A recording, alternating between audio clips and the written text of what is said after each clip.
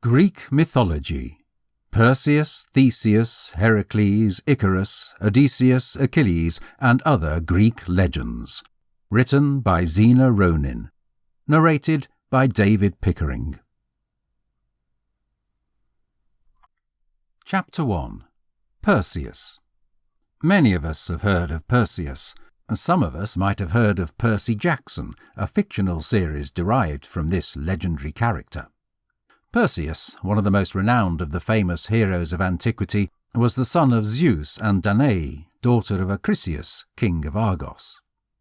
An oracle, having foretold to Acrisius that a son of Danae would be the reason for his death, he imprisoned her in a tower of brass so as to keep her remote from the world.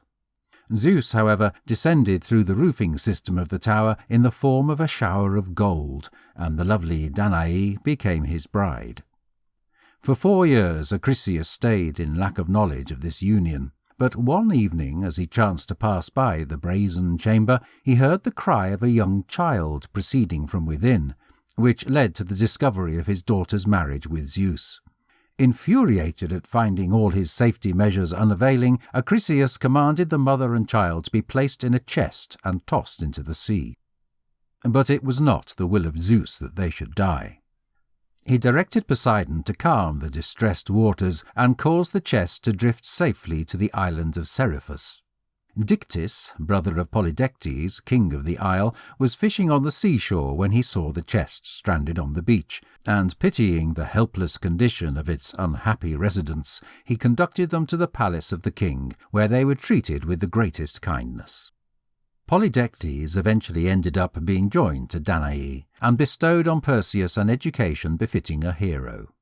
When he saw his stepson turn into a noble and manly youth, he endeavoured to instill into his mind a desire to distinguish himself by the accomplishment of some great and heroic deed, and after mature deliberation it was determined that the slaying of the Gorgon Medusa would bring him the greatest renown. For the successful accomplishment of this task, it was necessary for him to be provided with a pair of winged sandals, a magic knapsack, and the helmet of Hades, which rendered the user invisible, all of which were kept in the keeping of the nymphs, the location of whose home was known only to the Graii. Perseus started on his expedition, and, directed by Hermes and Pallas Athene, turned up after a long journey in a far-off region on the borders of Oceanus where dwelt the Graii, daughters of Phorcys and Ceto. He at once applied to them for the necessary information, and on their declining to grant it, he denied them of their single eye and tooth, which he only brought back to them when they gave him full directions with regard to his path. He then continued to the residence of the nymphs, from whom he acquired the objects indispensable for his purpose.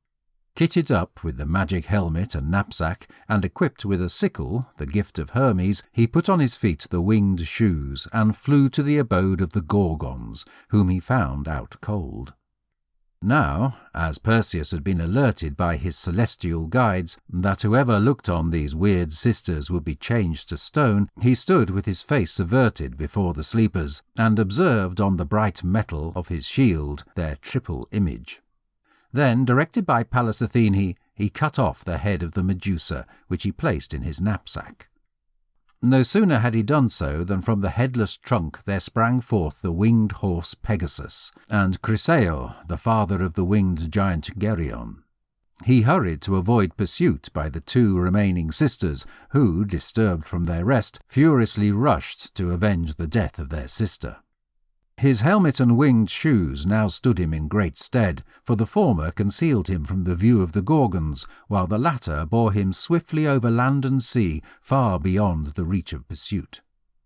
In passing over the burning plains of Libya, the drops of blood from the head of the Medusa oozed through the knapsack, and, falling on the hot sands below, produced a brood of many-coloured snakes, which spread out all over the continent. Perseus continued his flight until he reached the kingdom of Atlas, where he pleaded for rest and shelter. Nevertheless, the king, who possessed a valuable orchard in which each tree bore golden fruit, was fearful lest the slayer of the Medusa may destroy the dragon which guarded it, and after that rob him of his treasures. For that reason he refused to grant the hospitality which the hero demanded, upon which Perseus, annoyed by the churlish response, produced from his knapsack the head of the Medusa, and holding it before the king, changed him into a stony mountain. His beard and hair erected themselves into forests, his shoulders, hands and limbs ended up becoming huge rocks, and his head grew up into a craggy peak which reached into the clouds. Perseus then resumed his travels. His winged shoes bore him over deserts and mountains till he came to Ethiopia, the kingdom of King Cepheus. Here he found the nation inundated with disastrous floods, towns in ruin, and everywhere indications of desolation and destruction. On a projecting cliff near to the shore, he witnessed a charming maiden chained to a rock. This was Andromeda, the king's daughter. Her mother, Cassiopeia, having boasted that her attractiveness exceeded that of the Nereides, the enraged sea nymphs persuaded Poseidon to avenge their wrongs, after which the sea god had devastated the nation with a terrible flood, which brought with it a huge monster who devoured all that came its way. In their distress, the despairing Ethiopians applied to the oracle of Jupiter Ammon in the Libyan desert, and received the response that only by the sacrifice of the king's daughter to the beast could the country and its people be conserved. Cepheus, who was tenderly attached to his child, initially refused to listen to this awful proposal, but after he was worn down by the prayers and solicitations of his unhappy subjects, the heartbroken father gave up his child for the welfare of his country. Andromeda was accordingly chained to a rock on the seashore to become prey for the beast, while her unhappy parents bewailed her sad fate on the beach below. On being notified of the meaning of this tragic scene, Perseus proposed to Cepheus to slay the dragon, on condition that the lovely victim should become his bride-to-be. Satisfied at the prospect of Andromeda's release, the king gladly acceded to the terms, and Perseus hastened to the rock to breathe words of hope and comfort to the trembling maiden. Then, assuming once again the helmet of Hades, he mounted into the air and waited for the approach of the monster. Presently the seas parted, and the shark's head of the massive beast of the deep raised itself above the waves.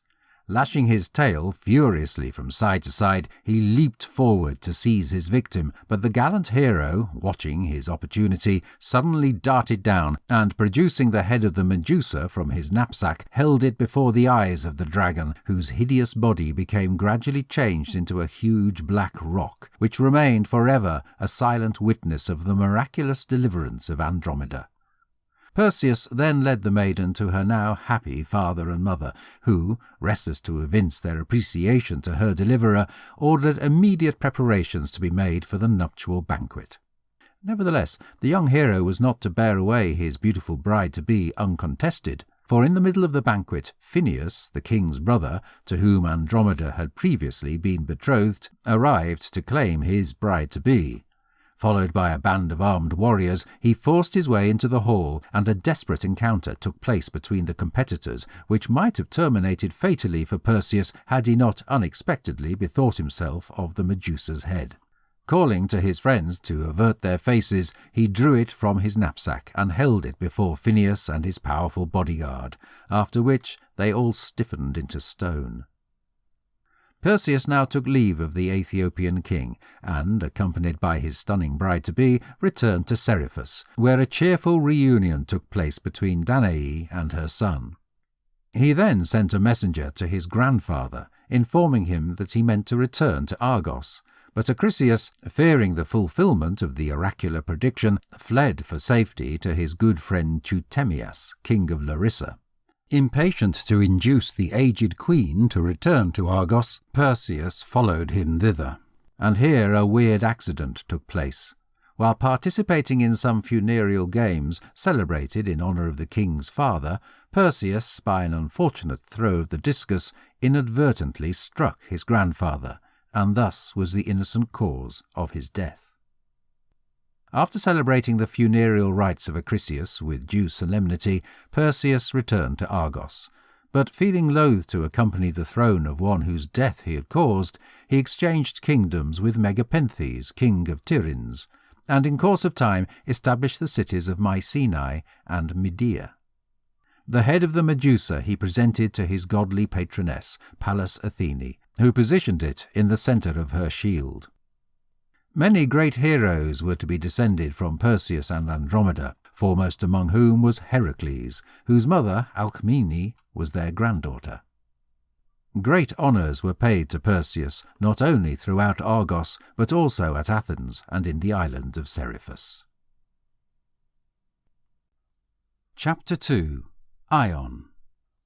Ion was the child of Creusa, the beautiful daughter of Erechtheus, king of Athens, and the sun-god Phoebus Apollo, to whom she was united without the knowledge of her father.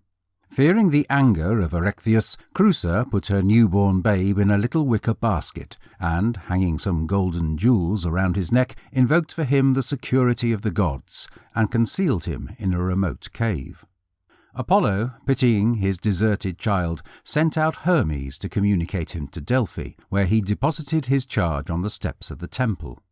Early next morning the Delphic priestess found the infant, and was so charmed by his interesting appearance that she adopted him as her own son. The young child was carefully tended and raised by his kind foster-mother, and was brought up in the service of the temple, where he was entrusted with some of the minor responsibilities for the holy building. Now back to Creusa. Throughout a war with the Euboeans, in which the latter were signally defeated, Xuthus, child of Aeolus, greatly distinguished himself on the side of the Athenians, and, as a reward for his crucial help, the hand of Creusa, the king's daughter, was bestowed on him in marriage. Their union, though, was not blessed with children, and as this proved a great sorrow to both of them, they repaired to Delphi to speak with the oracle. The response was that Xuthus must consider the first person who met him on leaving the sanctuary as his child. Now it took place that Ion, the young guardian of the temple, was the first to meet his view, and when Xuthus saw the stunning youth, he gladly invited him to be his son, announcing that the gods had sent him to be a true blessing and convenience to his old age. Creusa, however, who concluded that the youth was the progeny of a secret marriage on the part of her partner, was filled with suspicion and enviousness. An old servant, observing her grief, pleaded with her to be comforted, guaranteeing her that the cause of her distress should be speedily eliminated. When, on the occasion of the public adoption of his son, Xuthus gave a grand banquet, the old servant of Creusa contrived to mix a strong poison into the wine of the unwary Ion. However, the youth, according to the pious custom of the ancients of offering a libation to the gods before partaking of any repast, poured on the ground some of the red wine before putting it to his lips. Unexpectedly, as though by a true miracle, a dove flew into the banquet hall and drank some of the red wine of the libation, after which the poor little being started to quiver in each limb and in several moments expired. Ion's suspicions immediately fell on the obsequious servant of Creusa, who, with such officious attention, had filled his cup. He firmly seized the old man and accused him of murderous intentions. Unprepared for this unexpected attack, he confessed his guilt, but pointed to the spouse of Xuthus as the instigator of the criminal activity. Ion was about to avenge himself on Creusa when, by means of the godly interference of Apollo, his foster-mother, the Delphic priestess, appeared on the scene and explained the true relationship which existed between Creusa and Ion. In order to set all doubts at rest, she produced the jewels which she had found round the neck of the baby, and also the wicker basket in which he had been conveyed to Delphi. Mother and child now became reconciled to one another, and Creusa revealed to Ion the secret of his divine origin. The priestess of Delphi foretold that he would become the father of a great nation, called after him the Ionians, and also that Xuthus and Creusa would have a boy called Dorus, who would be the progenitor of the Dorian people, both of which forecasts were in due time confirmed. Chapter 3. Daedalus and Icarus. Daedalus, a descendant of Erechtheus, was an Athenian architect, sculptor, and engineer. He was the first to introduce the art of sculpture in its higher development, for before his time statues were merely rude representations having the limbs altogether undefined. But great as was his genius, still greater was his vanity, and he could brook no competitor. Now his nephew and pupil, Talus, showed great skill, having developed both the saw and the compass, and Daedalus, fearing lest he might eclipse his own popularity, secretly killed him by tossing him from the citadel of Pallas Athene. The murder being discovered, Daedalus was summoned before the court of the Areopagus and condemned to death. But he made his escape to the Isle of Crete, where he was received by King Minos in a manner worthy of his great renown. Daedalus constructed for the king the world-renowned maze, which was an enormous structure full of complex passages, intersecting each other in such a manner that even Daedalus himself is said upon one occasion to have almost lost his way in it. And it was in this building the king placed the Minotaur, a monster with the head and shoulders of a bull and the body of a man. In the course of time, the great artist became tired of his long exile, more especially as the king, under the guise of friendship, kept him almost a prisoner. He therefore resolved to make his escape, and for this purpose ingeniously contrived wings for himself and his young son Icarus, whom he diligently trained how to use them. Having awaited the right moment, father and son started their flight, and were well on their way when Icarus, delighted with the novel experience, forgot entirely his father's oft-repeated injunction not to approach too near the sun. The consequence was that the wax, by means of which the wings were attached, melted, and he fell into the sea and was drowned. The body of the ill-fated Icarus was thrown up by the tide, and was buried by the bereaved father on an isle which he called after his child Icaria. After this sad event, Daedalus winged his flight to the island of Sicily, where he received a kind welcome from King Cocculus, for whom he built several major public works. Nevertheless, no sooner did Minos receive the intelligence that his great architect had found asylum with Cocculus than he sailed to Sicily with a very big army and sent out messengers to the Sicilian king demanding the surrender of his visitor. Cocculus feigned compliance and welcomed Minos to his palace, where he was treacherously put to death in a hot bath. The body of the king was taken by the Cretans to Agrigento, where it was buried with great pomp, and over his tomb a temple to Aphrodite was put up. Daedalus passed the rest of his life quietly on the islands of Sicily, where he occupied himself in the building and construction of stunning ships. Chapter 4. The Argonauts and Other Stories.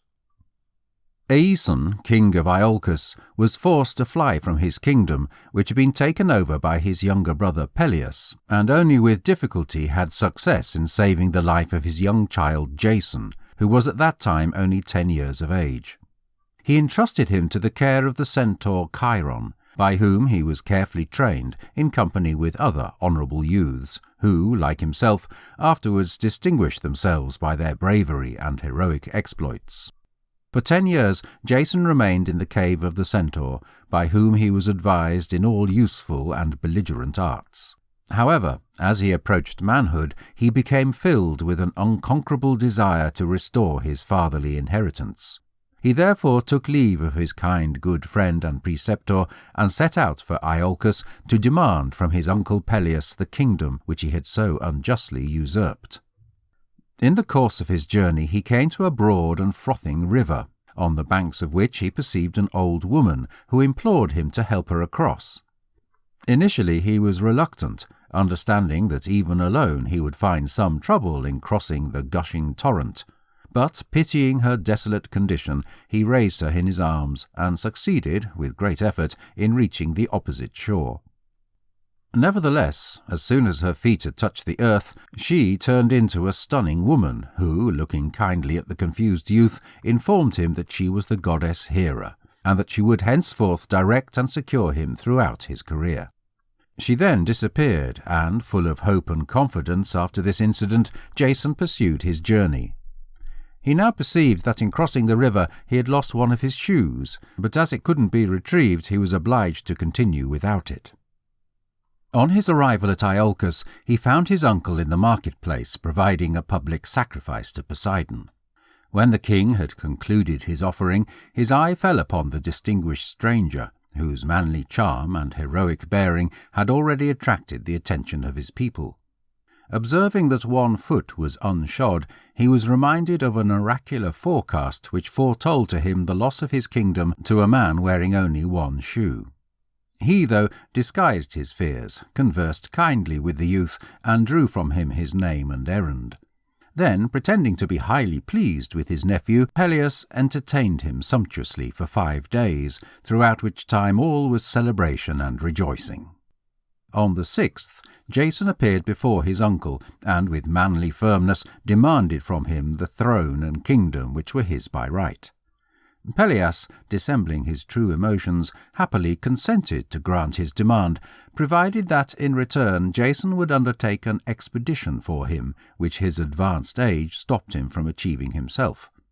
He informed his nephew that the shade of Phrixus had appeared to him in his dreams, and entreated him to retrieve from Colchis his mortal remains and the golden fleece, and added that if Jason had success in getting for him these holy relics, the throne, kingdom, and sceptre would be his. The story of the Golden Fleece. Athamas, king of Boeotia, had wed Nephele, a cloud nymph, and their children were Helle and Phrixus. The agitated and wandering nature of Nephele, however, soon wearied her male spouse, who, being a mortal, had little compassion with his ethereal consort. So he separated from her and wed the beautiful but wicked Ino, sister of Semele, who disliked her stepchildren, and even planned them harm. But the careful Nephele contrived to prevent her harsh designs, and had a lot of success in getting her children out of the palace.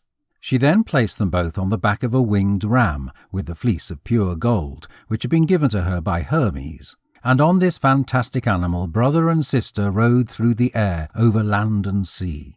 But en route Helle, becoming seized with giddiness, fell straight into the sea, called after her the Hellespont, and was drowned.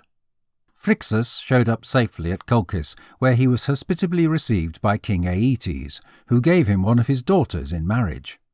In appreciation to Zeus for the protection accorded him during his flight, Phrixus sacrificed to him the golden ram, while the fleece he presented to Aeetes, who nailed it up in the grove of Ares and devoted it to the god of war. An oracle having announced that the life of Aeetes depended on the safe-keeping of the fleece, he carefully secured the entrance to the grove by positioning before it a tremendous dragon, which never slept. We now return to Jason, who eagerly carried out the treacherous expedition proposed to him by his uncle, who, well aware of the risks of participating in such a business, hoped by this means to rid himself for ever of the unwanted trespasser. Jason accordingly started to make his plans without delay, and welcomed the young heroes whose friendship he had formed under the care of Chiron, to join him in the treacherous expedition. None refused the invitation, all feeling honoured at being permitted the opportunity of taking part in so honourable and brave an endeavour. Jason now applied to Argos, one of the cleverest shipbuilders of his time, who, under the guidance of Pallas Athene, built for him a superb 50-oared galley, which was called the Argo, after the builder. Into the upper deck of the vessel the goddess had inserted a board from the speaking oak of the oracle of Zeus at Dodona, which ever kept its powers of prediction.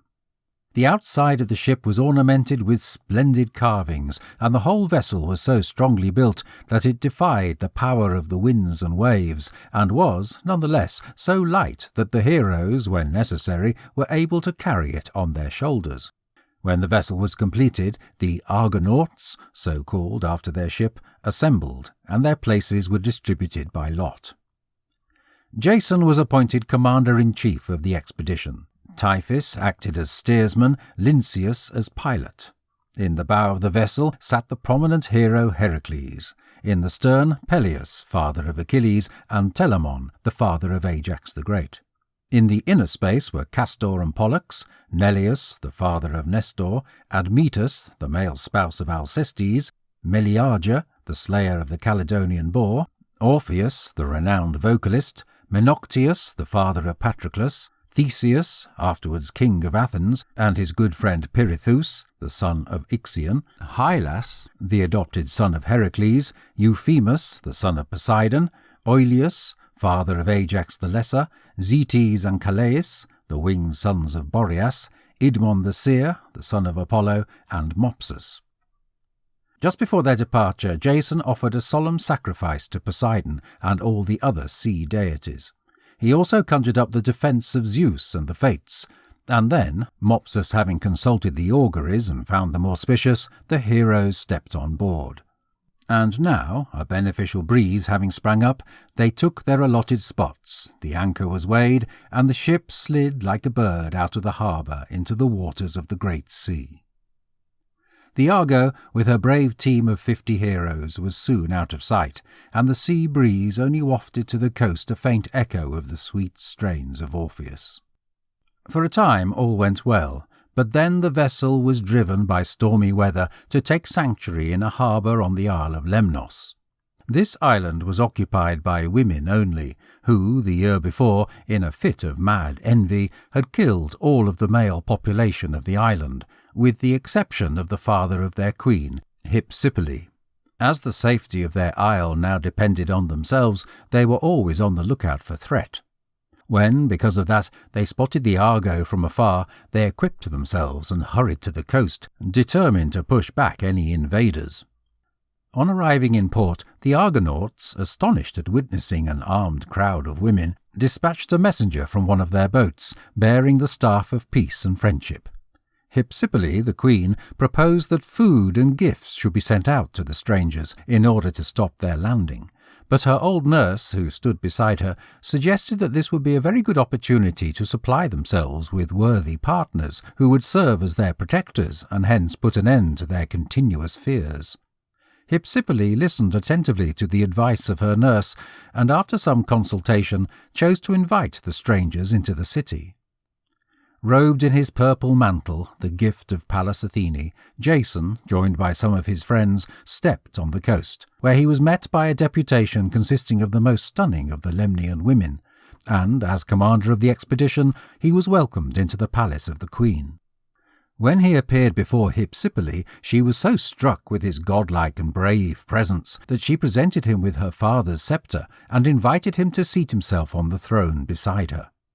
Jason thereupon took up his residence in the royal castle, while his companions spread themselves through the town, spending their time in feasting and pleasure.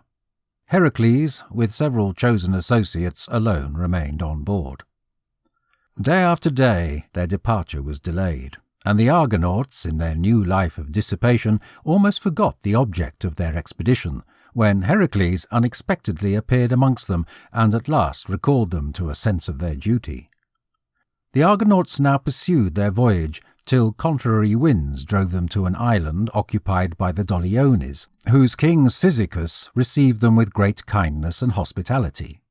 The Doliones were descendants of Poseidon, who protected them against the regular attacks of their fierce and powerful neighbours, the earth-born giants, beasts with 6 arms.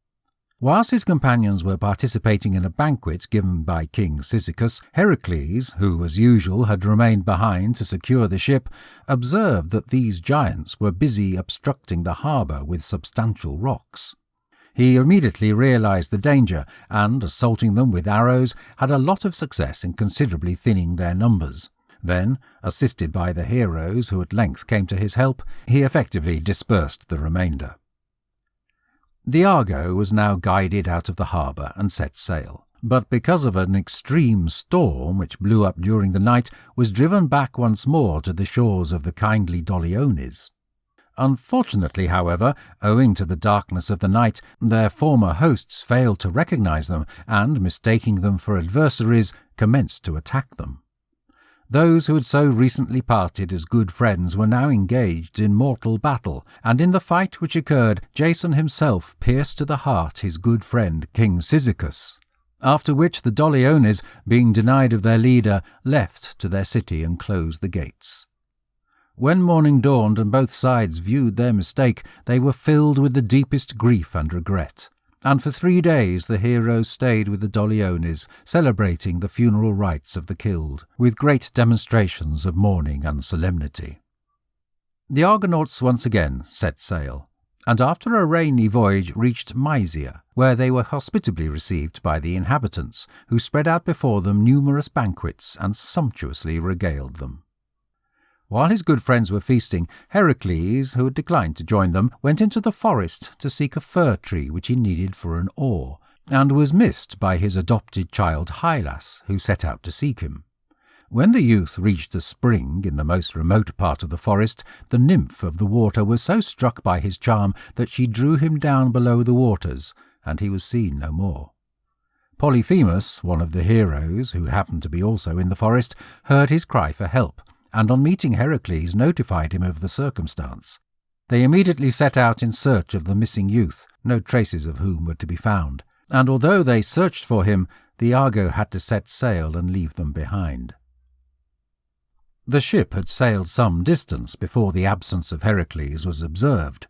Some of the heroes were in favour of returning for him, others wished to proceed on their journey, when, in the midst of the dispute, the sea god Glaucus appeared from the waves and notified them that it was the will of Zeus that Heracles, having another objective to attain, should stay behind. The Argonauts continued their trip without their companions. Heracles went back to Argos, while Polyphemus remained with the Mysians, where he established a city and became its king. Next morning the Argo arrived at the country of the Bebrycians, whose king Amycus was a famous pugilist, and permitted no strangers to leave his shores without matching their strength with his. When the heroes requested consent to land, they were informed that they could only do so provided that one of their number should engage in a boxing match with the king.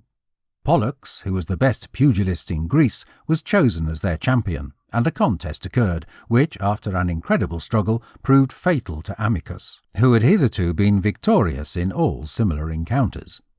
The Argonauts now continued to Bithynia, where reigned the blind old prophet King Phineus, son of Agenor. Phineus had been punished by the deities with premature aging and loss of sight for having abused the gift of prediction. He was also tormented by the Harpies, who dived down upon his food, which they either feasted on or so defiled that it was unfit to be consumed.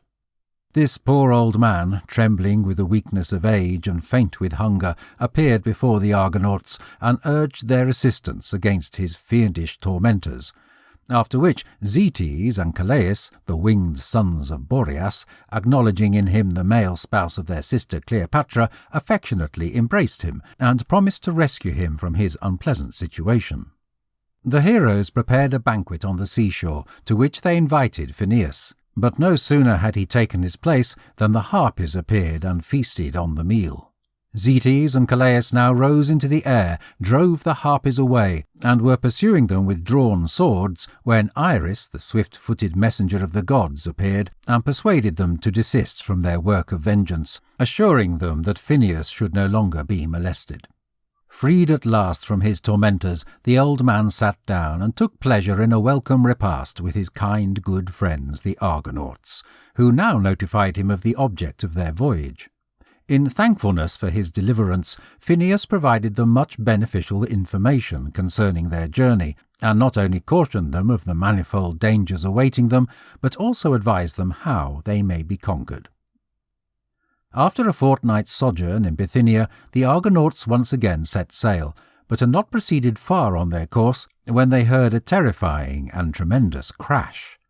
This was brought about by the meeting of two great rocky islands called the Symplegades, which floated about in the sea and continuously met and split up. Just before leaving Bithynia, the blind old seer Phineus had notified them that they would be compelled to pass between these awful rocks, and he advised them how to do so with security. As they now approached the scene of danger, they remembered his advice and acted on it. Typhus, the steersman, stood at the helm, while Euphemus held in his hand a dove, ready to be let loose, for Phineus had told them that if the dove ventured to fly through, they may safely follow. Euphemus now dispatched the bird, which passed quickly between the isles, yet not without losing some of the feathers of her tail, so quickly did they reunite. Seizing the moment when the rocks once again parted, the Argonauts worked at their oars with all their might, and attained the treacherous passage in safety. After the miraculous passage of the Argo, the Symplegades ended up being permanently unified and connected to the bottom of the sea. The Argo continued her course along the southern coast of the Pontus, and reached the island of Aretias, which was populated by birds who, as they flew through the air, released from their wings feathers sharp as arrows. As the ship was gliding along, Oileus was injured by one of these birds, after which the Argonauts held a council, and, by the guidance of Amphidamas, a veteran hero, all put on their helmets and held up their flashing shields, uttering at exactly the same time such awful threats that the birds flew away in terror, and the Argonauts were allowed to land with safety on the isle. Here they found 4 shipwrecked youths, who proved to be the sons of Phrixus, and were welcomed by Jason as his cousins. On determining the object of the expedition, they volunteered to accompany the Argo, and to show the heroes the way to Colchis. They also informed them that the Golden Fleece was guarded by a fearful dragon, that King Aeetes was exceptionally terrible, and, as the child of Apollo, had superhuman strength. Taking with them the 4 newcomers, they journeyed on, and soon came in sight of the snow-capped peaks of the Caucasus, when, towards night, the loud flapping of wings was heard overhead. It was the giant eagle of Prometheus on his way to torture the worthy and long-suffering Titan, whose fearful groans soon afterwards fell upon their ears. That night they reached their journey's end, and anchored in the smooth waters of the river Phases. On the left bank of this river they saw Ceuta, the capital of Colchis, and on their right a broad field and the sacred grove of Ares, where the Golden Fleece, suspended from a spectacular oak tree, was flashing in the sun. Jason now filled a golden cup with red wine, and offered a libation to Mother Earth, the deities of the country, and the shades of those of the heroes who had passed away on the trip. Early next morning a council was held, in which it was determined that before resorting to forcible steps, kind and conciliatory overtures should first be made to King Aeetes to induce him to resign the Golden Fleece.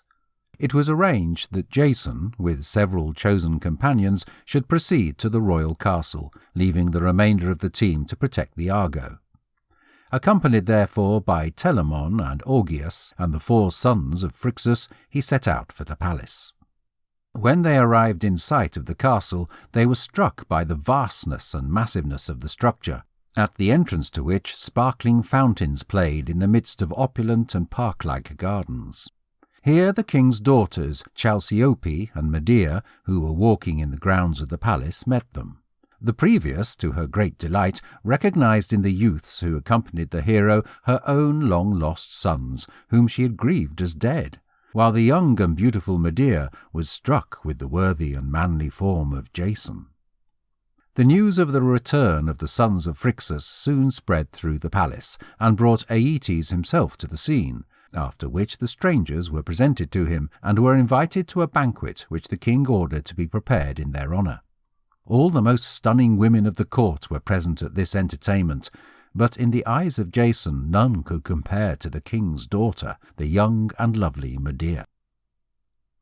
When the banquet was ended, Jason related to the king his different experiences, and also the object of his expedition, with the scenarios which had resulted in his undertaking it.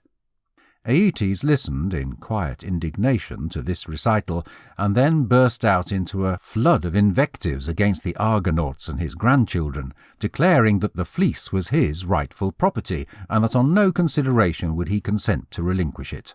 Jason, however, with moderate and convincing words, contrived so far to conciliate him that he was induced to guarantee that if the heroes could succeed in demonstrating their godlike origin by the efficiency of some task needing superhuman power, the fleece would become theirs. The task proposed by Aeetes to Jason was that he should yoke the 2 brazen-footed, fire-breathing oxen of the king, which had been made for him by Hephaestus, to his ponderous iron plough. Having done this, he must till with them the stony field of Ares, and then sow in the furrows the dangerous teeth of a dragon, from which armed men would emerge. These he must destroy to a man, or he himself would die at their hands. When Jason heard what was expected of him, his heart for a moment sank within him. But he determined, nevertheless, not to flinch from his task, but to depend on the help of the gods, and on his own guts and energy. Accompanied by his two good friends Telamon and Augeas, and also by Argus, the child of Chalciope, Jason went back to the vessel for the purpose of holding an assessment as to the best means of achieving these dangerous feats.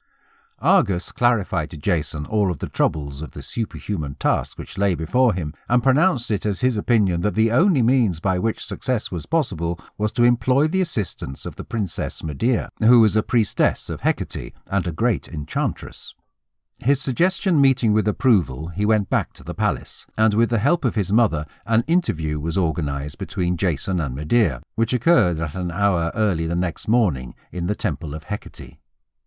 A confession of mutual attachment took place, and Medea, shivering for her lover's safety, presented him with a magic salve, which possessed the property of rendering anyone blessed with it invulnerable for the space of 1 day against fire and steel, and invincible against any enemy, however effective. She instructed him to bless his spear and guard with this salve on the day of his great undertaking. She further added that when, after having ploughed the field and sown the teeth, armed men should spring up from the furrows, he must on no account despair, but to remember to throw amongst them a huge rock, over the belonging of which they would fight amongst themselves, and their attention being thus diverted, he would find it a simple task to destroy them. Overwhelmed with appreciation, Jason thanked her in the most earnest manner for her smart counsel and timely help. At the same time he offered her his hand, and promised her he wouldn't return to Greece without taking her with him as his spouse. Next morning Aeetes, in all the pomp of state, surrounded by his family and the members of his court, settled in a spot whence a complete view of the approaching spectacle could be obtained. Soon Jason appeared in the field of Ares, looking as worthy and majestic as the god of war himself. In a remote part of the field, the brazen yokes and the massive plough met his view, but as yet the fearful animals themselves were nowhere at all to be seen. He was about to go in quest of them when they all of a sudden rushed out from a subterranean cavern, breathing flames of fire and enveloped in thick smoke. The good friends of Jason shuddered, but the undaunted hero, relying on the magic powers with which he was imbued by Medea, seized the oxen one after the other by the horns and pushed them towards the plough. Near the plough was a helmet loaded with dragon's teeth, which he sewed as he ploughed the field, while with sharp pricks from his lance he compelled the monstrous beings to draw the plough over the stony ground, which was thus quickly tilled. While Jason was engaged sowing the dragon's teeth in the deep furrows of the field, he kept a careful lookout lest the sprouting huge brood may grow too quickly for him. And as quickly as the 4 acres of land had been tilled, he unyoked the oxen and succeeded in frightening them so effectually with his weapons that they rushed back in terror to their underground stables. In the meantime, armed men had sprung up out of the furrows, and the entire field now bristled with lances. But Jason, recalling the guidelines of Medea, seized an immense rock and hurled it into the middle of these earth-born warriors, who instantly started to assault one another. Jason then rushed wildly upon them, and after a terrible battle, not one of the giants lived. Furious at seeing his murderous plans thus beaten, Aeetes not only perfidiously refused to give Jason the fleece which he had so bravely won, but, in his anger, determined to ruin all of the Argonauts and to burn their vessel. Becoming mindful of the treacherous designs of her father, Medea at once took steps to baffle them. In the darkness of night, she went on board the Argo and alerted the heroes of the approaching threat. She then advised Jason to accompany her without loss of time to the sacred grove so as to possess himself of the long-coveted treasure. They set out together, and Medea, followed by Jason, led the way, and advanced boldly into the grove. The high oak tree was soon discovered, from the upper boughs of which hung the stunning golden fleece. At the foot of the tree, keeping his ever-wakeful watch, lay the awful, sleep-deprived dragon, who at the sight of them bounded forward, opening his substantial jaws. Medea now called into play her magic powers, and, quietly approaching the beast, sprinkled on him a few drops of a potion, which soon took effect and sent him into a deep sleep. After which Jason, taking his chance, climbed up the tree and secured the fleece. Their risky task being now accomplished, Jason and Medea quit the grove and hurried on board the Argo, which instantly put to sea.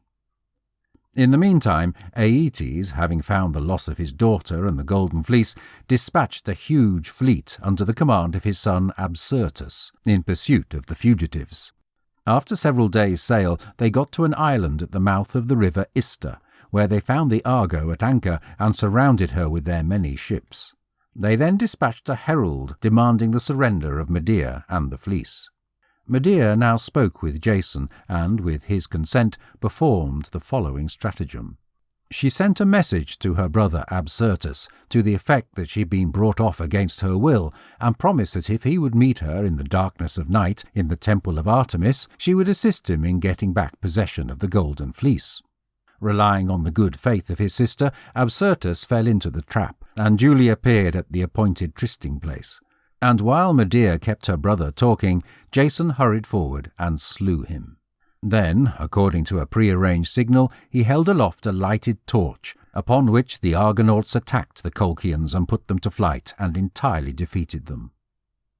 The Argonauts now returned to their ship, where the prophetic board from the Dodonian oak thus addressed them. The vicious murder of Absyrtus was seen by the Erinyes, and you will not get away from the wrath of Zeus till the goddess Circe has cleansed you of your criminal offence. Let Castor and Pollux pray to the deities that it may be made possible for you to find the residence of the sorceress. In obedience to the voice, the twin brothers conjured up godly help, and the heroes set out, searching for the island of Circe. The good ship Argo sped on her way, and after passing safely through the foaming waters of the river Eridanus, at length arrived in the harbour of the island of Circe, where she cast anchor. Commanding his companions to stay on board, Jason landed with Medea, and escorted her to the palace of the sorceress. The goddess of charms and magic arts received them kindly, and welcomed them to be seated, but rather than doing so they assumed a supplicating attitude and humbly besought her defence. They then informed her of the terrible criminal act which they had committed, and urged her to purify them of it. This Circe promised to do. She forthwith commanded her attendant naiads to kindle the fire on the altar, and to prepare every little thing necessary for the performance of the mystic rites, after which a pet dog was sacrificed and the sacred cakes were burned. Having thus properly cleansed the two crooks, she severely reprimanded them for the horrible murder of which they had been guilty, after which Medea, with veiled head and weeping bitterly, was conducted by Jason back to the Argo. Having left the island of Circe, the Argonauts were wafted by mild zephyrs towards the residence of the Sirens, whose luring song quickly fell upon their ears. The Argonauts, captivated by the melody, were all set to land when Orpheus perceived the risk, and, to the accompaniment of his magic lyre, began one of his own enchanting songs, which so totally absorbed his listeners that they passed the island in safety. But not before Butes, one of their number, drawn by the seductive music of the Sirens, had sprung from the vessel into the waves below. Aphrodite, however, in pity for his youth, landed him carefully on the island of Libybaeon, just before the Sirens could reach him, and there he stayed for several years. And now the Argonauts approached new dangers, for on one side of them fumed and foamed the whirlpool of Charybdis, while on the other towered the magnificent rock whence the beast Scylla struck down unfortunate mariners. But here the goddess Hera came to their support and sent to them the sea nymph Thetis, who directed them safely through these dangerous straits.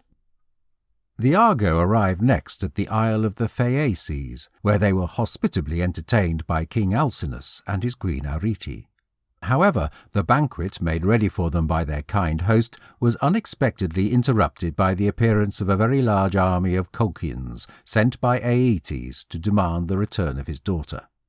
Medea threw herself at the feet of the queen and urged her to save her from the anger of her father, and Arete, in her generosity of heart, promised her security. Next morning, in an assembly of the people at which the Colchians were invited to be present, the latter were notified that, as Medea was the lawful spouse of Jason, they couldn't actually consent to deliver her up. After which the Colchians, seeing that the resolution of the king was not to be shaken, and fearing to deal with the anger of Aeetes should they return to Colchis without her, looked for approval from Alcinous to settle in his kingdom, which demand was accorded them.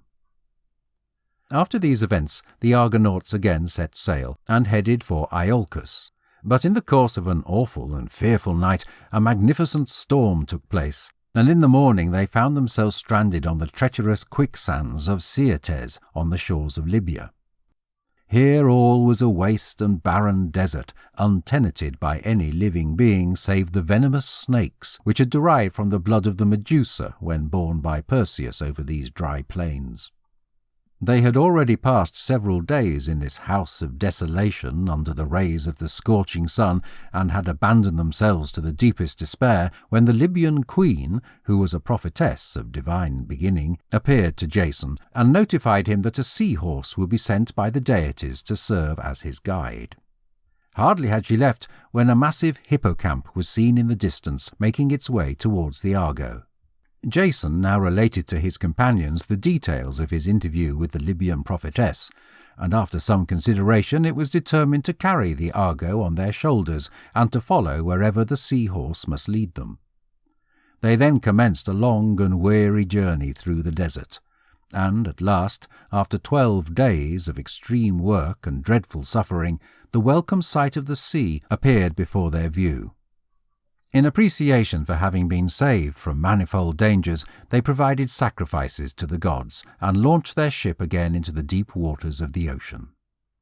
With genuine happiness and gladness they continued on their homeward trip, and after several days arrived at the island of Crete, where they intended to provide themselves with fresh supplies and water. Their landing, though, was opposed by a horrible giant, who protected the isle against all raiders. This giant, whose name was Talus, was the last of the brazen race, and being formed of brass was invulnerable, other than in his right ankle, where there was a sinew of flesh and a vein of blood. As he saw the Argo nearing the coast, he hurled big rocks at her, which would have inevitably sunk the vessel had not the team beat a hasty retreat. Regretfully, as they were in want of food and water, the Argonauts determined to continue on their journey rather than face so impressive a challenger, but Medea stepped forward and assured them that if they would trust her, she would disable the giant. Enveloped in the folds of a rich purple mantle, she stepped on deck, and after conjuring up the aid of the fates, uttered a magic incantation which had the effect of throwing Talus into a deep sleep.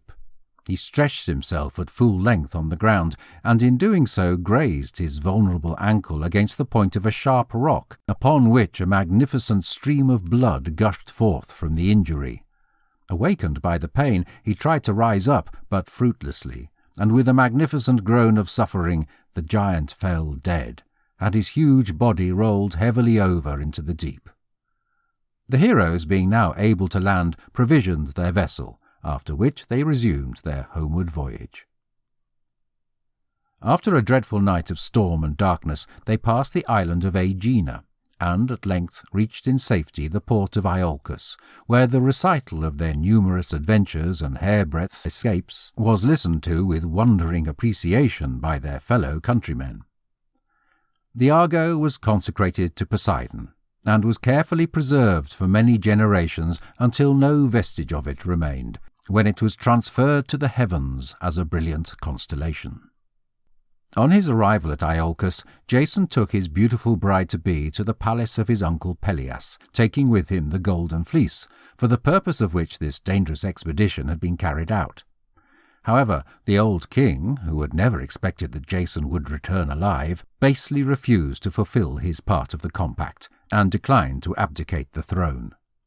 Upset at the wrongs done to her spouse, Medea avenged them in a most shocking way. She made good friends with the daughters of the king and feigned great interest in all their concerns. Having won their confidence, she informed them that amongst her numerous magic arts she had the power of restoring to the aged all of the vigour and strength of youth, and to provide them with persuasive evidence of the truth of her assertion, she cut up an old ram, which she boiled in a cauldron, whereupon, after saying various mystic incantations, there came forth from the vessel a very attractive young lamb. She then assured them that in a similar way they could bring back to their old father his former younger frame and vigour. The fond and credulous daughters of Peleus provided an all too willing ear to the wicked sorceress, and thus the old king died at the hands of his innocent children. Medea and Jason now ran away to Corinth, where at length they found for a time peace and serenity, their joy being completed by the birth of 3 children. As time passed, though, and Medea began to lose the attractiveness which had won the love of her partner, he grew weary of her, and became attracted by the vibrant appeal of Glauce, the very attractive daughter of Creon, king of Corinth. Jason had obtained her father's consent to their union, and the wedding day was already fixed, before he divulged to Medea the treachery which he planned against her. He used all his convincing powers to induce her to consent to his union with Glauce, guaranteeing her that his love had in no way lessened, but that for the sake of the advantages which would consequently accrue to their children, he had chosen to form this alliance with the royal home. Although justly enraged at his sly conduct, Medea dissembled her rage, and, feigning to be gratified with this explanation, sent out, as a wedding gift to her rival, a spectacular robe of cloth of gold. This robe was imbued with a deadly poison which penetrated to the flesh and bone of the wearer, and burned them as though with a consuming fire. Delighted with the attractiveness and fanciness of the garment, the unwary Glauce lost no time in putting it on. But no sooner had she done so than the deadly toxin started to work. In vain she tried to tear the robe away. It defied all efforts to be removed, and after terrible and drawn-out sufferings, she expired. Maddened at the loss of her spouse's love, Medea next put to death her 3 sons, and when Jason, thirsting for revenge, left the chamber of his dead bride and flew to his own house searching for Medea, the ghastly phenomenon of his murdered children met his view. He looked everywhere for the murderess, but absolutely nowhere could she be found. At length, hearing a noise above his head, he looked up and beheld Medea gliding through the air in a golden chariot drawn by dragons. In a fit of misery, Jason threw himself on his own sword and died on the threshold of his desolate and deserted home. Pelops. Pelops, the son of the terrible Tantalus, was a pious and virtuous prince. After his father was exiled into Tartarus, a war occurred between Pelops and the king of Troy, in which the former was beaten and forced to fly from his kingdom in Phrygia. He emigrated to Greece, where, at the court of Oenomaus, king of Elis, he saw Hippodamia, the king's daughter, whose attractiveness won his heart.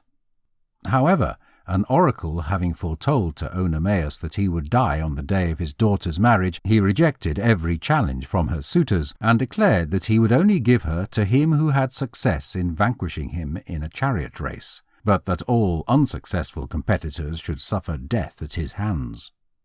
The conditions of the contest were as follows. The race was to be run from a given point at Pisa to the altar of Poseidon at Corinth.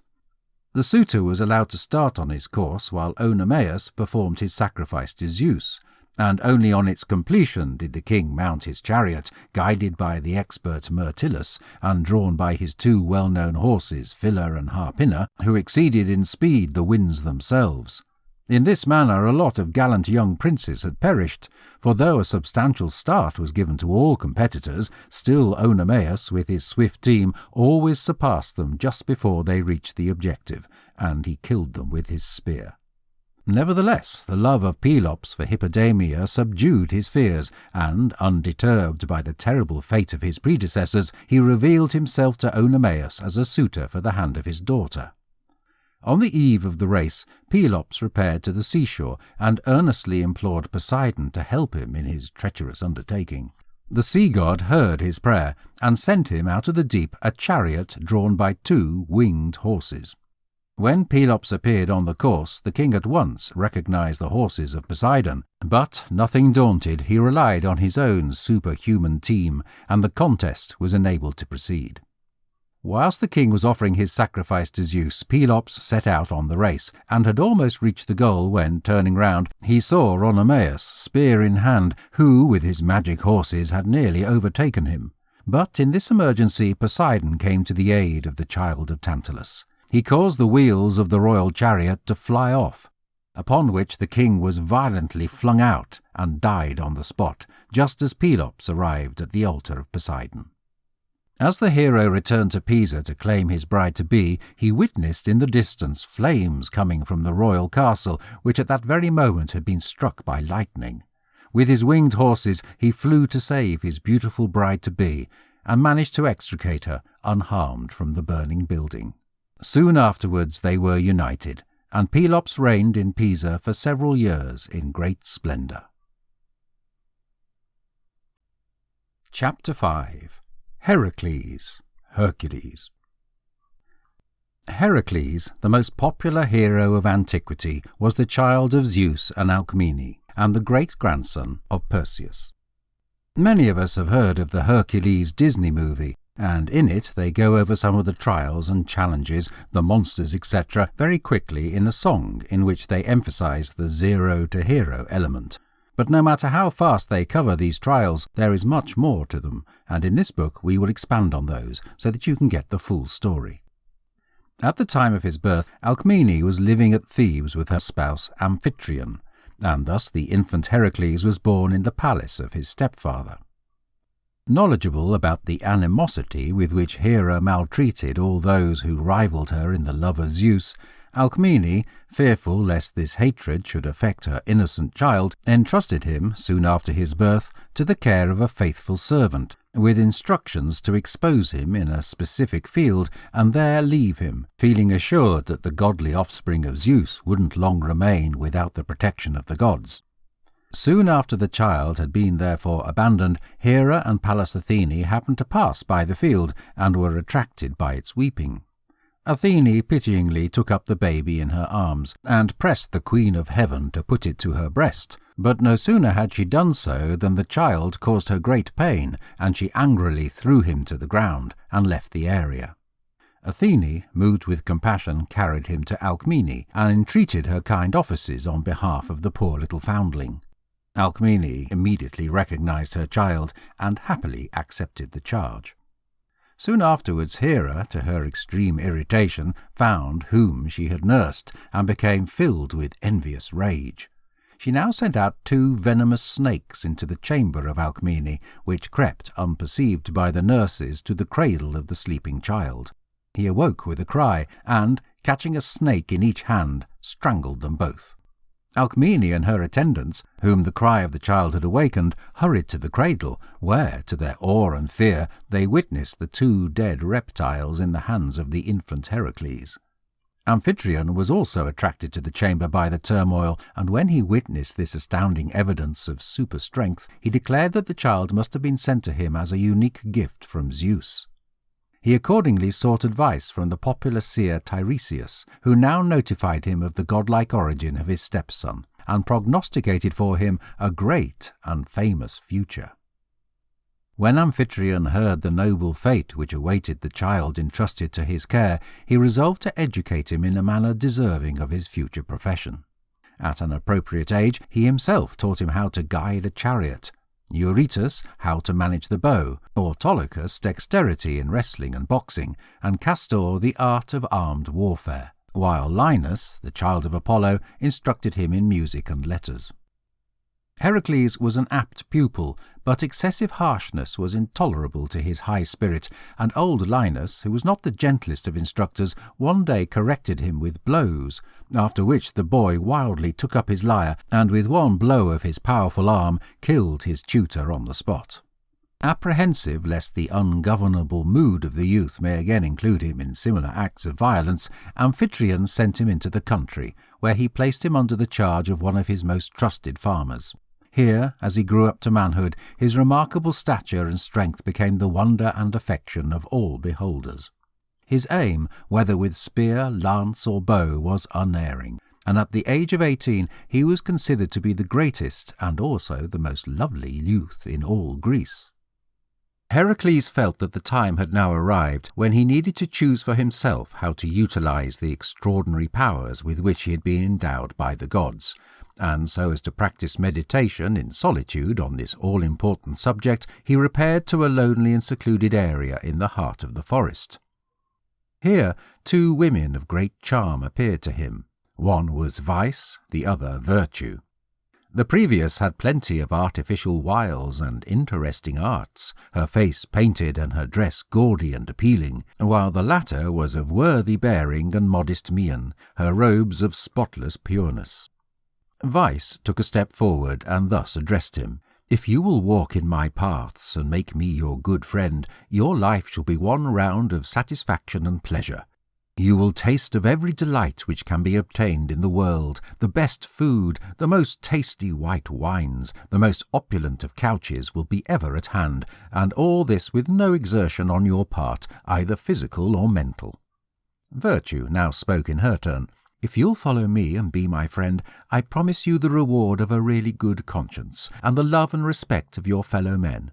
I can't promise to smooth your course with roses, or to give you a life of idleness and pleasure, for you must know that the deities grant no great and preferable thing that isn't made by labour, and as you sow, so should you reap."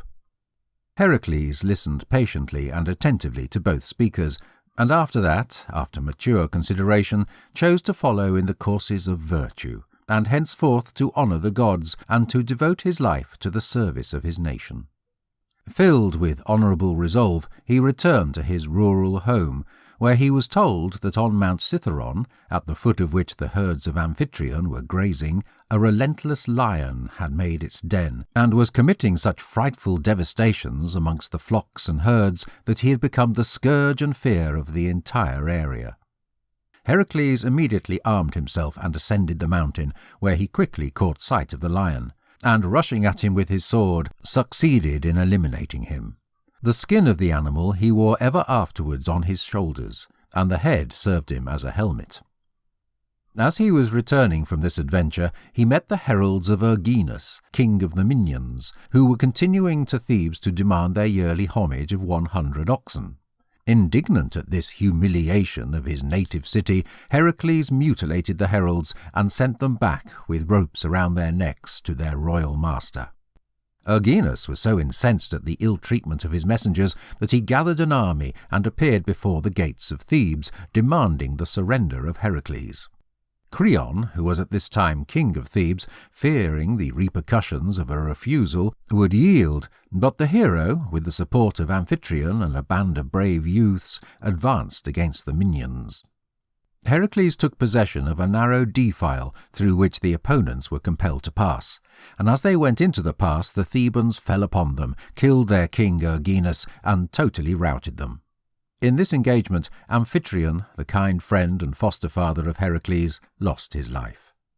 The hero now advanced upon Orchomenus, the capital of the Minyans, where he burned the royal castle and sacked the town. After this signal success, all Greece rang with the popularity of the young hero, and Creon, in thankfulness for his great services, bestowed on him his daughter Megara in marriage. The Olympian deities affirmed their appreciation of his valour by sending him presents. Hermes gave him a sword, Phoebus Apollo a bundle of arrows, Hephaestus a golden quiver, and Athene a coat of leather. But now it will be necessary to retrace our steps. Prior to the birth of Heracles, Zeus, in an assembly of the gods, exultingly announced that the child who was to be born upon that day to the house of Perseus would rule over all his race. When Hera heard her lord's boastful statement, she knew well that it was for the child of the despised Alcmene that this fantastic fate was developed, and in order to rob the child of her competitor of his rights, she called to her aid the goddess Eileithyia, who interfered in the birth of Heracles and caused his cousin Eurystheus, another grandson of Perseus, to precede him into the world. And therefore, as the word of the mighty Zeus was irreversible, Heracles became the subject and servant of his cousin Eurystheus. When, after his superb success over Erginus, the fame of Heracles spread throughout Greece, Eurystheus, who had become king of Mycenae, jealous of the credibility of the young hero, asserted his rights and commanded him to carry out for him various difficult tasks. However, the happy spirit of the hero rebelled against this humiliation, and he was about to refuse compliance when Zeus appeared to him and told him not to rebel against the fates. Heracles now travelled to Delphi so as to seek advice from the oracle, and received the answer that after carrying out 10 tasks for his cousin Eurystheus, his servitude would be at an end. Soon afterwards Heracles fell into a state of the deepest melancholy, and through the influence of his inveterate adversary, the goddess Hera, this despondency turned into raving madness, in which condition he killed his own children. When he at length regained his reason, he was so horrified and grieved at what he had done that he shut himself up in his chamber and stayed away from all intercourse with men. However, in his loneliness and seclusion, the conviction that work would be the best means of procuring oblivion of the past decided him to get up, without delay, and proceed with the jobs appointed to him by Eurystheus. 1. The Nemean Lion. His first task was to bring to Eurystheus the skin of the much-dreaded Nemean lion, which was ravaging the territory between Cleone and Nemea, and whose hide was invulnerable against any mortal weapon. Heracles proceeded to the forest of Nemea, where, having actually found the lion's den, he attempted to pierce him with his arrows, but finding these of no use, he dropped him to the ground with his club, and before the animal had time to recover from the dreadful blow, Heracles took him by the neck, and with a mighty effort succeeded in strangling him. He then made himself a coat of mail of the skin and a brand new helmet of the head of the animal. Thus attired, he so alarmed Eurystheus by appearing all of a sudden right in front of him that the king concealed himself in his palace, and henceforth prohibited Heracles from entering his presence, and commanded him to get his requests in the future through his messenger Copreus. 2. The Hydra. His second task was to kill the Hydra, a monstrous serpent, the progeny of Typhon and Echidna, bristling with 9 heads, one of which was immortal. This beast infested the area of Lerna, where she committed great depredations among the herds. Heracles, accompanied by his nephew Iolaus, set out in a chariot for the marsh of Lerna, in the slimy waters of which he found her. He initiated the battle by attacking her with his fierce arrows, in order to force her to leave her lair, from which she at length showed up, and sought sanctuary in a wood on a neighbouring hill. Heracles now hurried forward and endeavoured to crush her heads by means of well-directed blows from his tremendous club. But no sooner was one head destroyed than it was instantly replaced by 2 more.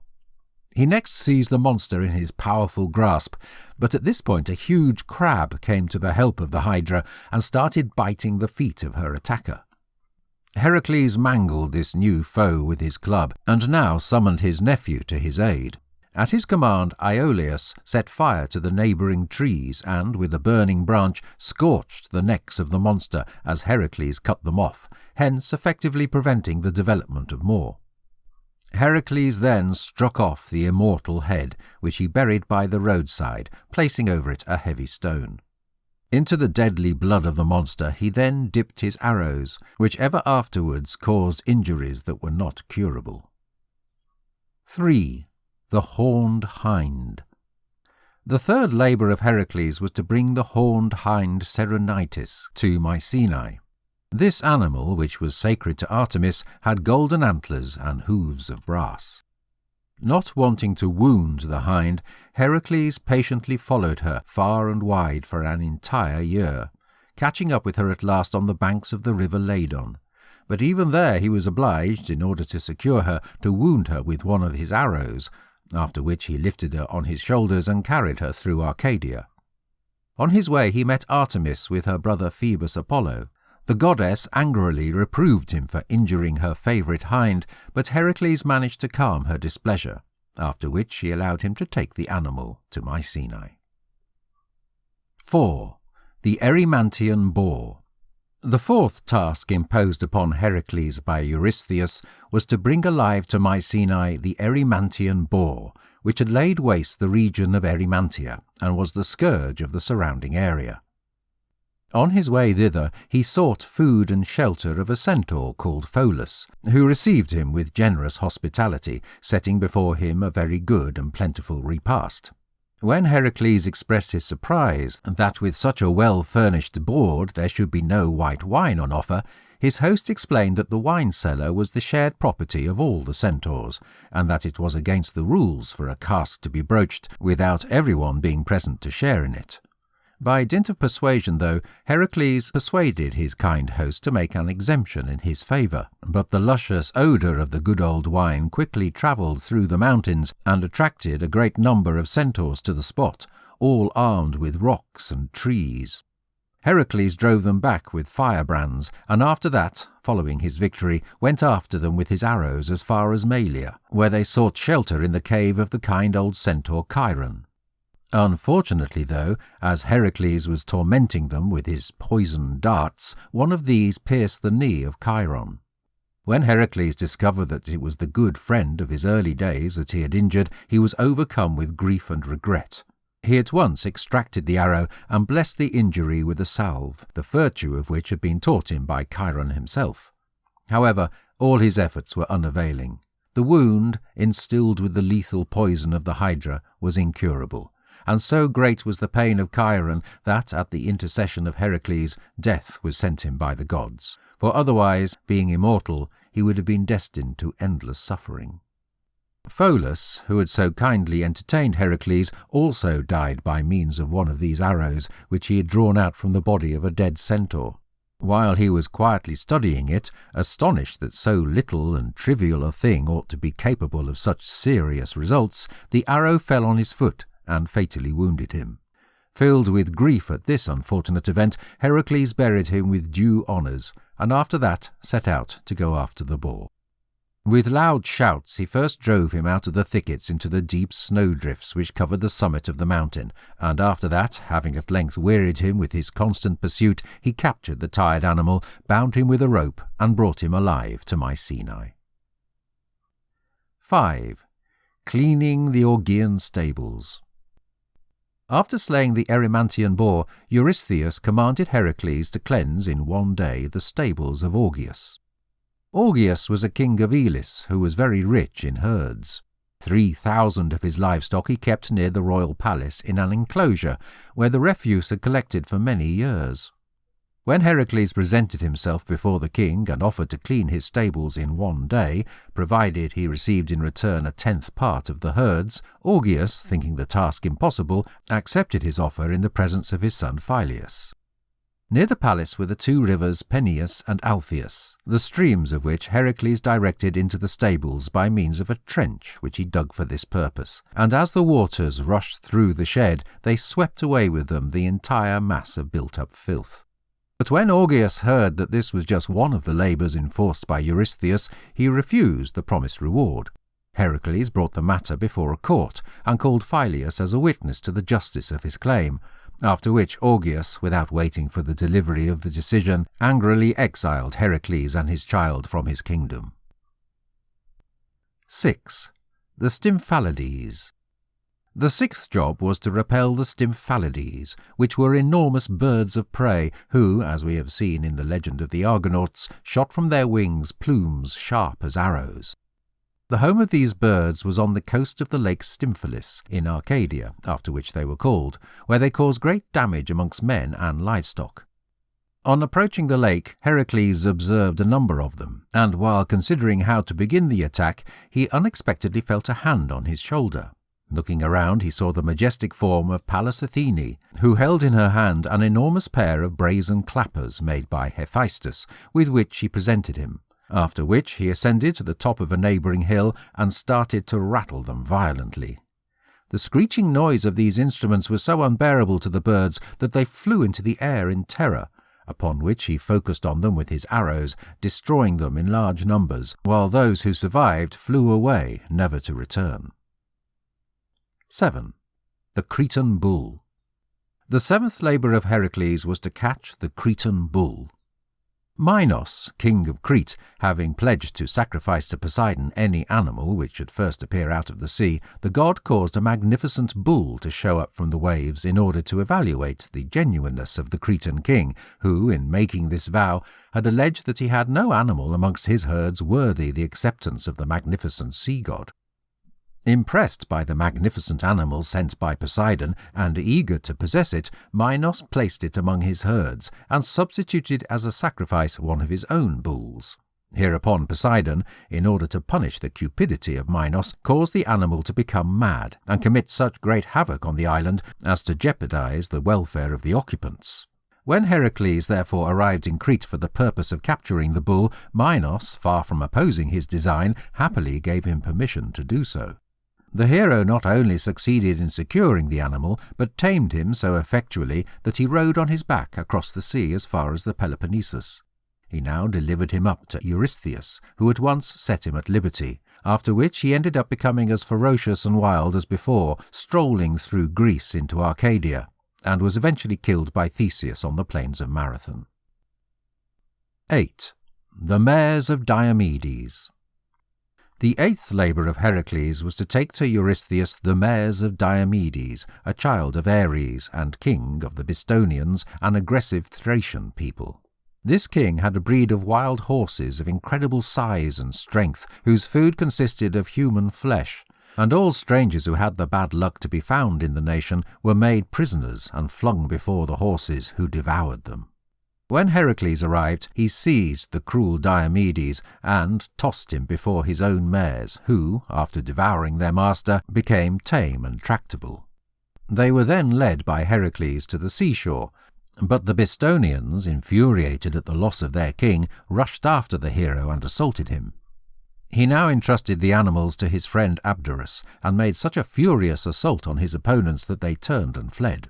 But on his return from this encounter he found to his great grief that the mares had torn his friend to pieces and devoured him. After celebrating due funereal rites to the unfortunate Abderus, Heracles built a city in his honour, which he called after him.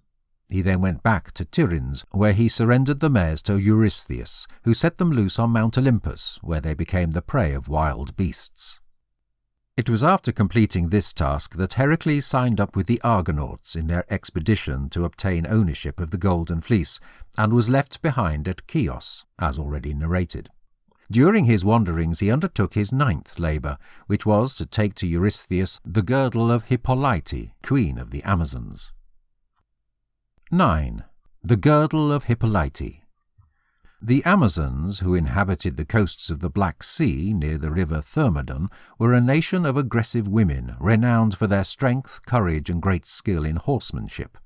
Their queen, Hippolyte, had received from her father, Ares, a stunning girdle, which she always wore as a sign of her royal power and authority, and it was this girdle which Heracles was required to place in the hands of Eurystheus, who intended it as a gift to his daughter Admete. Seeing that this would be a task of great difficulty, the hero contacted for help a select band of brave companions, with whom he embarked for the Amazonian town Themyscira. Here they were met by Queen Hippolyte, who was so satisfied by the remarkable stature and noble bearing of Heracles that, on learning his errand, she at once consented to present him with the desired girdle. But Hera, his implacable opponent, assuming the form of an Amazon, spread out the report in the town that a stranger would carry off their queen.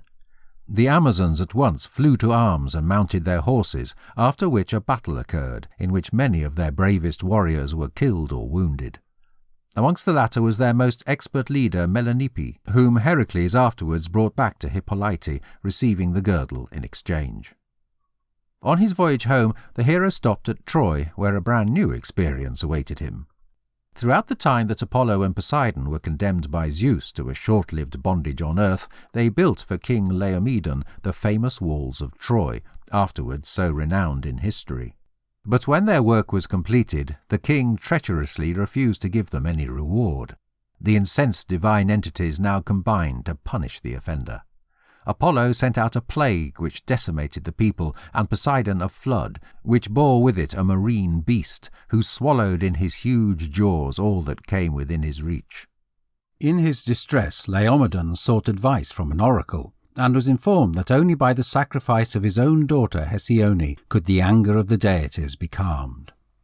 Yielding at length to the urgent appeals of his people, he consented to make the sacrifice, and on the arrival of Heracles the maiden was already chained to a rock, in readiness to be feasted on by the beast.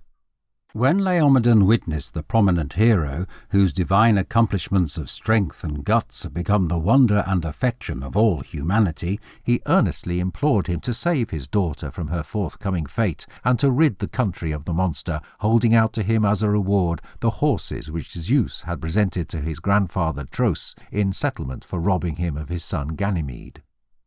Heracles unhesitatingly accepted the offer, and when the beast appeared, opening his horrible jaws to receive his victim, the hero, sword in hand, attacked and slew him. However, the perfidious monarch once again broke faith, and Heracles, vowing future revenge, departed for Mycenae, where he presented the girdle to Eurystheus. 10. The oxen of Geryones. The 10th labour of Heracles was the capture of the splendid oxen belonging to the huge Geryon, or Geryones, who lived on the isle of Erythea in the bay of Gadria, Cadiz. This giant, who was the son of Chrysaor, had 3 bodies with 3 heads, 6 hands and 6 feet. He possessed a herd of remarkable livestock, who were famed for their size, charm, and rich red colour. They were protected by another giant named Eurytion, and a 2-headed dog called Orthrus, the progeny of Typhon and Echidna. In selecting for him a task so replete with danger, Eurystheus was in hopes that he might rid himself for ever and ever of his hated cousin. But the indomitable courage of the hero rose with the prospect of this difficult and dangerous endeavour. After a long and wearisome journey, he at last arrived at the western coast of Africa, where, as a monument to his perilous expedition, he erected the famous Pillars of Hercules, one of which he placed on each side of the Straits of Gibraltar. Here he found the extreme heat so insufferable that he madly raised his bow towards paradise and threatened to shoot the sun god. But Helios, far from being incensed at his audacity, was so struck with affection at his daring that he lent to him the golden boat with which he achieved his nocturnal transit from west to east, and hence Heracles crossed over safely to the island of Erythea. No sooner had he landed than Eurytion, accompanied by his savage pet dog Orthrus, assaulted him. But Heracles, with a superhuman effort, overcame the dog and then his master.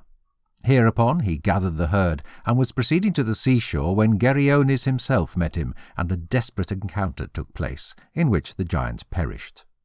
Heracles then drove the livestock into the sea, and taking one of the oxen by the horns, swam with them over to the opposite coast of Iberia, Spain. Then, driving his spectacular reward before him through Gaul, Italy, Illyria, and Thrace, he at length came, after many risky adventures and hairbreadth escapes, to Mycenae, where he presented them to Eurystheus, who sacrificed them to Hera.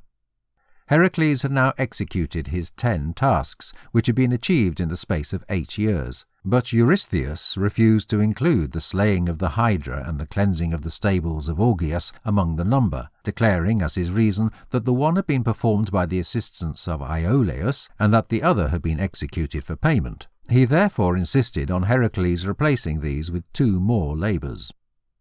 11. The Apples of the Hesperides. The 11th task, enforced by Eurystheus, was to bring him the golden apples of the Hesperides, which grew on a tree presented by Gaia to Hera on the occasion of her marriage with Zeus.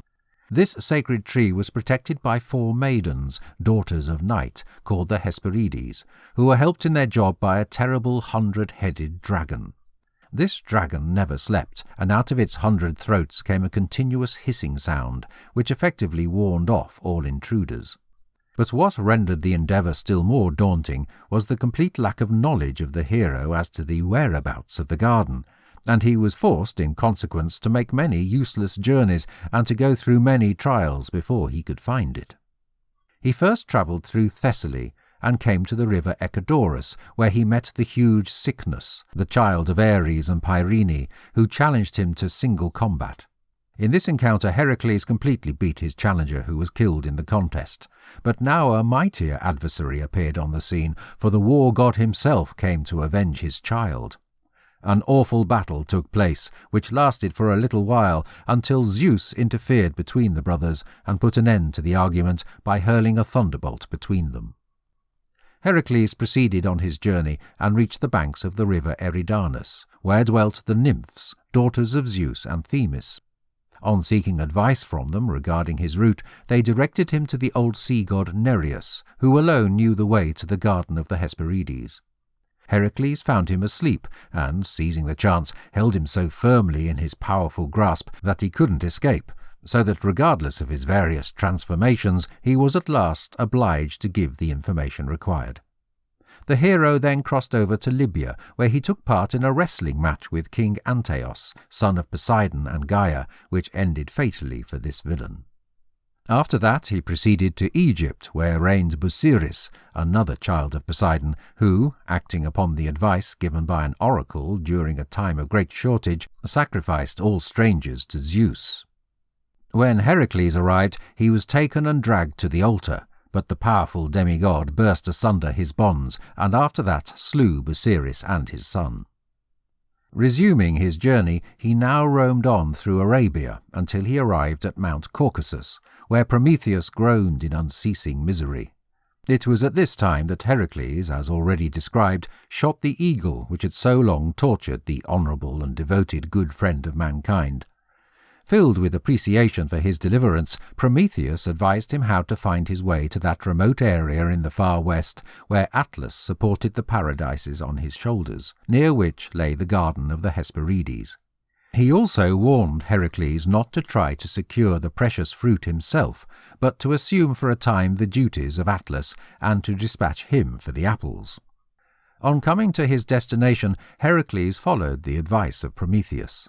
Atlas, who willingly entered into the arrangement, contrived to put the dragon to sleep, and after that, having cunningly outwitted the Hesperides, carried off 3 of the golden apples, which he now gave to Heracles. However, as the latter was preparing to relinquish his burden, Atlas, having once tasted the delights of liberty, declined to resume his post, and revealed his intention of being himself the bearer of the apples to Eurystheus, leaving Heracles to fill his place. To this proposal the hero feigned assent, simply begging that Atlas would be kind enough to support the heavens for a few moments, while he contrived a pad for his head. Atlas good-naturedly threw down the apples and once more resumed his load, upon which Heracles bid him adios, and departed. When Heracles brought the golden apples to Eurystheus, the latter presented them to the hero, after which Heracles placed the sacred fruit on the altar of Pallas Athene, who restored them to the garden of the Hesperides. 12. Cerberus. The 12th and last labour which Eurystheus forced on Heracles was to bring Cerberus up from the lower world, believing that all his heroic powers would be unavailing in the world of shades, and that in this, his last and most perilous endeavour, the hero must at length yield and perish. Cerberus was a monstrous dog with 3 heads, out of whose awful jaws leaked toxin. The hair of his head and back was formed of poisonous serpents, and his body ended in the tail of a dragon. After visiting the Eleusinian mysteries, and getting from the priests certain information that was needed for the accomplishment of his task, Heracles set out for Taenarum in Lacolia, where there was an opening which led to the underworld. Conducted by Hermes, he commenced his descent into the awful gulf, where varieties of shades quickly began to appear, all of whom fled in fear at his approach, Meleager and Medusa alone excepted. He was about to strike the latter with his sword when Hermes interfered and stayed his hand, advising him that she was but a shadow, and that as a result no weapon would avail against her. Just before the gates of Hades, he found Theseus and Pirithous, who had been chained to a rock by Aedes for their presumption in endeavouring to carry off Persephone. When they saw Heracles, they urged him to set them free. The hero successfully released Theseus, but when he tried to free Pirithous, the earth shook so violently below him that he was forced to relinquish the job. Proceeding further, Heracles recognized Ascalaphus, who, as we have seen in the history of Demeter, had revealed the simple fact that Persephone had swallowed the seeds of a pomegranate offered to her by her male spouse, which bound her to Hades for ever and ever.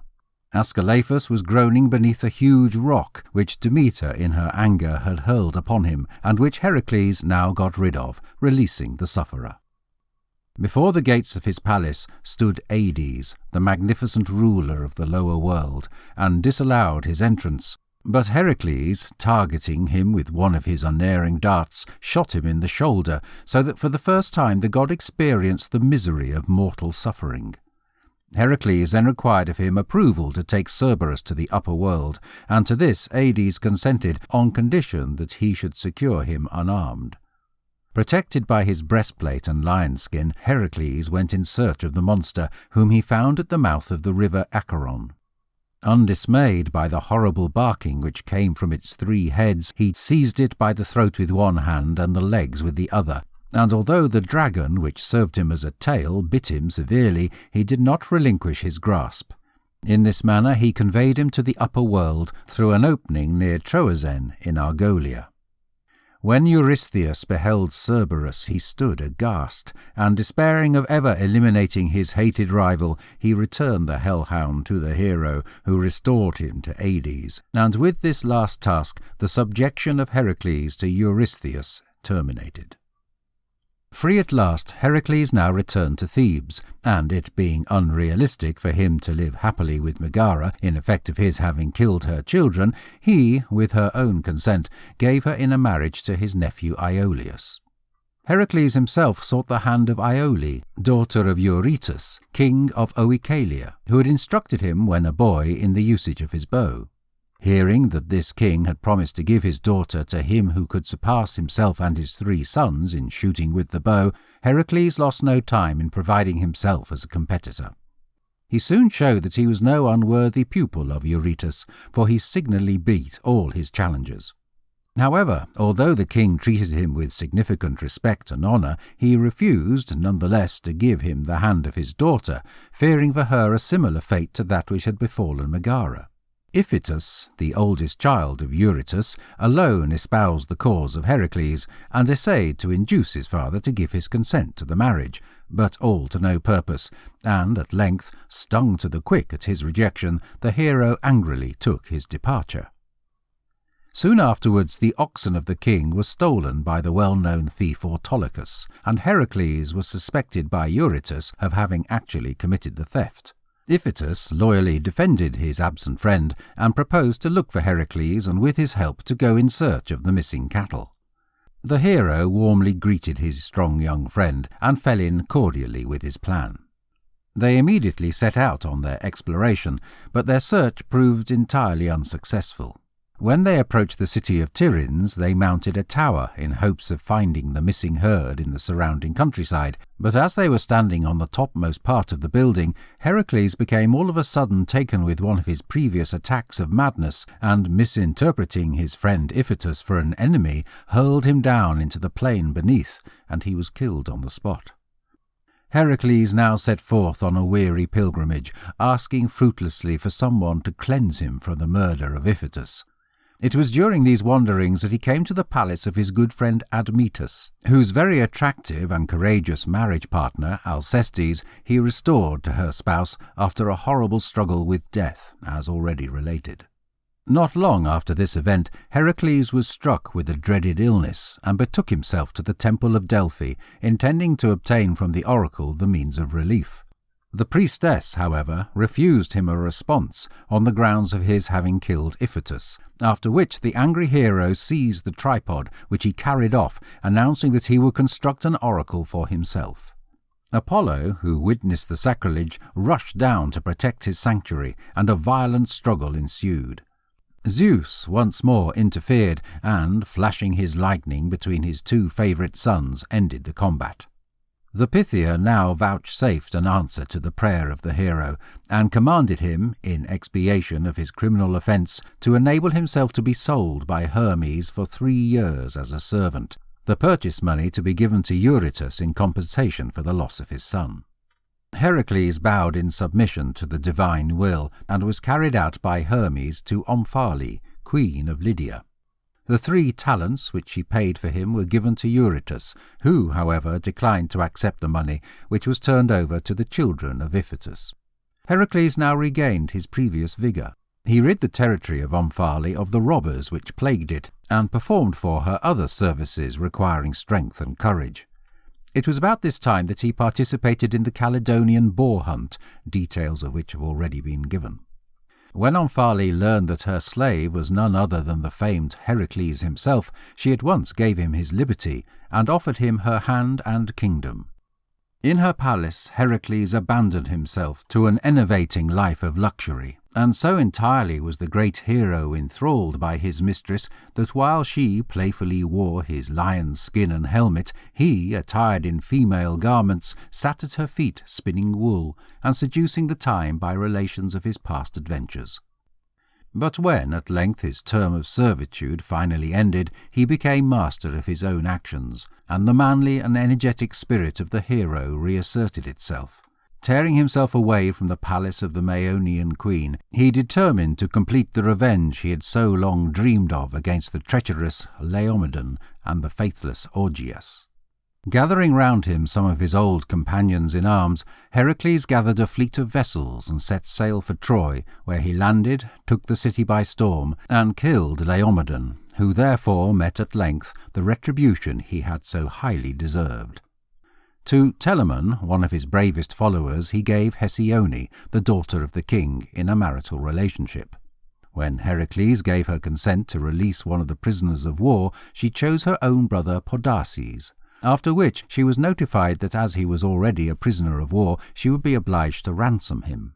On hearing this, Hesione took off her golden diadem, which she willingly handed to the hero.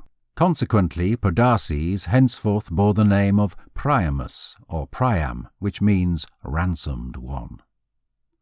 Heracles now marched against Augeas to execute his vengeance on him for his perfidious conduct.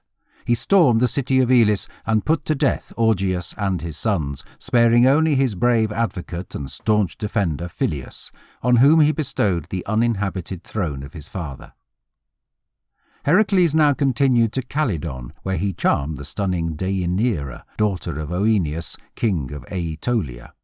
But he met a formidable competitor in Achelous, the river god, and it was agreed that their claims should be determined by single combat. Trusting to his power of assuming different forms at will, Achelous felt confident of success, but this availed him absolutely nothing, for, having at last changed himself into a bull, his mighty foe broke off one of his horns and obliged him to acknowledge himself beaten. After passing 3 happy years with Deianira, a regrettable accident took place, which for a time ruined their felicity. Heracles was one day present at a banquet given by Oeneus, when, by an unexpected swing of his hand, he had the misery to strike on the head a youth of worthy birth, who, according to the tradition of the ancients, was serving the guests at table, and so violent was the blow that it caused his death. The father of the unfortunate youth, who had seen the event, saw that it was the outcome of an accident, and therefore absolved the hero of blame. However, Heracles determined to act according to the law of the land, and removed himself from the country. Bidding goodbye to his father-in-law, he set out for Trachin to visit his friend King Ceyx, taking with him his marriage partner Deianira and his young child Hyllus. In the course of their journey they arrived at the river Evenus, over which the centaur Nessus was in the practice of carrying visitors for hire. Heracles, with his little son in his arms, forded the stream unaided, entrusting his marriage partner to the care of the centaur, who, charmed with the attractiveness of his fair burden, attempted to carry her off. However, her cries were heard by her spouse, who without hesitation shot Nessus through the heart with one of his poisoned arrows. Now the dying centaur thirsted for revenge. He called Deianira to his side and directed her to protect some of the blood which streamed from his injury, guaranteeing her that if, when in danger of losing her spouse's affection, she used it in the manner indicated by him, it would function as an appeal and prevent her from being supplanted by a competitor. Heracles and Deianira now continued their journey, and after some further experiences at length came to their destination. The last expedition undertaken by the great hero was against Eurytus, king of Oechalia, to revenge himself on this king and his sons for having refused to bestow on him the hand of Iole, after having won the maiden's affection. Having collected a huge army, Heracles set out for Euboea to besiege Oechalia, its capital. He successfully stormed the castle, killed the king and his 3 sons, reduced the town to ashes, and carried away as a captive the young and beautiful Iole.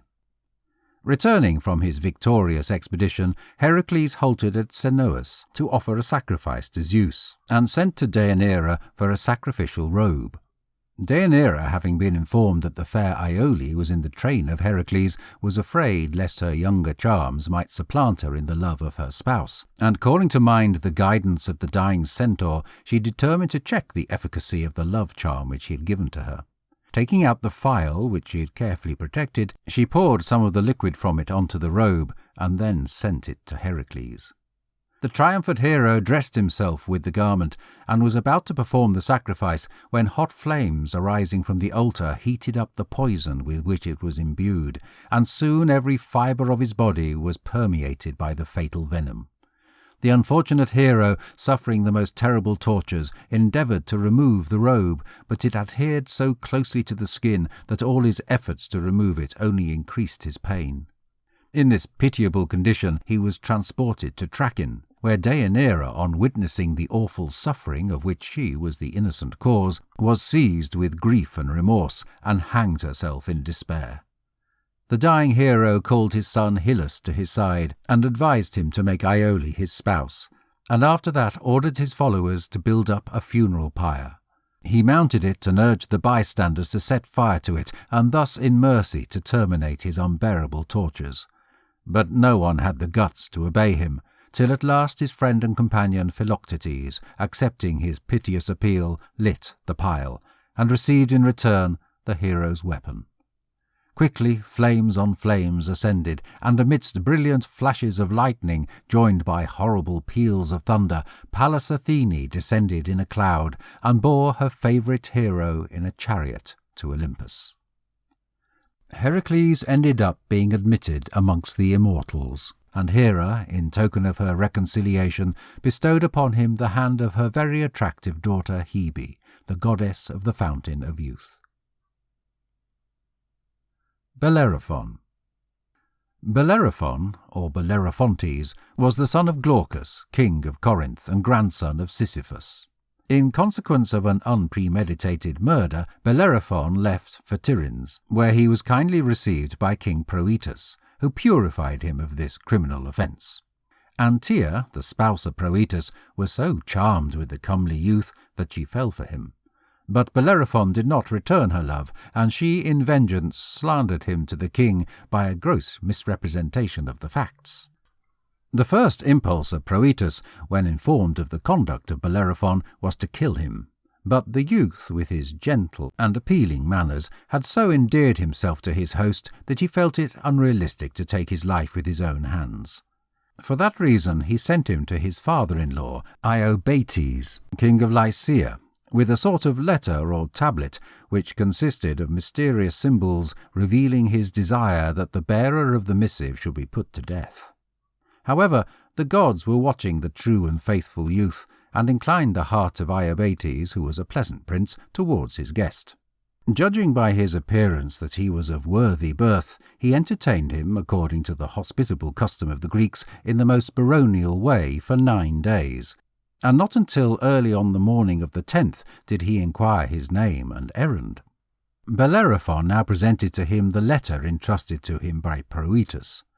Iobates, who had become much attached to the youth, was horror-struck at its contents. Nevertheless, he concluded that Proetus must have great reason for his conduct, and that probably Bellerophon had committed a criminal act which really deserved death. Nevertheless, as he couldn't actually make up his mind to murder the guest he had grown to esteem, he chose to dispatch him on a dangerous errand in which he would, in all likelihood, lose his life. He initially sent him to kill the Chimera, a beast which was at this time ravaging the country. The forepart of its body was that of a lion, the centre of a goat, and the hind part of a dragon, while out of its jaws were released flames of fire.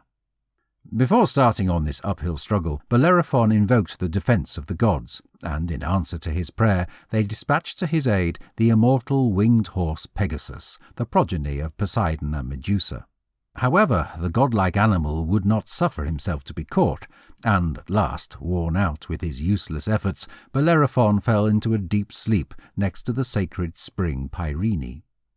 Here Pallas Athene appeared to him in a dream, and presented him with a magic bridle for the purpose of restraining the godlike steed. On waking up, Bellerophon naturally put out his hand to grasp it, and, to his wonder, there lay beside him the bridle of his dream, while Pegasus was silently drinking the water from the fountain nearby. Seizing him by the mane, Bellerophon tossed the bridle over his head and successfully mounted him without further trouble. Then, rising with him into the air, he downed the Chimera with a multitude of arrows. Iobates next sent him on an expedition against the Solymans, a wild neighbouring people with whom he was at enmity. Bellerophon succeeded in overcoming them, and was then dispatched against the much-dreaded Amazons.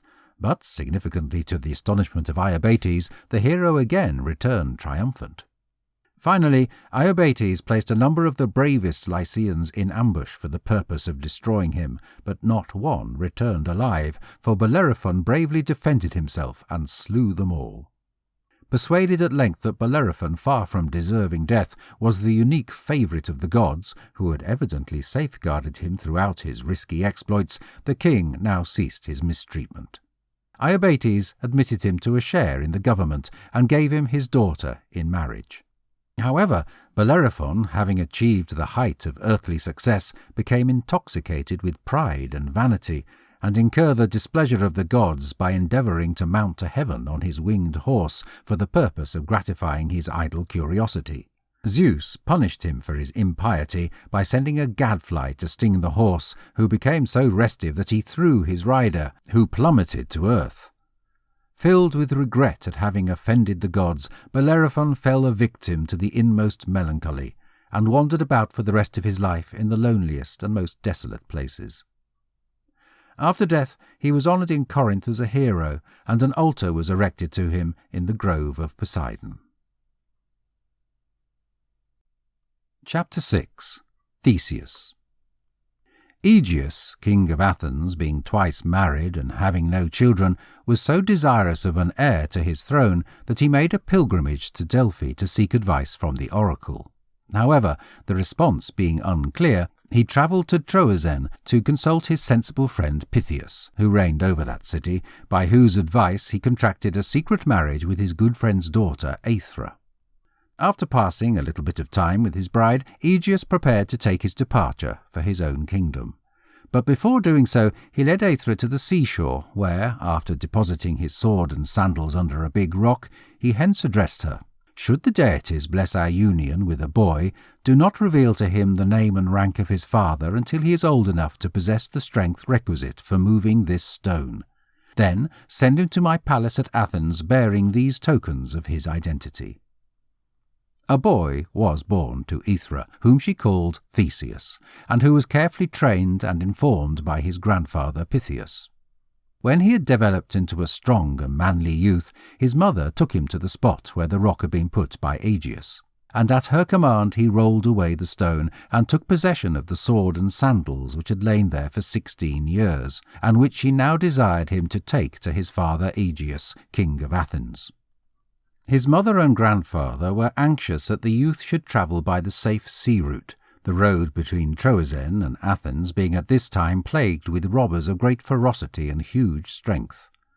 However, feeling within himself the spirit of a hero, Theseus determined to imitate the deeds of Heracles, with whose popularity all Greece resounded, and for this reason chose the more dangerous journey by land, as calculated to afford him a chance of identifying himself by accomplishments of valour.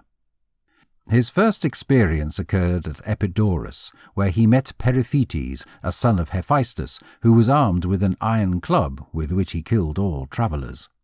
Having received from his grandfather a full description of the savage, Theseus at once acknowledged him, and, hurrying on him with his sword, succeeded after a desperate struggle in eliminating him.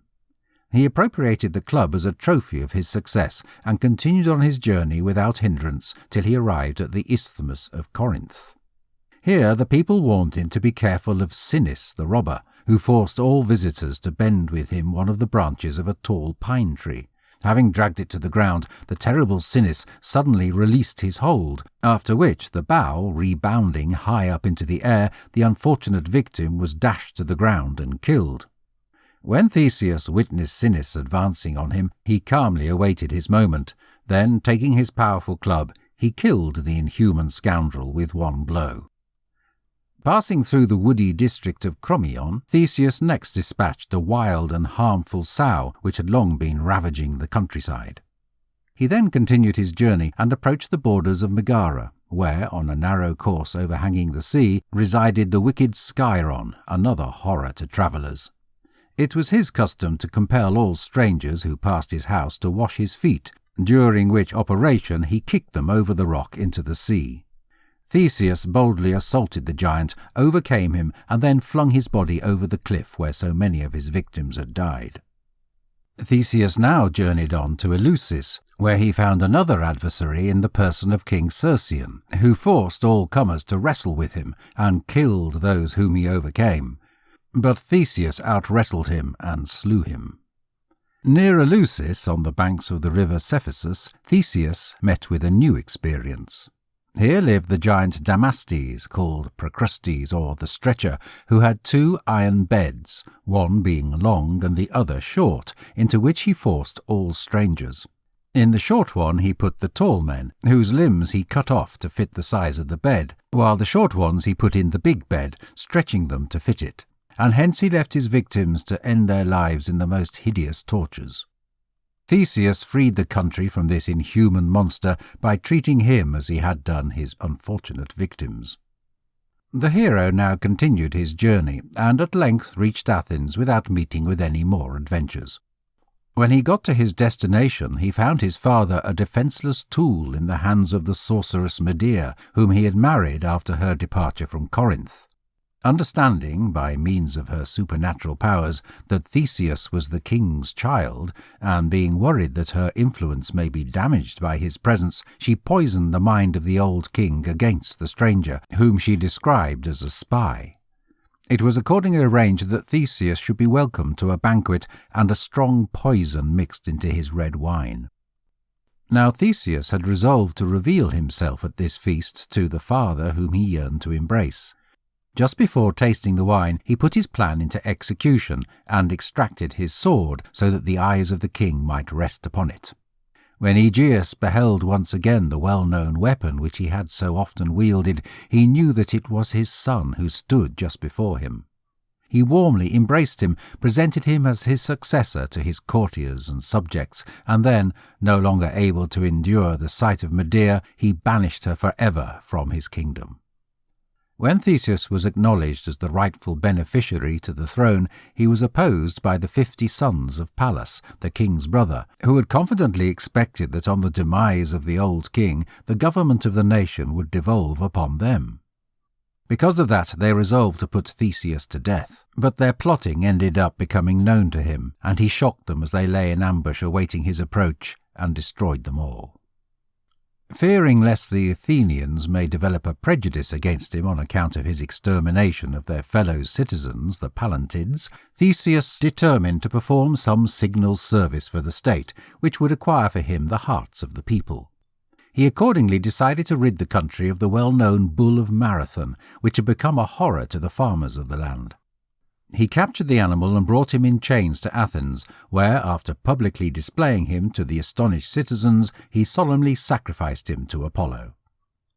The next challenge undertaken by Theseus far surpassed all his other heroic accomplishments, and assured him of the universal affection and gratitude of his fellow citizens. This was the slaying of the Minotaur, which put an end forever to the outrageous tribute of 7 youths and 7 maidens, which was exacted from the Athenians every 9 years. The beginning of this barbarous tribute was as follows. Androgeus, the youthful child of Minos, king of Crete, having been treacherously killed by the Athenians, his father, anxious to avenge the death of his child, declared war against their king Aegeus, and invaded Athens and the villages in its vicinity. The conqueror henceforth obliged the Athenians to send to him every 9 years a homage of 7 youths and 7 maidens of the noblest families of the land, who ended up becoming the victims of the Minotaur, a monster, half man, half bull, whose lair was in the fantastic labyrinth built by Daedalus for the Cretan king. When Theseus informed his father of his heroic determination, he was overwhelmed with grief, and endeavoured by every means in his power to shake his child's resolution, but, Confident of success, Theseus guaranteed his father that he would kill the Minotaur and return home triumphant. It was traditional for the vessel bearing its freight of human victims to hoist black sails, but Theseus promised his father that, should he return in safety, he would hoist white ones in their place. Just before leaving Athens, Theseus, by the advice of an oracle, chose Aphrodite as his protector, and accordingly offered up a sacrifice to her. When he arrived in the presence of King Minos, the goddess of love invoked in Ariadne, the lovely daughter of the king, an ardent attachment for the worthy young hero. During a secret conversation, in which a mutual confession of affection took place, Ariadne furnished him with a sharp sword and a length of thread, the end of which she desired him to attach at the entrance to the maze and to continue to unwind till he reached the lair of the Minotaur. Full of hope as to the effective issue of his undertaking, Theseus departed the maiden, after expressing his thankfulness for her prompt aid. At the head of his companions, he was now taken by Minos to the entrance of the maze. Keeping strictly to the instructions of the fair Ariadne, he successfully located the Minotaur, whom, after a violent battle, he defeated and killed. Then, feeling his way by means of the length of thread, he led his companions safely out of the maze. They then left in their ship, taking with them the charming maiden to whose affection for their deliverer they owed their survival. Coming to the island of Naxos, Theseus had a dream in which Dionysus, the wine god, appeared to him and informed him that the fates had decreed that Ariadne must be his bride, at the same time alarming the hero with all types of misfortunes should he wed her. Now Theseus, having been taught from his youth to respect the gods, feared to disobey the wishes of Dionysus. He accordingly made a reluctant goodbye to the very attractive maiden who so tenderly loved him, and left her on the lonely island where she was found and wooed by the wine god.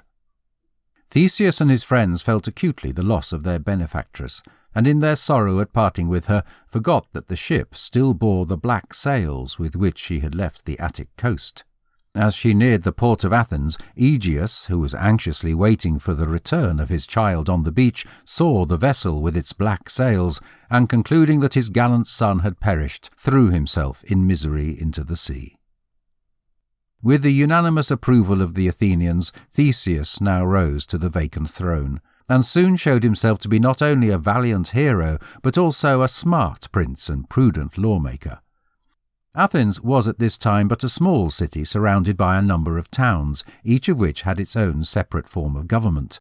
But by means of kind and conciliatory procedures, Theseus induced the heads of these different communities to resign their sovereignty and to entrust the administration of public affairs to a court which should sit constantly at Athens and exercise jurisdiction over all the occupants of Attica. The result of these sensible steps was that the Athenians became a united and powerful people, and that numbers of strangers and foreigners gathered in Athens, which ended up becoming a flourishing maritime port and a commercial centre of great value. Theseus renewed the Isthmian Games, and also set up numerous festivals, the principal of which was the Panathenaea, kept in honour of Athene Polias. It is related that Theseus upon one occasion left here for a voyage to the Amazonian coast. Anxious to establish the purpose of his visit, the Amazons sent Hippolyte, one of their number, with gifts to the stranger. But no sooner did the fair maiden set foot on board his vessel than Theseus set sail and carried her off to Athens, where he made her his queen. Enraged at this indignity, the Amazons determined to be revenged. A little time later, when the whole affair would appear to have been forgotten, they seized their opportunity when the city of Athens was in a defenceless condition and landed an army in Attica. So abrupt was their attack that they permeated into the very heart of the city before the Athenians could organize their forces. But Theseus expeditiously gathered his soldiers and launched such a furious attack upon the invaders that, after a desperate encounter, they were driven from the city. Peace was then concluded, after which the Amazons evacuated the nation. During this engagement, Hippolyte, forgetful of her origins, battled valiantly by the side of her spouse against her own kinsfolk and died on the battlefield. It was right after this miserable event that Theseus signed up for the world-renowned Caledonian boar hunt, in which he took a leading part. He also formed one of the brave band who shared in the dangers of the Argonautic exploration. The amazing friendship which existed between Theseus and PERSEUS stemmed under such strange circumstances that it deserves mention. Hearing on one occasion that his herds, pasturing in the plains of Marathon, had been carried away by PERSEUS, Theseus collected together an armed force and sallied forth to punish the plunderer. However, when the two heroes met face to face, both were seized with an impulse of supportive adoration for one another.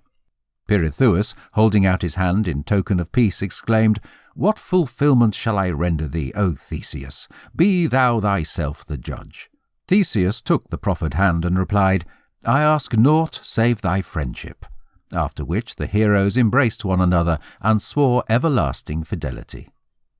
When, soon afterwards, PERSEUS became joined with Hippodamia, a Thessalian princess, he welcomed Theseus to the wedding feast, which was also attended, to name but a few of the visitors, by a host of centaurs who were good friends of PERSEUS.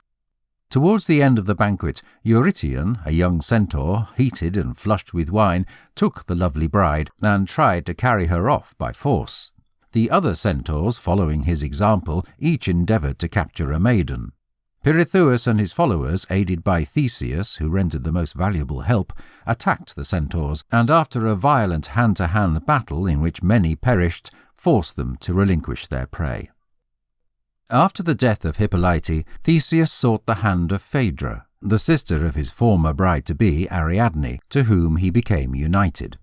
For some years they lived happily together, and their union was blessed by the birth of 2 sons. Throughout this time, Hippolytus, the child of the Amazonian queen, had been absent from home, having been put under the care of the king's uncles in order to be educated. When, having grown to manhood, he now went back to his father's palace, his young stepmother, Phaedra, fell violently in love with him. But Hippolytus failed to return her affection and treated her with contempt and indifference. Filled with rage and misery at his coldness, Phaedra put an end to her existence, and when she was discovered by her spouse, she held in her hand a letter accusing Hippolytus of being the cause of her death and of having conspired against the honour of the king. Now Poseidon had on one occasion promised to grant Theseus whatever demand he should need. He, for this reason, called upon the sea god to ruin Hippolytus, whom he cursed in the most solemn manner. The father's dreadful malediction fell but too soon upon his innocent child, for, as the latter was driving his chariot along the seashore between Troezen and Athens, a monster sent by Poseidon arose out of the deep, and so terrified the horses that they became completely uncontrollable. As they galloped in terror, the chariot was dashed to pieces, and the unfortunate youth, whose feet had become knotted in the reins, was dragged along till his life was nearly extinct. In this condition he was found by the unhappy Theseus, who, having established the true facts of the case from an old servant of Phaedra, had hurried to prevent the catastrophe. However, he arrived far too late, and was only able to relieve the last moments of his dying child by acknowledging the miserable error which he had committed, and announcing his firm belief in his honour and innocence. After these events, Theseus was persuaded by his friend PERSEUS, who had also about this time lost his young female spouse Hippodamia, to join him on a journey through Greece, with the object of carrying off by force the most stunning maidens whom they should chance to meet. Having reached Sparta, they saw in the temple of Artemis Helen, the daughter of Zeus and Leda, who was participating in sacred dances in honour of the goddess. Though the maiden was only 9 years old, word of her beauty, which was predestined to play so important a part in the history of Greece, had already spread everywhere. Theseus and PERSEUS forcibly abducted her, and then, having cast lots for her, she fell to Theseus, who put her under the charge of his mother, Aethra. PERSEUS now requested Theseus to assist him in his daring plan of going down to the lower world and carrying off Persephone, the queen of Hades. Although totally conscious of the hazards of the undertaking, Theseus would not abandon his good friend, and together they sought the gloomy realm of shades. But Aedes had been forewarned of their intentions, and scarcely had the two friends set foot within his kingdom than by his orders they were taken, bound with chains, and locked to an enchanted rock at the entrance of Hades. Here the two good friends suffered for several years, until Heracles passed by in his search for Cerberus, when he released Theseus, but in obedience to an injunction of the gods, left PERSEUS to endure for ever the punishment of his over-bold ambition. While Theseus was sent to prison in the underworld, Castor and Pollux, the brothers of Helen, went to Athens and demanded the return of their young sister. Seeing his country threatened with the horrors of warfare, an Athenian called Academus, who knew of Helen's place of concealment, repaired to the camp of the Dioscuri and informed them where they would find her. Aethra at once resigned her charge, after which the brothers departed Athens and, accompanied by Helen, returned to their native country. But the prolonged absence of Theseus gave rise to other difficulties of a more serious character. Thinking the chance beneficial for a revolt, a faction, headed by Menestheus, a descendant of Erechtheus, arrogated to themselves supreme power and seized the reins of government. Returning to Athens, Theseus at once took active steps to quell the insubordination which existed on all sides. He expelled Menestheus from office, rigorously punished the ringleaders of the revolt, and placed himself again upon the throne. However, his hold on the people was gone. His former services were all forgotten, and, finding at length that dissensions and revolts were rife, he voluntarily abdicated the throne and retired to his estates in the island of Skyros. Here Lycomedes, king of the island, feigned true friendship, but, being, as it supposed, in league with Menestheus, he led the old king to the top of a high rock, under pretence of showing him his estates, and treacherously killed him by pushing him over the cliff. Many centuries after his actual death, by the command of the oracle of Delphi, Cimon, the father of Miltiades, at the conclusion of the Persian War, brought the remains of Theseus, the great benefactor of Athens, to that city, and in his honour a temple was set up, which exists to the present day and operates as a museum of art. Chapter 7. Oedipus. Laius, king of Thebes, the child of Labdacus, and a direct descendant of Cadmus, was wed to Jocasta, the daughter of a worthy Theban.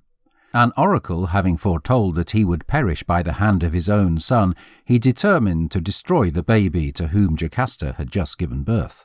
With the consent of his spouse, whose love for her partner conquered her love for her child, he pierced the feet of the baby, bound them together, and handed it over to a servant, with instructions to expose him on Mount Cithaeron to die. But instead of following out this terrible command, the servant entrusted him to a shepherd who was tending the flocks of Polybus, king of Corinth, and after that went back to Laius and Jocasta and informed them that their orders had been obeyed.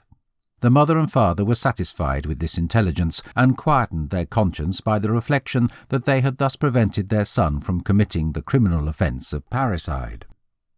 In the meantime, the shepherd of King Polybus had unbound the feet of the baby, and, because they were much inflamed, called him Oedipus, or swollen foot. He then brought him to the king, his master, who, pitying the poor little waif, provided for him the kind offices of his spouse, Merope. Oedipus was adopted by the king and queen as their own child, and grew up in the belief that they were his parents, till one day a Corinthian noble teased him at a banquet with not being the child of the king. Stung at this reproach, the youth appealed to Merope, but getting an equivocal, though kindly answer, he repaired to Delphi to speak with the oracle. The Pythia vouchsafed no reply to his questions, but informed him, to his horror, that he was fated to kill his father and to marry his own mother. Filled with discouragement, for he was tenderly connected to Polybus and Merope, Oedipus determined not to return to Corinth, and took instead the road leading to Boeotia. On his way a chariot passed him in which sat an old man with two servants, who rudely pushed the pedestrian out of the way. In the scuffle which occurred, Oedipus struck the old man with his heavy stick, and he fell back dead on the seat of the chariot. Struck with dismay at the unpremeditated murder which he had committed, the youth fled, and left the area without learning that the old man whom he had killed was his father Laius, king of Thebes. Not long after this incident, the Sphinx, full details of whom have already been given, was sent out by the goddess Hera as a punishment to the Thebans. Stationed on a rocky height just outside the city, she propounded to the passers-by riddles which she had been taught by the Muses, and whoever couldn't actually solve them was torn to pieces and devoured by the beast. And in this manner great numbers of the inhabitants of Thebes had died. Now, on the death of the old King Laius, Creon, the brother of the widowed queen, had taken the reins of government and occupied the vacant throne. And when at length his own son fell a victim to the Sphinx, he determined at all costs to rid the nation of the dreaded scourge. He accordingly issued a pronouncement that the kingdom and the hand of his sister, Jocasta, would be rewarded to him who was successful in solving one of the riddles of the Sphinx, it having been predicted by an oracle that only then would the country be devoid of the beast. Just as this pronouncement was being made in the streets of Thebes, Oedipus, with his pilgrim's staff in his hand, entered the city. Lured by the prospect of so spectacular a reward, he repaired to the rock, and boldly asked for the Sphinx to propound to him one of her riddles. She proposed to him one which he considered impossible of solution, but Oedipus immediately solved it, after which the Sphinx, full of rage and anguish, threw herself into the void and died. Oedipus got the promised reward. He ended up being king of Thebes and the spouse of Jocasta, the widow of his father, King Laius. For several years Oedipus took pleasure in the greatest joy and serenity. 4 children were born to him, 2 sons, Eteocles and Polynices, and 2 daughters, Antigone and Ismene. However, the deities afflicted the nation with a severe plague which caused horrible havoc among the people. In their distress they entreated the help of the king, who was considered by his subjects to be a unique favourite of the gods. Oedipus spoke with an oracle, and the response was that the plague would continue to rage till the land was cleansed of the blood of King Laius, whose killer was living unpunished at Thebes. The king now heaped the most solemn imprecations on the head of the killer, and offered a reward for any information concerning him. He then sent for the blind old seer Tiresias, and urged him, by means of his prophetic powers, to expose to him the author of the criminal offence. Tiresias in the beginning was reluctant, but, yielding to the earnest solicitations of the king, the old prophet therefore addressed him. "Thou thyself art the murderer of the old King Laius, who was thy father, and thou art wedded to his widow, thine own mother." In order to convince Oedipus of the truth of his words, he brought forward the old servant who had exposed him as a babe on Mount Cithæron, and the shepherd who had conveyed him to King Polybus. Frightened at this dreadful revelation, Oedipus, in a fit of misery, deprived himself of sight, and the unfortunate Jocasta, not able to endure her disgrace, hanged herself. Accompanied by his faithful and dedicated daughter Antigone, Oedipus quit Thebes and became a miserable and homeless outcast, begging his bread from place to place. At length, after a long and unpleasant expedition, he found a location of sanctuary in the grove of the Eumenides, at Colonus, near Athens, where his last moments were relieved and tended by the care and devotion of the faithful Antigone. Chapter 8. The 7 against Thebes. After the voluntary abdication of Oedipus, his 2 sons, Eteocles and Polynices, acquired the crown and reigned over the city of Thebes. Nevertheless, Eteocles, being an ambitious prince, quickly took the reins of federal government himself and expelled his brother from the throne. Polynices now fled to Argos, where he arrived in the dead of night. Outside the gates of the royal palace he met Tydeus, the son of Oeneus, king of Calydon. Having accidentally killed a relative in the hunt, Tydeus was also a fugitive, but being mistaken by Polynices in the darkness for an enemy, a quarrel occurred, which may have ended fatally had not King Adrastus, excited by the clamour, appeared on the scene and parted the contenders. By the light of the torches borne by his attendants, Adrastus observed, to his surprise, that on the guard of Polynices a lion was illustrated, and on that of Tydeus a boar. The former bore this insignia in honour of the popular hero Heracles, the latter in memory of the famous Caledonian boar hunt. This scenario reminded the king of a remarkable oracular prediction concerning his 2 lovely daughters, Argia and Deipyle, which was to the effect that he would give them in a marital relationship to a lion and a boar. Hailing with delight what he considered an advantageous solution of the mysterious prophecy, he invited the strangers into his palace, and when he heard their history and had convinced himself that they were of honourable birth, he bestowed on Polynices his stunning daughter Argia, and upon Tydeus the fair Dipyle, assuring them at the same time that he would help both his sons-in-law to be restored to their rightful patrimony. The first concern of Adrastus was to assist Polynices in restoring possession of his lawful share in the government of Thebes. He accordingly invited the leading chiefs in his kingdom to participate in the expedition, all of whom readily obeyed the call, with the exemption of the king's brother-in-law, Amphiaraus the seer. As he anticipated a devastating termination to the enterprise, and knew that not one of the heroes, save Adrastus himself, would return alive, he earnestly discouraged the king from performing his task, and declined to take any part in the endeavour. Nevertheless, Adrastus, seconded by Polynices and Tydeus, was obstinately set on the accomplishment of his purpose, and Amphiaraus, to excuse himself from becoming involved, concealed himself in a hiding place known only to his spouse Eriphyle. Now, on the occasion of the marriage of Amphiaraus, it had been agreed that if he ever varied in opinion with the king, his partner ought to decide the question. As the presence of Amphiaraus was vital to the success of the undertaking, and furthermore, as Adrastus wouldn't start on it without the eye of the army, as he called his brother-in-law, Polynices set about securing his services, and determined to bribe Eriphyle to use her influence with her spouse, and to decide the question in accordance with his desires. He bethought himself of the very attractive pendant of Harmonia, marriage partner of Cadmus, which he had brought with him in his flight from Thebes. Without losing time, he presented himself before the spouse of Amphiaraus and held up to her admiring look the glittering bauble, guaranteeing that if she exposed the hiding place of her partner and induced him to join the expedition, the necklace would be hers. Eriphyle, unable to endure the tempting bait, accepted the kickback, and thus Amphiaraus was obliged to join the army. However, before leaving his home, he obtained a solemn promise from his son Alcmaeon that, should he perish on the battlefield, he would avenge his death on his mother, the perfidious Eriphyle. 7 leaders were now chosen, each at the head of a different detachment of soldiers. These were Adrastus the king, his 2 brothers Hippomedon and Parthenopaeus, Capaneus his nephew, Polynices and Tydeus, and Amphiaraus. When the army was collected, they set out for Nemea, which was at this time governed by King Lycurgus. Here the Argives, lacking water, stopped on the borders of a forest so as to search for a spring, when they saw a marvellous and lovely woman seated on the trunk of a tree, nursing an infant. They concluded from her worthy and queenly appearance that she must be a goddess, but were informed by her that she was Hypsipyle, queen of the Lemnians, who had been carried away captive by pirates and sold as a slave to King Lycurgus, and that she was now acting as nurse to his infant child.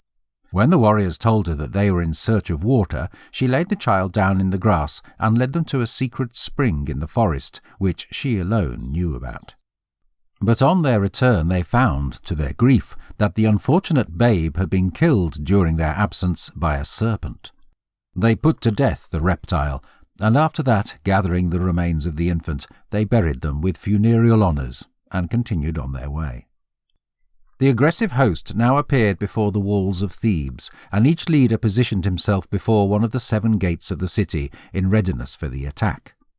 Eteocles, in conjunction with Creon, had made due preparations to fend off the invaders, and had stationed troops, under the command of reliable leaders, to protect each of the gateways. Then, according to the practice of the ancients of speaking with soothsayers before going into any undertaking, the blind old seer Tiresias was sent out for, who, after carefully taking the auguries from the flight of birds, declared that all efforts to defend the city would prove unavailing, unless the youngest descendant of the home of Cadmus would offer himself as a voluntary sacrifice for the good of the state. When Creon heard the words of the seer, his first thought was of his favourite child Menoetius, the youngest scion of the royal house. He therefore earnestly implored him to leave the city and to flee for safety to Delphi. But the gallant youth heroically resolved to sacrifice his life for the benefit of his nation, and, after taking leave of his old father, mounted the city walls, and, plunging a dagger into his heart, died in the sight of the competing hosts. Adrastus now gave his troops the word of command to storm the city, and they rushed forward to the attack with great valour. The battle raged long and hard, and after heavy losses on both sides, the Argives were routed and put to flight. After the lapse of several days, they restructured their forces and again appeared before the gates of Thebes, when Eteocles, grieved to think that there should be such a horrible loss of life on his account, sent a herald into the opposite camp, with a proposal that the fate of the campaign should be decided by single combat between himself and his brother Polynices. The proposal was readily accepted, and in the duel which took place outside the city walls in the sight of the competing forces, Eteocles and Polynices were both fatally wounded and ended their lives on the field of battle. Both sides now claimed the day, and the result was that hostilities recommenced, and soon the battle raged with greater wrath than ever. However, success at last announced itself for the Thebans. In their flight, the Argives lost all their leaders, Adrastus excepted, who owed his survival to the fleetness of his horse Arion. By the death of the brothers, Creon became once again king of Thebes, and so as to show his abhorrence of the conduct of Polynices in fighting against his country, he strictly forbade anyone to bury either his remains or those of his allies. Nevertheless, the faithful Antigone, who had returned to Thebes on the death of her father, couldn't endure that the body of her brother should remain unburied. For this reason she fearlessly ignored the orders of the king and endeavoured to give burial to the remains of Polynices. When Creon found that his commands had been set at defiance, he inhumanly condemned the dedicated maiden to be entombed alive in a subterranean vault. But retribution was at hand. His child, Haemon, who was betrothed to Antigone, having contrived to effect an entrance into the vault, was horrified to find that Antigone had hanged herself by her veil. Feeling that life without her would be unbearable, he threw himself in anguish on his own sword, and after solemnly invoking the malediction of the gods on the head of his father, expired beside the dead body of his betrothed. Hardly had the news of the terrible fate of his child reached the king than another messenger appeared, bearing the tidings that his spouse Eurydice, on hearing of the death of Haemon, had put an end to her own existence, and thus the king found himself in his aging both widowed and childless. Nor did he succeed in the execution of his vindictive designs, for Adrastus, who, after his fight from Phlebes, had taken refuge at Athens, induced Theseus to lead an army against the Thebans, to oblige them to return the dead bodies of the Argive warriors to their good friends, in order that they may perform due funeral rites in honour of the killed. This endeavour was effectively achieved, and the remains of the fallen heroes were interred with due honours. The Epigoni. 10 years after these events, the sons of the slain heroes, who were called Epigoni, or descendants, resolved to avenge the deaths of their fathers, and with this object mounted a brand new expedition against the city of Thebes. With the guidance of the Delphic oracle, the command was entrusted to Alcmaeon, the son of Amphiaraus. But remembering the injunction of his father, he thought twice about accepting this post before executing revenge on his mother Eriphyle. Thersander, however, the son of Polynices, adopting comparable techniques to those of his father, bribed Eriphyle with the very attractive veil of Harmonia bequeathed to him by Polynices to induce her son Alcmaeon and his brother Amphilochus to participate in this second war against Thebes. Now the mother of Alcmaeon was gifted with that rare fascination which renders its holder alluring to all who may chance to come within her influence, nor was her own child able to withstand her blandishments. Yielding for this reason to her wily deceptions, he accepted the command of the soldiers, and at the head of a pretty large and effective army advanced on Thebes. Before the gates of the city, Alcmaeon came across the Thebans under the command of Laodamas, the son of Eteocles. A fierce battle took place, in which the Theban leader, after carrying out prodigies of valour, died by the hand of Alcmaeon. After losing their chief and the flower of their army, the Thebans retreated behind the city walls, and their nemesis now pressed them hard on every side. In their distress they appealed to the blind old seer Tiresias, who was over 100 years old. With trembling lips and in broken accents, he notified them that they could only save their lives by abandoning their native city with their partners and families. Upon this they dispatched ambassadors into the enemy's camp, and though there were lengthy negotiations during the night, the Thebans, with their spouses and children, evacuated the city. Next morning the Argives went into Thebes and ransacked it, placing Thersander, the son of Polynices, who was a descendant of Cadmus, on the throne which his father had so vainly contested. Chapter 9. Other Legends and Myths. Alcmaeon and the Pendant. When Alcmaeon returned from his expedition against the Thebans, he determined to fulfill the last injunction of his father, Amphiaraus, who had desired him to be revenged on his mother, Eriphyle, for her perfidy in accepting a bribe to betray him. This resolution was further strengthened by the discovery that his unprincipled mother had urged him also to join the expedition in return for the much-coveted Veil of Harmonia.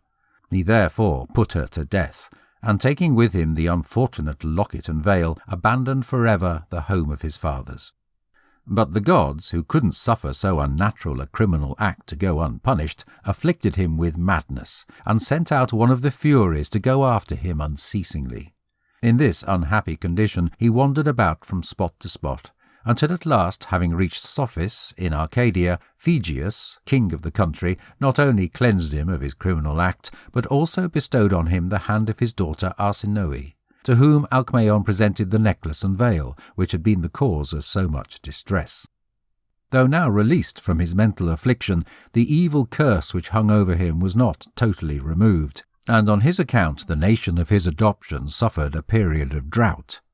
On speaking with the oracle of Delphi, he was informed that any land which offered him shelter would be cursed by the gods, and that the malediction would continue to follow him till he came to a nation that was not in existence at the time he murdered his mother. Bereft of hope, and resolved no longer to cast the shadow of his dark fate over those he loved, Alcmaeon took a tender leave of his marriage partner and little son, and became once more a castaway and wanderer. Arriving after a long and difficult trip at the river Achelous, he found, to his unspeakable delight, a lovely fertile island which had but recently appeared from below the water. Here he took up his residence, and in this haven of rest he was at last devoid of his sufferings, and finally purified of his crime by the river god Achelous. Nevertheless, in his new-found home, where prosperity smiled upon him, Alcmaeon soon forgot the loving partner and child he had left, and wooed Calliope, the stunning daughter of the river god, who ended up being united with him in a marital relationship. For many years Alcmaeon and Calliope lived happily together, and 2 sons were born to them. But, sadly for the peace of her partner, the daughter of Achelous had heard of the famous locket and veil of Harmonia, and ended up being seized with a violent desire to become the holder of these precious treasures. The pendant and veil were in the safekeeping of Arsinoe, but as Alcmaeon had carefully concealed the simple fact of his former marriage from his young spouse, he notified her, when no longer able to resist her importunities, that he had hidden them in a cavern in his native country, and promised to hasten thither and acquire them for her. He accordingly departed from Calliope and his children, and proceeded to Psophis, where he presented himself before his deserted partner and her father, King Phegeus. He excused his absence to them by the simple fact of his having experienced a fresh attack of madness, and added that an oracle had foretold to him that his condition would only be cured when he had transferred the necklace and veil of Harmonia to the temple of Apollo at Delphi. Arsinoe, deceived by his artful representations, unhesitatingly gave him back his bridal gifts, after which Alcmaeon set out on his homeward journey, well pleased with the successful issue of his expedition. But the deadly locket and veil were doomed to bring destruction and disaster to all who possessed them. Throughout his layover at the court of King Phegeus, one of the servants who had accompanied Alcmaeon betrayed the secret of his union with the daughter of the river god, and when the king informed his sons of his treacherous conduct, they determined to avenge the wrongs on their sister Arsinoe.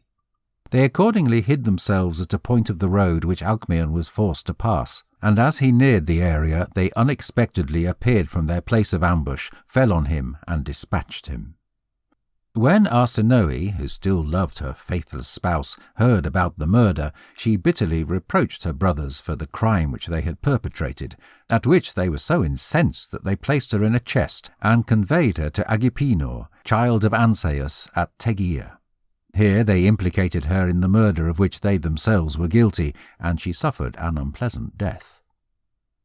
Callirrhoe, on learning the sad fate of Alcmaeon, urged Zeus that her baby sons might grow at once to manhood and avenge the death of their father. The ruler of Olympus heard the petition of the bereaved spouse, and, in answer to her prayer, the children of yesterday became transformed into bearded men, filled with strength and guts and thirsting for revenge. Hurrying to Tegea, they there met the sons of Phegeus, who had travelled to Delphi to transfer the locket and veil to the sanctuary of Apollo.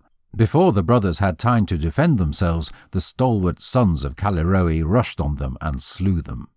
They then proceeded to Psophis, where they killed King Phegeus and his spouse, after which they returned to their mother with the pendant and veil, which, by the command of her father Achelous, were transferred as sacred offerings to the temple of Apollo at Delphi. The Heraclidae. After the apotheosis of Heracles, his children were so cruelly persecuted by Eurystheus that they ran away for safety to King Ceyx at Trachin, joined by the aged Iolaus, the nephew and lifelong friend of their father, who appointed himself their guide and protector. However, on Eurystheus demanding the surrender of the fugitives, the Heraclidae, understanding that the little force at the disposal of King Ceyx would be completely inadequate to safeguard them against the powerful king of Argos, abandoned his territory and looked for sanctuary at Athens, where they were hospitably received by King Demophoon, the child of the great hero Theseus. He warmly embraced their cause and determined to safeguard them at all costs against Eurystheus, who had dispatched a large force in pursuit of them. When the Athenians had made all necessary preparations to ward off the invaders, an oracle announced that the sacrifice of a maiden of noble birth was necessary to guarantee to them success, upon which Macaria, the very attractive daughter of Heracles and Deianira, magnanimously offered herself as a sacrifice, and, surrounded by the noblest matrons and maidens of Athens, voluntarily gave herself up to death. While these events were transpiring in Athens, Hyllus, the oldest son of Heracles and Deianira, had advanced with a very large army to the support of his brothers, and having sent out a messenger to the king announcing his arrival, Demophoon, with his army, joined his forces. In the thick of the battle that took place, Iolaus, following an abrupt impulse, borrowed the chariot of Hyllus and earnestly entreated Zeus and Hebe to return to him for this one day only the vigour and strength of his youth. His prayer was heard. A thick cloud came down from paradise and covered the chariot, and when it vanished, Iolaus, in the full plenitude of manly vigour, stood revealed before the astonished gaze of the contenders. He then led on his valiant band of warriors, and soon the enemy was in headlong flight, and Eurystheus, who was taken prisoner, was put to death by the command of King Demophoon. After gratefully acknowledging the timely help of the Athenians, Hyllus, joined by the faithful Iolaus and his brothers, departed from King Demophoon and continued to attack the Peloponnesus, which they considered their lawful patrimony. For, according to the will of Zeus, it should have been the rightful possession of their father, the great hero Heracles, had not Hera maliciously defeated his plans by causing his cousin Eurystheus to precede him into the world. For the space of 12 months the Heraclidae contrived to maintain themselves in the Peloponnesus, but at the expiration of that time a plague broke out, which spread through the entire peninsula and obliged the Heraclidae to evacuate the country and return to Attica, where for a time they settled. After a lapse of 3 years, Hyllus determined on making another effort to acquire his paternal inheritance.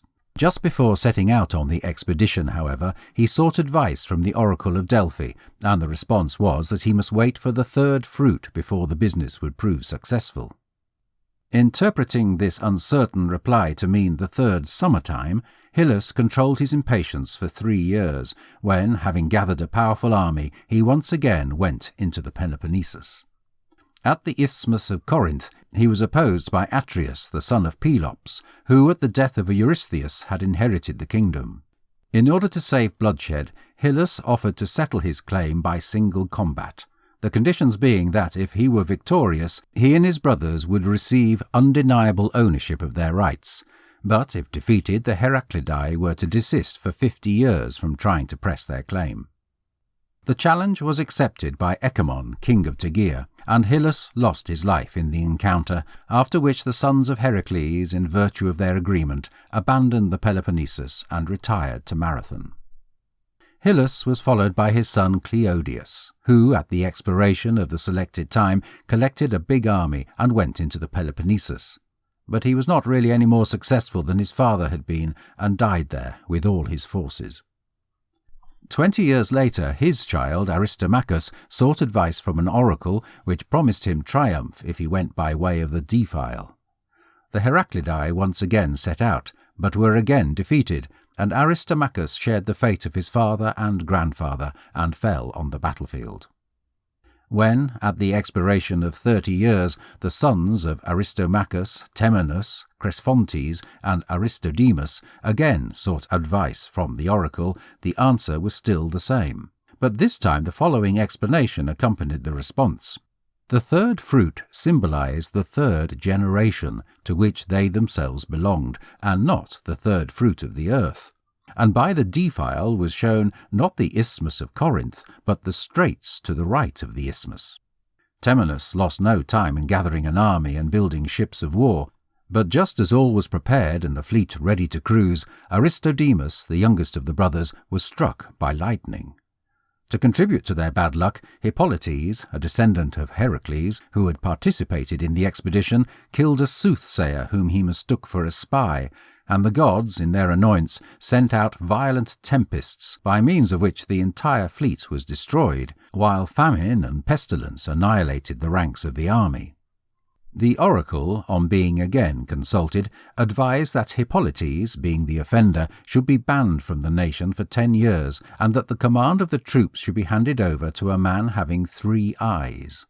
A search was at once set up by the Heraclidae for a man answering this description, who was found at length in the person of Oxylus, a descendant of the Aetolian race of kings. In obedience to the command of the oracle, Hippolytes was expelled, an army and fleet once again equipped, and Oxylus elected commander-in-chief. And now success at last crowned the efforts of the long-suffering descendants of the great hero. They obtained possession of the Peloponnesus, which was divided among them by lot. Argos fell to Temenus, Lacedaemon to Aristodemus, and Messene to Cresphontes. In appreciation for the services of their able leader Oxylus, the kingdom of Elis was given to him by the Heraclidae. The Siege of Troy. Troy, or Ilion, was the capital of a kingdom in Asia Minor, situated near the Hellespont, and established by Ilus, child of Tros. At the time of the famous Trojan War, this city was under the government of Priam, a direct descendant of Ilus. Priam was married to Hecuba, daughter of Dymas, king of Thrace, and among the most renowned of their children were the valiant Hector, the prophetess Cassandra, and Paris, the reason for the Trojan War. Before the birth of her second son, Paris, Hecuba dreamt that she had given birth to a flaming brand, which was interpreted by Aesacus, the seer, a boy of Priam by a previous marriage, to mean that she would bear a child who would cause the destruction of the city of Troy. Anxious to stop the fulfillment of the prediction, Hecuba caused her newborn babe to be exposed on Mount Ida to die. But, being found by some kind-hearted shepherds, the child was raised by them, and grew up unconscious of his noble birth. As the boy approached manhood, he proved to be exceptional, not only for his terrifically good looks, but also for his strength and nerve, which he proved in protecting the flocks from attacks by robbers and wild beasts. Hence he was termed Alexander, or Helper of Men. It was about this time that he settled the well-known dispute concerning the golden apple, tossed by the goddess of discord into the assembly of the gods. As we have already seen, he gave his decision in favour of Aphrodite, thus creating for himself two implacable enemies, for Hera and Athene never forgave the insult. Paris became joined to a lovely nymph named Oenone, with whom he lived gladly in the privacy and tranquillity of a pastoral life. But, to her deep sorrow, this tranquil existence was not fated to be of a long period of time. Hearing that some funereal games would be held in Troy in honour of a departed family member of the king, Paris resolved to go to the capital and participate in them himself. There he so distinguished himself in a contest with his unknown brothers, Hector and Deiphobus, that the unhappy young princes, infuriated that an obscure shepherd should take from them the reward of victory, began to create a disturbance. But Cassandra, who had been a spectator of the proceedings, took a step forward and revealed to them that the simple peasant who had so signally defeated them was their own brother Paris. He was then taken into the presence of his mother and father, who happily acknowledged him as their child. And in the middle of the celebrations and rejoicings in honour of their new-found son, the ominous forecast of the past was forgotten. As a proof of his confidence, the king now entrusted Paris with a somewhat delicate mission. As we have already seen in the legend of Heracles, that great hero conquered Troy, and after eliminating King Laomedon, brought away captive his lovely daughter Hesione, whom he bestowed in marriage on his good friend Telamon. Nevertheless, though she became princess of Salamis and lived happily with her spouse, her brother Priam continued to regret her loss, and the indignity which had been passed on his home. And it was now proposed that Paris should be equipped with a fleet and go to Greece to achieve the restoration of the king's sister. Just before setting out on this expedition, Paris was warned by Cassandra against bringing home a spouse from Greece, and she forecast that if he ignored her injunction, he would bring inescapable ruin on the city of Troy and harm to the house of Priam. Under the command of Paris, the fleet set sail and arrived safely in Greece. Here the young Trojan prince first witnessed Helen, the daughter of Zeus and Leda, and sister of the Dioscuri, who was the partner of Menelaus, king of Sparta, and the loveliest woman of her time. The most prominent heroes in Greece had sought the honour of her hand, but her stepfather, Tyndareus, king of Sparta, being worried that if he bestowed her in marriage on one of her many lovers he would make enemies of the rest, made it a term that all her suitors should solemnly swear to help and defend the successful candidate with all the means at their disposal in any fight which might hereafter emerge in connection with the marriage.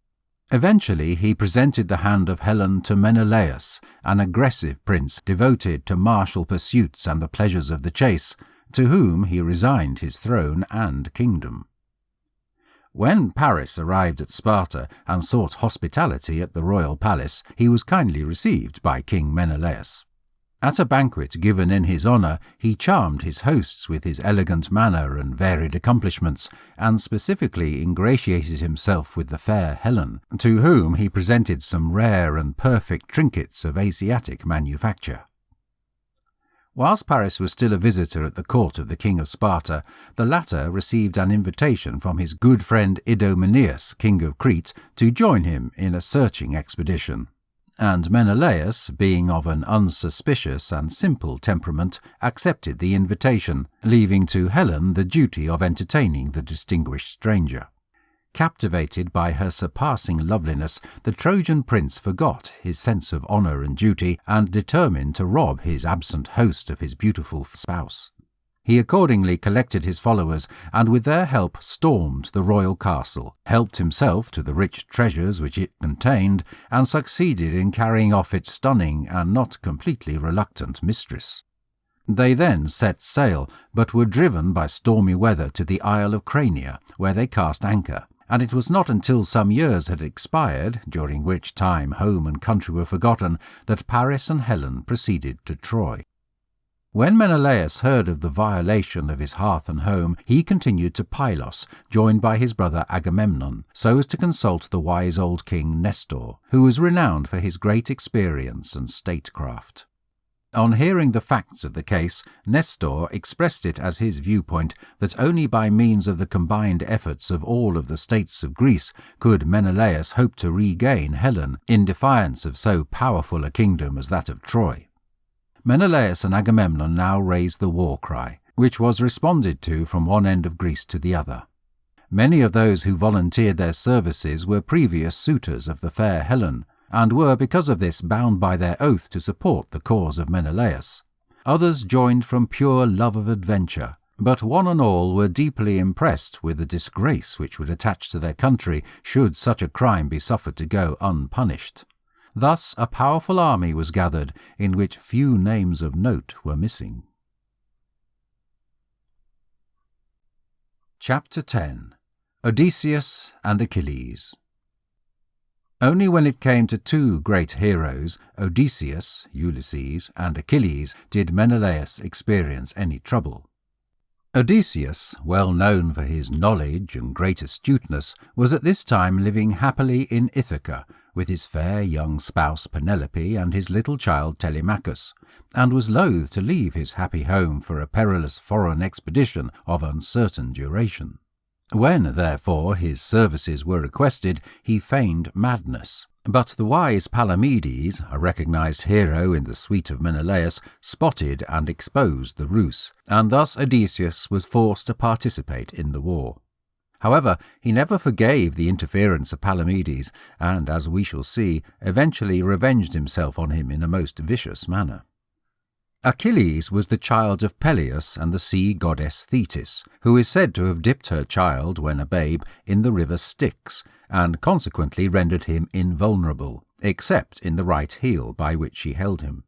When the boy was 9 years old, it was foretold to Thetis that he would either enjoy a long life of inglorious ease and lack of exercise, or that after a quick profession of triumph he would die the death of a hero. Naturally desirous of lengthening the life of her son, the fond mother fervently hoped that the previous fate may be allocated to him.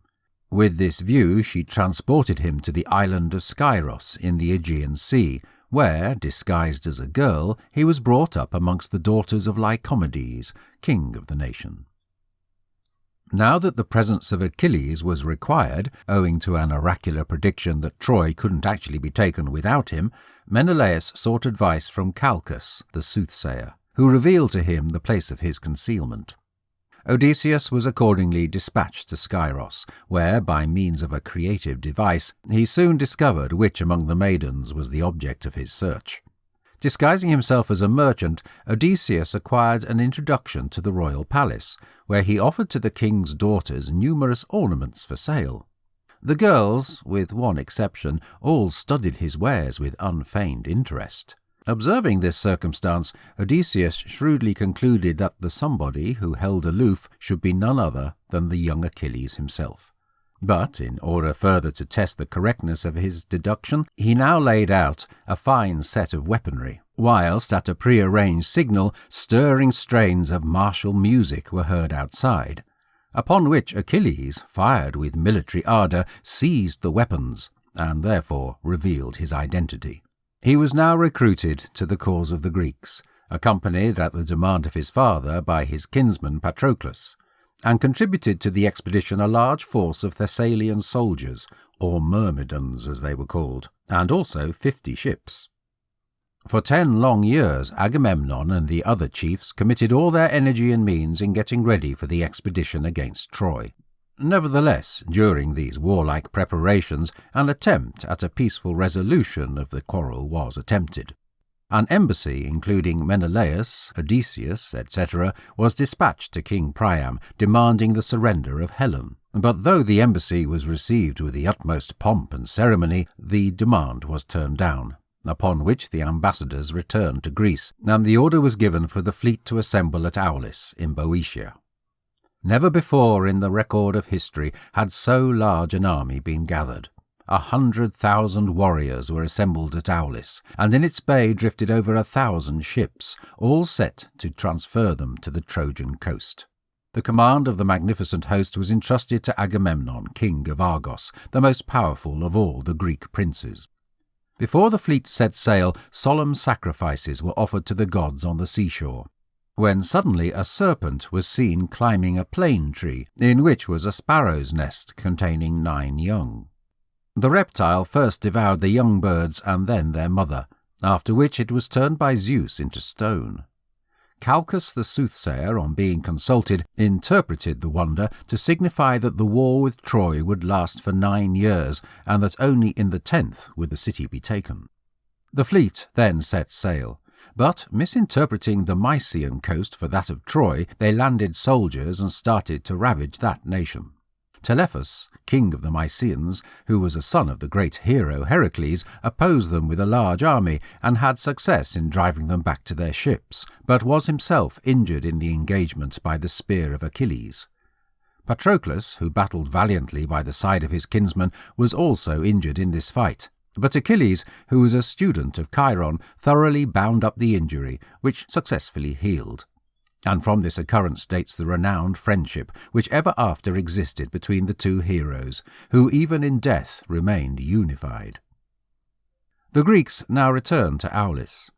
In the meantime, the injury of Telephus, proving incurable, resulted in him consulting an oracle, and the response was that he alone who had caused the wound had the power of curing it. Telephus accordingly proceeded to the Greek camp, where he was healed by Achilles, and, at the solicitation of Odysseus, consented to function as guide in the trip to Troy. Just as the expedition was about to begin for the second time, Agamemnon had the misfortune to kill a hind sacred to Artemis, who, in her anger, sent constant calms, which prevented the fleet from setting sail. Calchas, on being spoken with, announced that the sacrifice of Iphigenia, the daughter of Agamemnon, would alone calm the incensed goddess. How Agamemnon at length conquered his feelings as a father, and how Iphigenia was saved by Artemis herself, has already been related in a former chapter. A steady wind having at last sprung up, the fleet once more set sail.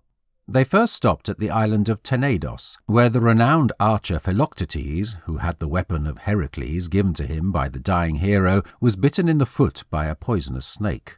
So unbearable was the smell produced by the wound that, on the advice of Odysseus, Philoctetes was transported to the island of Lesbos, where, to his great annoyance, he was deserted to his fate, and the fleet continued on their journey to Troy.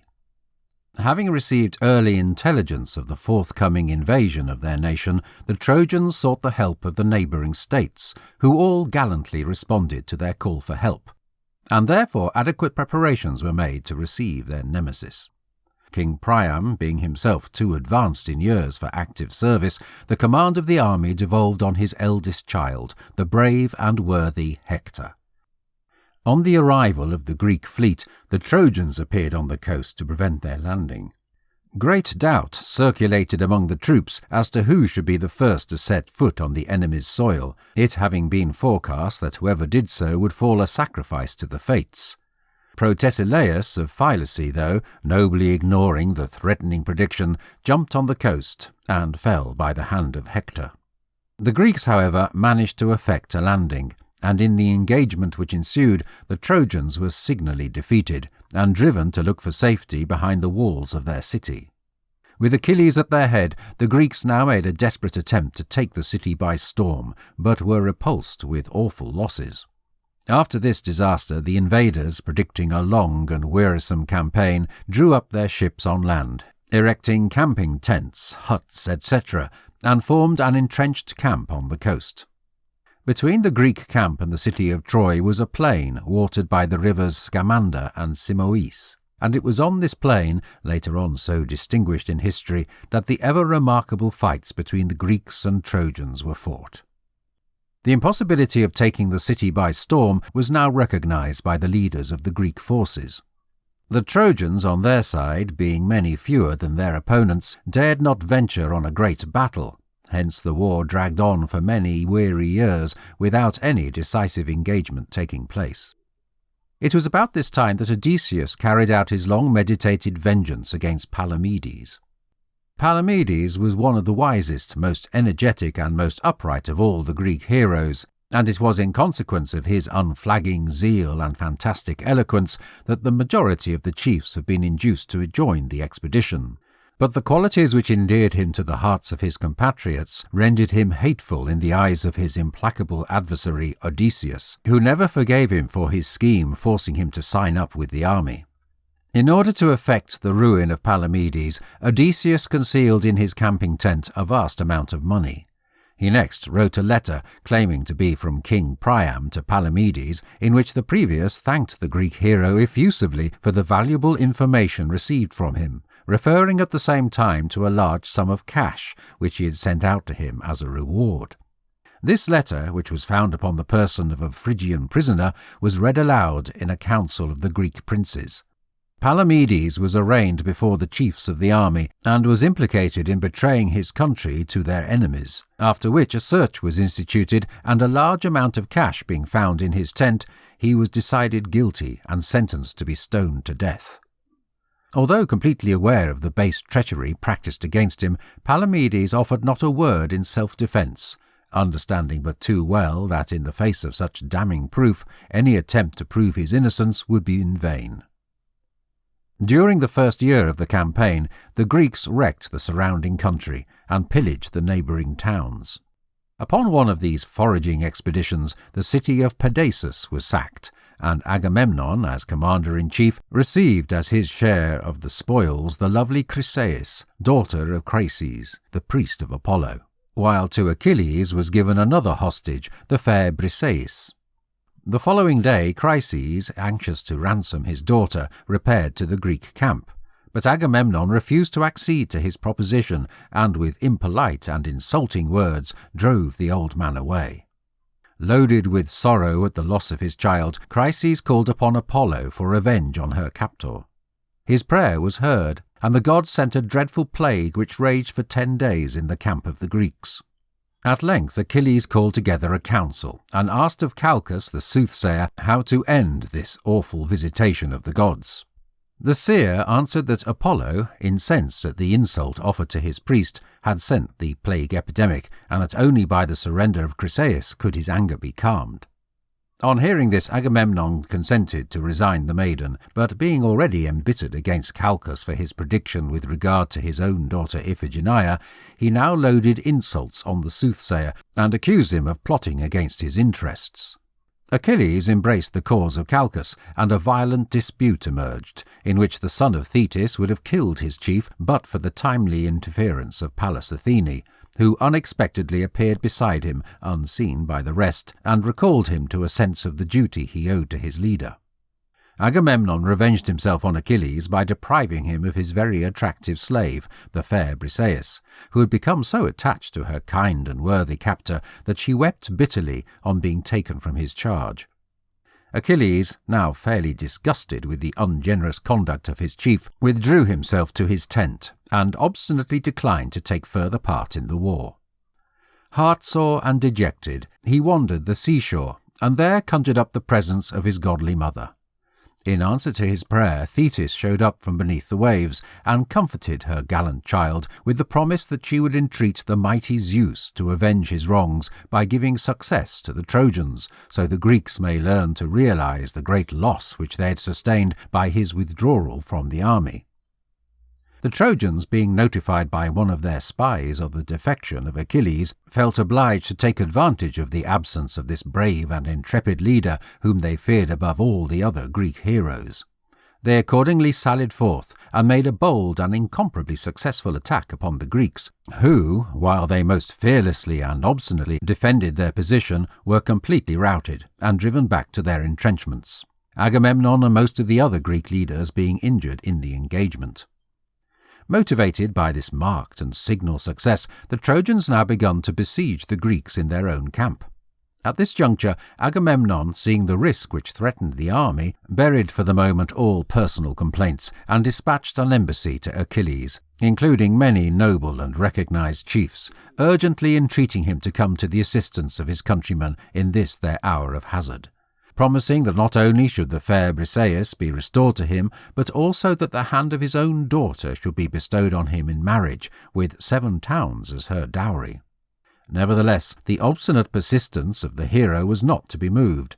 and though he listened courteously to the arguments and representations of the messengers of Agamemnon, his resolution to take no further part in the war remained unshaken. In one of the engagements that happened soon afterwards, the Trojans, under the command of Hector, penetrated the heart of the Greek camp, and had already started to burn their ships when Patroclus, seeing the distress of his countrymen, earnestly besought Achilles to send him to the rescue at the head of the Myrmidons. The better nature of the hero won through, and he not only entrusted to his good friend the command of his brave band of warriors, but provided him also with his own suit of armour. Patroclus having mounted the war chariot of the hero, Achilles raised on high a golden goblet and poured out a libation of red wine to the gods, accompanied by an earnest petition for victory and the safe return of his precious comrade. As a parting injunction, he warned Patroclus against advancing too far into the area of the enemy, and entreated him to be content with rescuing the galleys. At the head of the Myrmidons, Patroclus now made a desperate attack upon their enemy, who, thinking that the invincible Achilles was himself in command of his battalions, ended up being disheartened and were put to flight. Patroclus followed up his success and went after the Trojans as far as the walls of their city, altogether forgetting in the excitement of battle the injunction of his friend Achilles. Unfortunately, this temerity cost the young hero his life, for he now encountered the magnificent Hector himself, and fell by his hands. Hector stripped the armour from his dead enemy, and would have dragged the body into the city had not Menelaus and Ajax the Greater hurried forward, and, after a long and intense struggle, succeeded in rescuing it from desecration.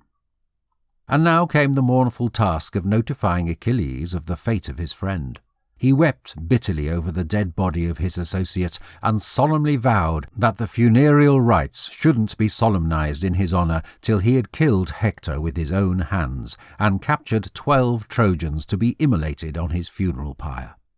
All other considerations disappeared before the burning desire to avenge the death of his good friend, and Achilles, now thoroughly aroused from his apathy, made up his differences with Agamemnon and rejoined the Greek army. At the request of the goddess Thetis, Hephaestus forged for him a brand new suit of armour, which far surpassed in majesty that of all the other heroes. Thus gloriously arrayed, he was soon seen stepping out, calling the Greeks to arms.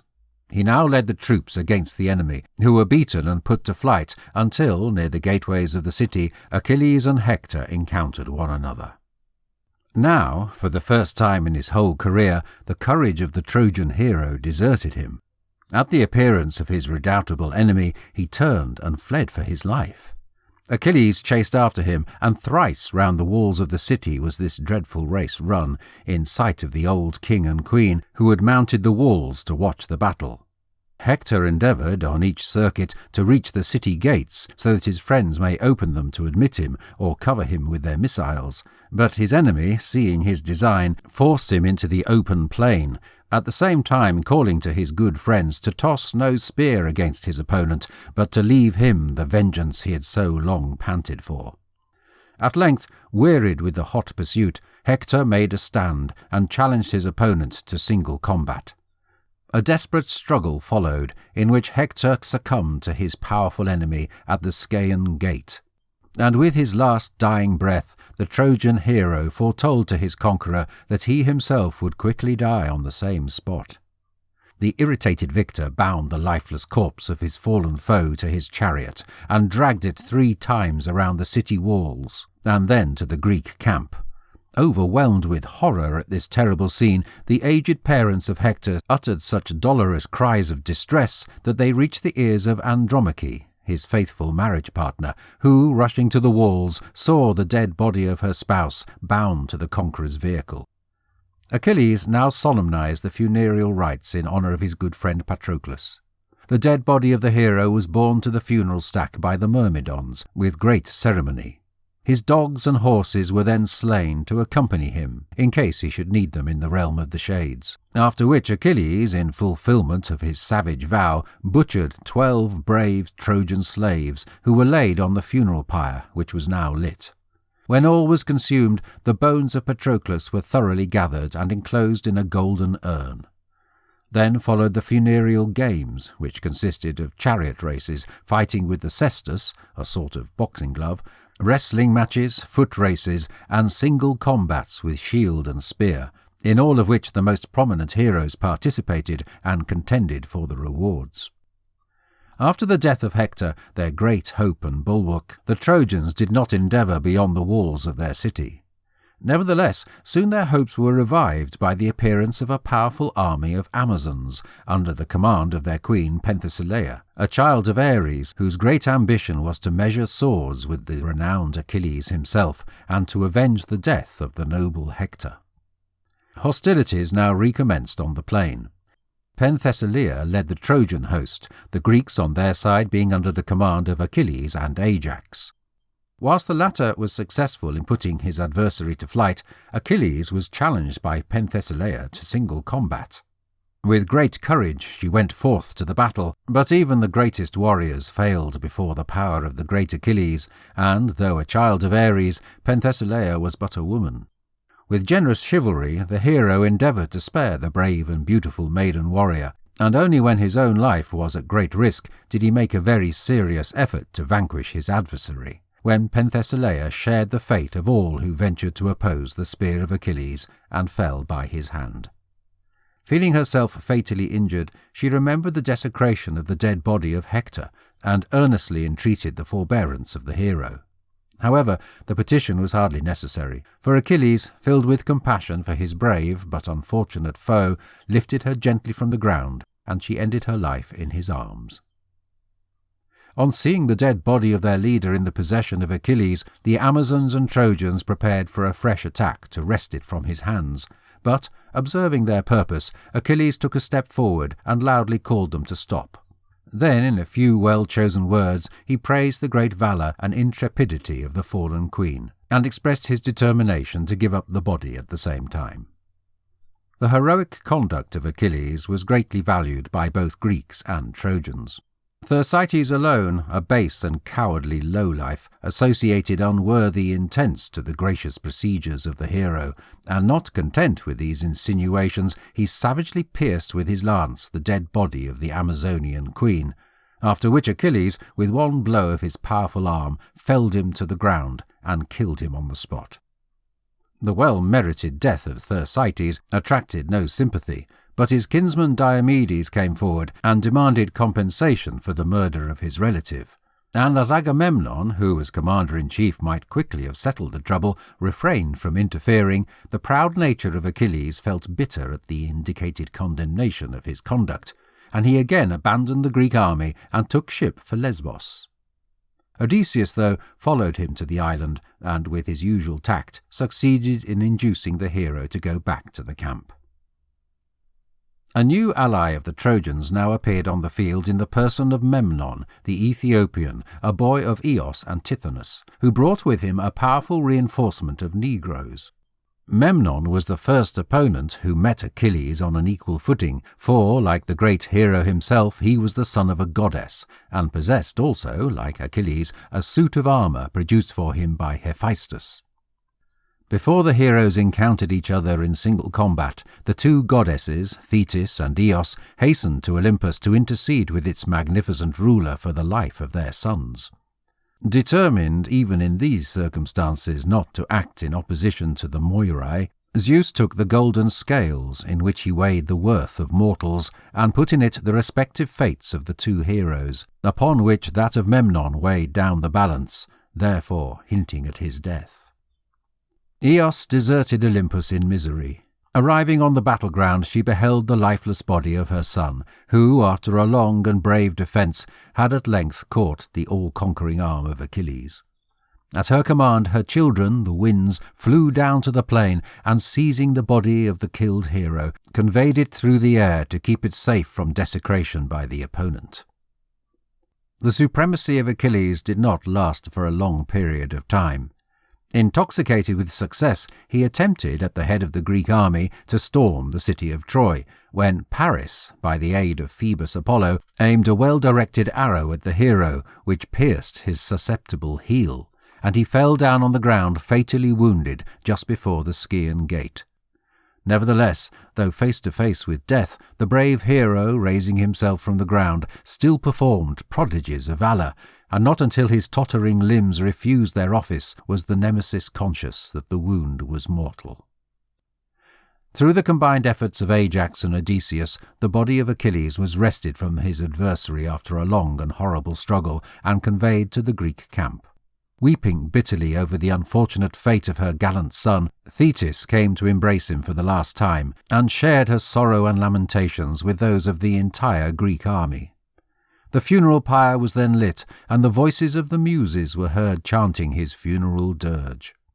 When, according to the tradition of the ancients, the body had been burned on the pyre, the bones of the hero were collected, enclosed in a golden urn, and deposited next to the remains of his cherished good friend Patroclus.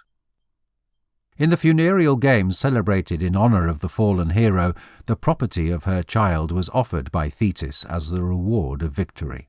However, it was unanimously agreed that the beautiful suit of armour made by Hephaestus should be presented to him who had contributed the most to the rescue of the body from the hands of the enemy. Popular opinion chose in favour of Odysseus, which decision was validated by the Trojan prisoners who were present at the engagement. Unable to endure the slight, the unfortunate Ajax lost his reason, and in this condition committed suicide. Thereby the Greeks were deprived at one and the same time of their bravest and most effective leader, and of him also who was nearest to him in greatness. For a time all operations came to a dead stop, until Odysseus at length contrived by means of a cleverly arranged ambush to capture Helenus, the son of Priam. Like his sister Cassandra, Helenus had the gift of prophecy, and the unfortunate youth was now coerced by Odysseus into using this gift against the well-being of his native city. The Greeks learned from the Trojan prince that 3 conditions were vital to the conquest of Troy. In the first place, the child of Achilles must fight in their ranks. Second of all, the arrows of Heracles should be used against the adversary. And thirdly, they must acquire ownership of the wooden image of Pallas Athene, the well-known Palladium of Troy. The first condition was easily satisfied. Ever set to serve the interests of the community, Odysseus went to the Isle of Skyros, where he found Neoptolemus, the son of Achilles. Having succeeded in exciting the aspiration of the fiery youth, he generously resigned to him the stunning armour of his father, and after that took him to the Greek camp, where he instantly distinguished himself in single combat with Eurypylus, the son of Telephus, who had offered his help to the Trojans. To obtain the poison-dipped arrows of Heracles was a matter of greater difficulty. They were still in the ownership of the much-aggrieved Philoctetes, who had stayed on the island of Lemnos, his wound still unhealed, suffering the most abject misery. But the sensible zeal of the indefatigable and ever-active Odysseus, who was accompanied in this undertaking by Diomedes, at length gained the day, and he induced Philoctetes to accompany him to the camp, where the expert physician Machaon, the son of Asclepius, recovered him of his injury. Philoctetes ended up being reconciled to Agamemnon, and in an engagement which took place soon after, he mortally wounded Paris, the child of Priam. Nevertheless, though pierced by the fatal arrow of the demigod, death didn't immediately occur, and Paris, recollecting the forecast of an oracle that his deserted spouse Oenone could alone cure him if wounded, caused himself to be carried to her abode on Mount Ida, where he implored her, through the memory of their past love, to save his life. However, conscious only of the wrongs done to her, Oenone stamped on any feelings of womanly pity and empathy, and sternly bade him depart. Quickly, however, all her previous affection for her spouse awoke within her.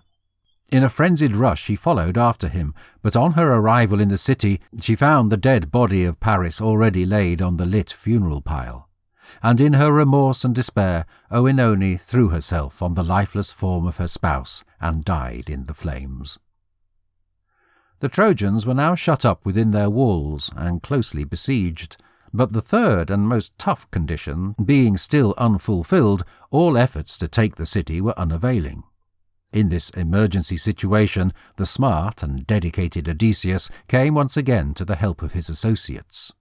Having damaged himself with self-inflicted wounds, he assumed the disguise of a wretched old beggar, and then crept stealthily into the city so as to discover where the Palladium was protected. He succeeded in his aim, and was recognized by nobody save the fair Helen, who, after the death of Paris, had been given in marriage to his brother Deiphobus. However, since death had robbed her of her lover, the heart of the Greek princess had turned yearningly to her native country and her spouse Menelaus, and Odysseus now found in her a most unlooked-for ally. On his return to the camp, Odysseus called to his aid the worthy Diomedes, and with his support, the dangerous job of abstracting the Palladium from its sacred precincts was, after some trouble, effected. The conditions of conquest being now fulfilled, a council was called to decide the last step. PERSEUS, a Greek carver who had accompanied the expedition, was desired to construct an enormous wooden horse, large enough to contain a number of able and distinguished heroes. On its completion, a band of warriors concealed themselves within, after which the Greek army evacuated their camp and set fire to it, as if, wearied of the long and tedious 10 years' siege, they had abandoned the business as hopeless. Accompanied by Agamemnon and the sage Nestor, the fleet set sail for the island of Tenedos, where they cast anchor, anxiously waiting for the torch signal to speed back to the Trojan coast. When the Trojans saw their enemy depart, and the Greek camp in flames, they really believed themselves safe at last, and streamed in great numbers out of the town so as to see the site where the Greeks had so long encamped. Here they found the gigantic wooden horse, which they studied with wondering curiosity, different opinions being uttered with regard to its purpose. Some supposed it to be an engine of war, and were in favour of destroying it. Others regarded it as a sacred idol, and proposed that it should be brought into the city. Two things now happened which induced the Trojans to incline towards the latter viewpoint. Chief amongst those who presumed a treacherous design in this substantial contrivance was Laocoon, a priest of Apollo, who, in company with his 2 young sons, had issued from the city with the Trojans to offer a sacrifice to the gods. With all of the eloquence at his disposal, he advised his countrymen not to put confidence in any gift of the Greeks, and even went so far as to pierce the side of the horse with a spear, which he drew from a warrior beside him, after which the arms of the heroes were heard to rattle. The hearts of the brave men hidden inside the horse quailed within them, and they had already given themselves up for lost, when Pallas Athene, who ever watched over the cause of the Greeks, now came to their help, and a true miracle took place to blind and trick the devoted Trojans, for the fall of Troy was decreed by the gods. Whilst Laocoon and his 2 sons stood ready to perform their sacrifice, 2 massive serpents unexpectedly rose out of the sea and made directly for the altar. They entwined themselves around the tender limbs of the powerless youths, and then encircled their father, who rushed to their help, and thus all 3 were destroyed in sight of the horrified populace. The Trojans naturally interpreted the fate of Laocoon and his sons to be a punishment sent out by Zeus for his sacrilege against the wooden horse, and were now completely convinced that it must be consecrated to the gods. The cunning Odysseus had left his reliable friend Sinon with full instructions as to his course of action. Assuming the role appointed to him, he now approached King Priam with fettered hands and piteous entreaties, declaring that the Greeks, in obedience to the command of an oracle, had attempted to immolate him as a sacrifice, but that he had contrived to get away from their hands and now sought security from the king. The kind-hearted king, believing his story, released his bonds, ensured him of his favour, and after that asked him to explain the true meaning of the wooden horse. Sinon voluntarily complied. He informed the king that Pallas Athene, who had hitherto been the hope and stay of the Greeks throughout the war, was so deeply upset at the elimination of her holy image, the Palladium, from her temple in Troy, that she had withdrawn her defence from the Greeks, and refused all further help till it was brought back to its rightful place. Thus the Greeks had returned home in order to seek fresh directions from an oracle. Nevertheless, before leaving, Calchas the seer had advised their building this massive wooden horse as a tribute to the upset goddess, hoping thereby to appease her just anger. He further explained that it had been constructed at such gigantic proportions to prevent its being brought into the city, so that the favour of Pallas Athene might not be transferred to the Trojans. Barely had the crafty Sinon stopped speaking when the Trojans, with one accord, urged that the wooden horse should be brought into their city without delay. The gates being too low to admit its entry, a breach was made in the walls, and the horse was conveyed in triumph into the very heart of Troy, after which the Trojans, overjoyed at what they deemed the successful outcome of the campaign, abandoned themselves to feasting and rioting. Amidst the universal rejoicing, the dissatisfied Cassandra, foreseeing the outcome of the admission of the wooden horse into the city, was seen hurrying through the streets with wild gestures and dishevelled hair, warning her people against the risks which awaited them.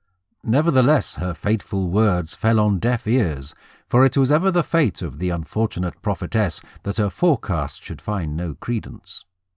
When, after the day's enjoyment, the Trojans had retired to rest, and all was hushed and silent, Sinon, in the dead of night, released the heroes from their voluntary imprisonment.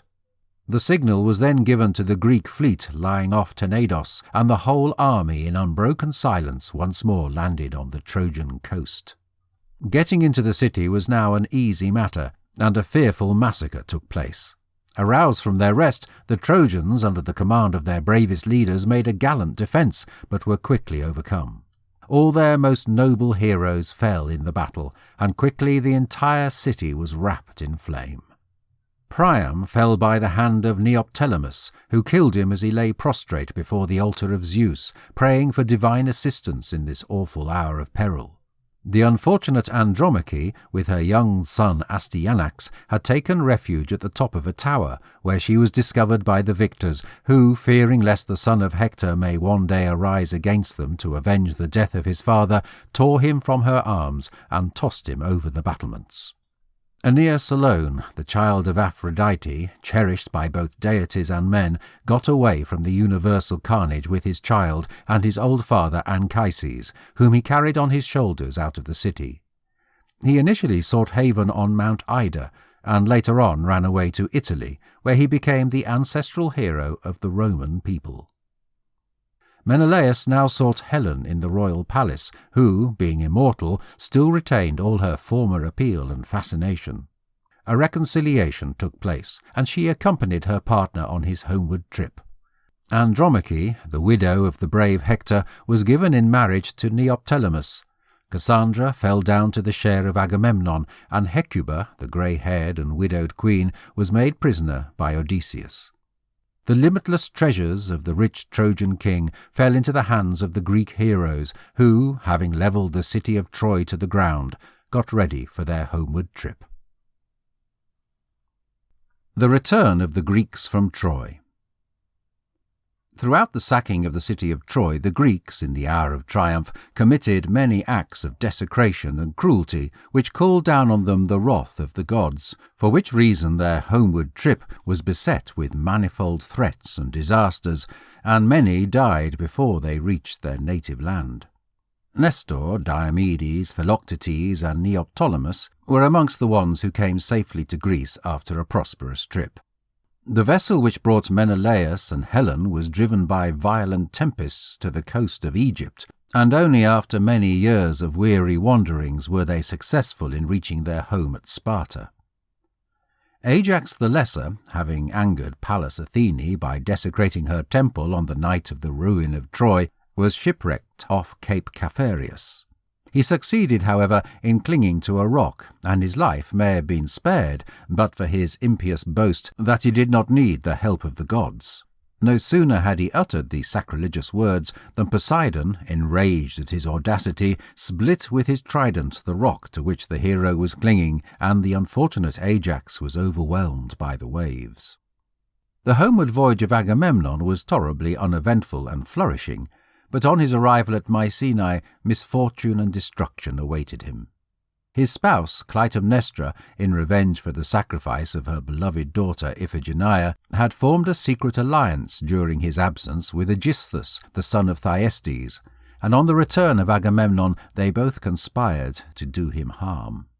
Clytemnestra feigned the greatest delight on beholding her spouse, and in spite of the urgent cautions of Cassandra, who was now a slave in his train, he received her protestations of love with the most trusting confidence.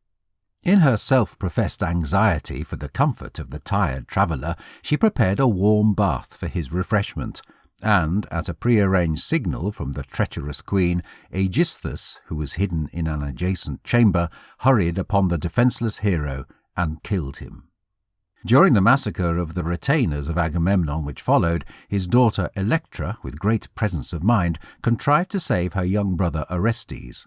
He fled for sanctuary to his uncle Strophius, king of Phocis, who educated him with his own son Pylades, and an ardent friendship emerged between the two youths. As Orestes grew up to manhood, his one great all-absorbing desire was to avenge the death of his father.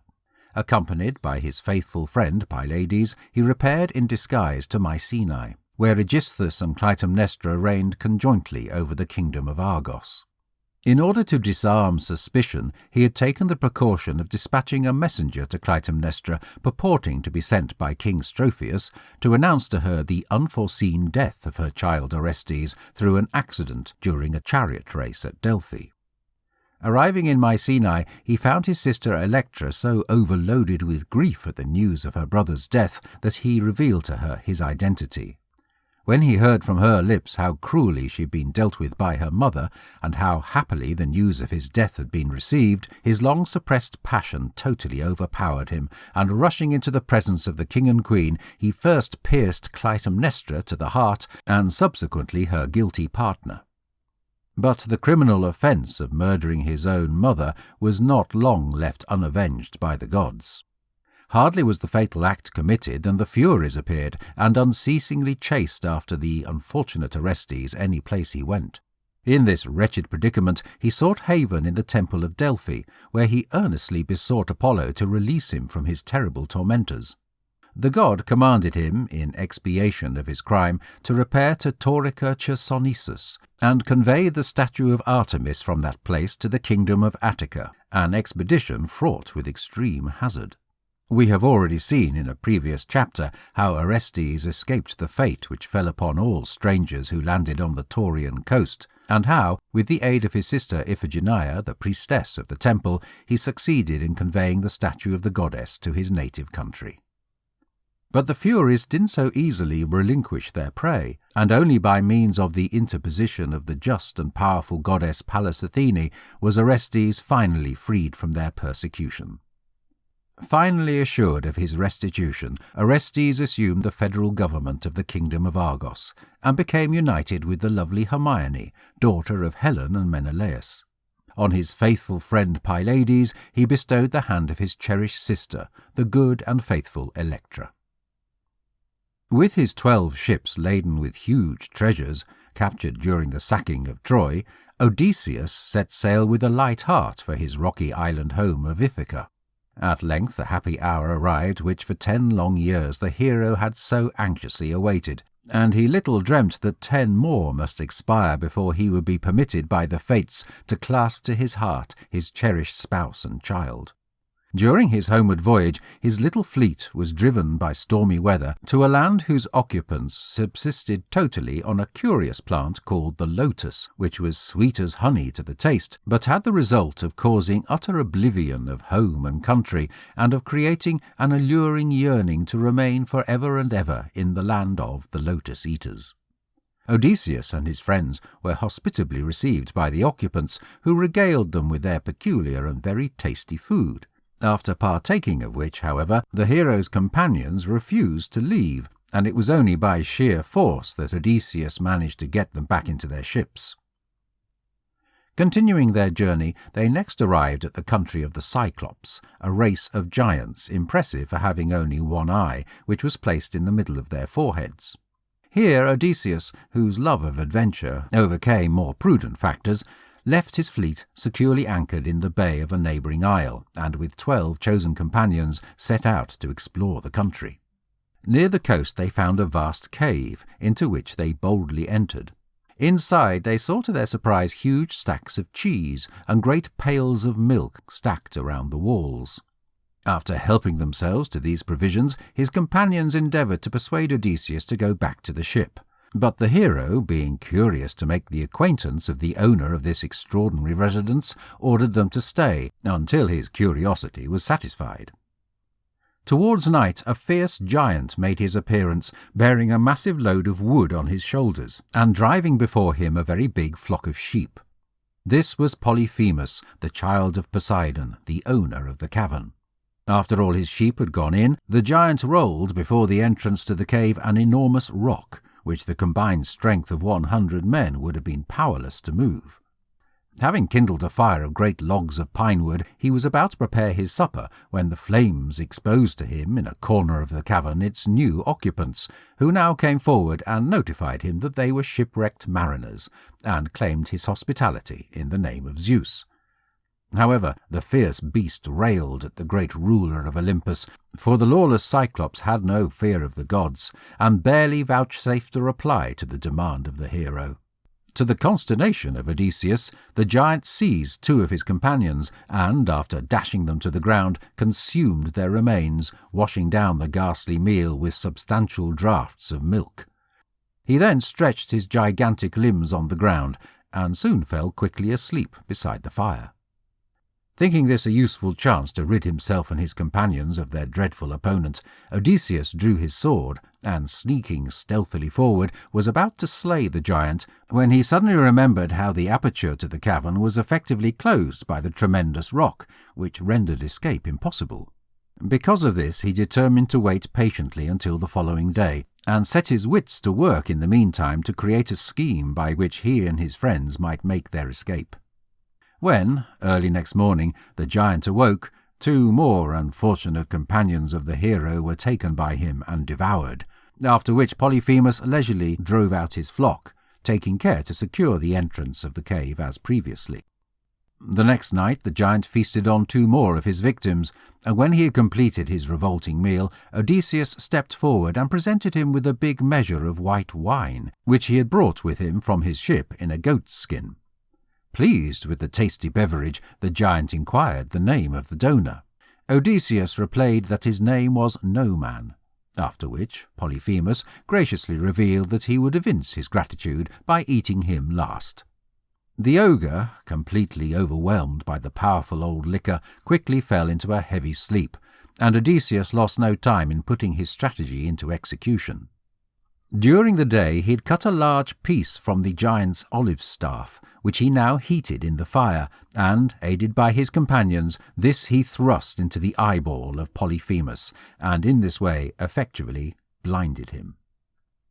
The giant made the cave resound with his howls of pain and rage, his cries being heard by his brother Cyclops, who resided in caverns not far distant from his own, quickly came trooping over the hills from all sides, and assaulted the door of the cavern with questions concerning the reason for his sobs and groans, but as his only reply was, "No man has hurt me," they concluded that he had been playing them a trick, and for that reason left him to his fate.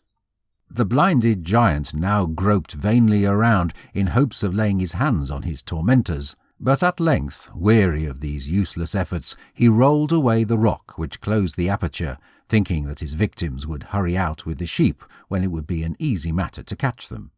However, in the meantime Odysseus had not been idle, and the subtlety of the hero was now called into play, and proved more than a match for the giant's strength.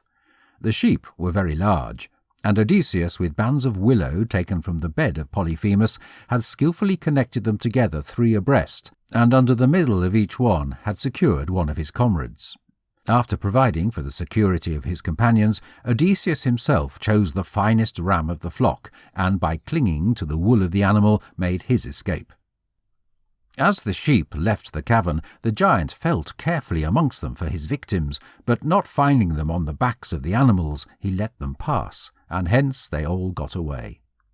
They now hurried on board their vessel, and Odysseus, thinking himself at a safe range, screamed out his real name, and mockingly defied the giant, upon which Polyphemus took a huge rock, and, following the direction of the voice, hurled it toward the ship, inflicting severe damage.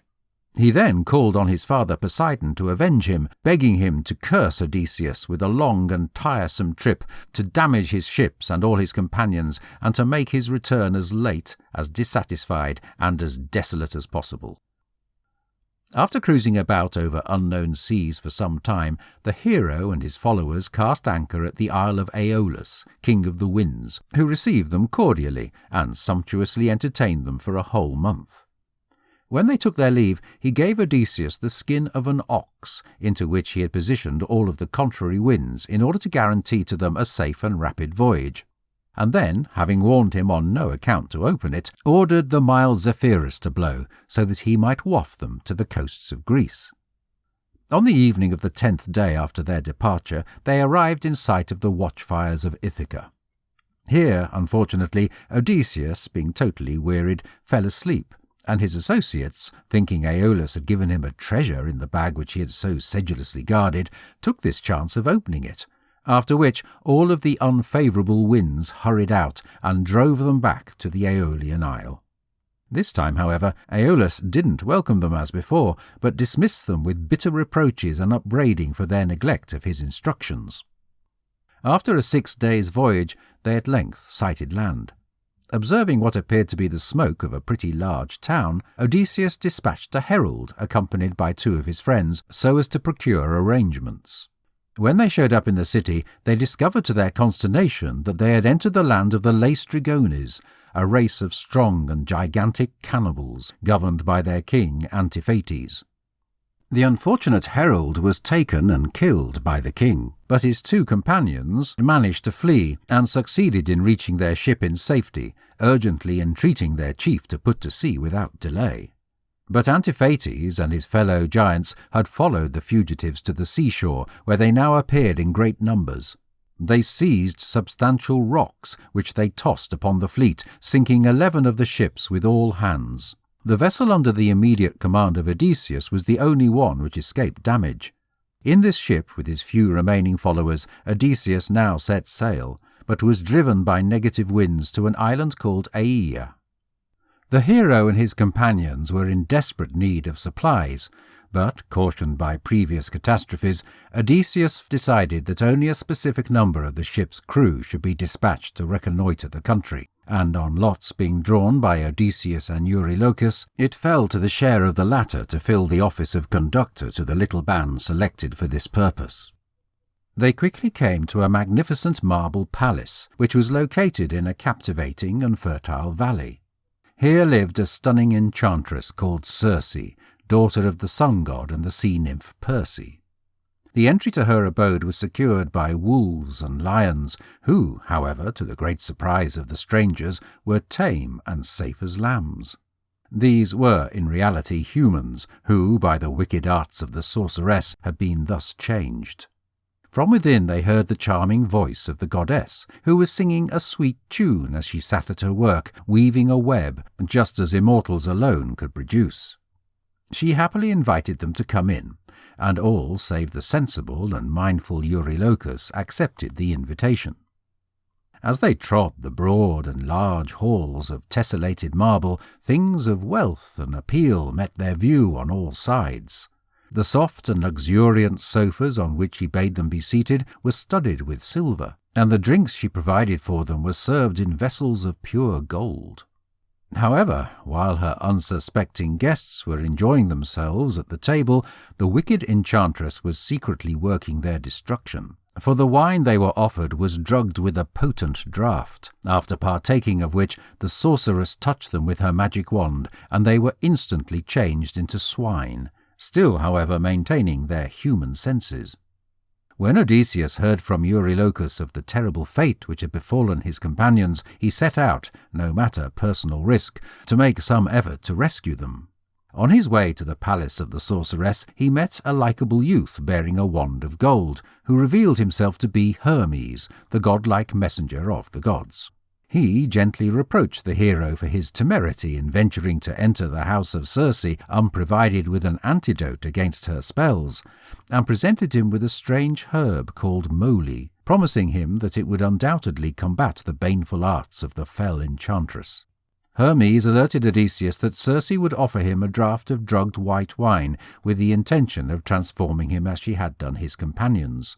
He bade him drink the wine, the effect of which would be totally nullified by the herb which he had given him, and after that to rush boldly at the sorceress as though he would take her life, after which her power over him would cease. She would recognize her master and grant him whatever he might desire. Circe received the hero with all the grace and allurement at her command, and presented him with a draught of white wine in a golden goblet. This he readily accepted, trusting to the effectiveness of the antidote.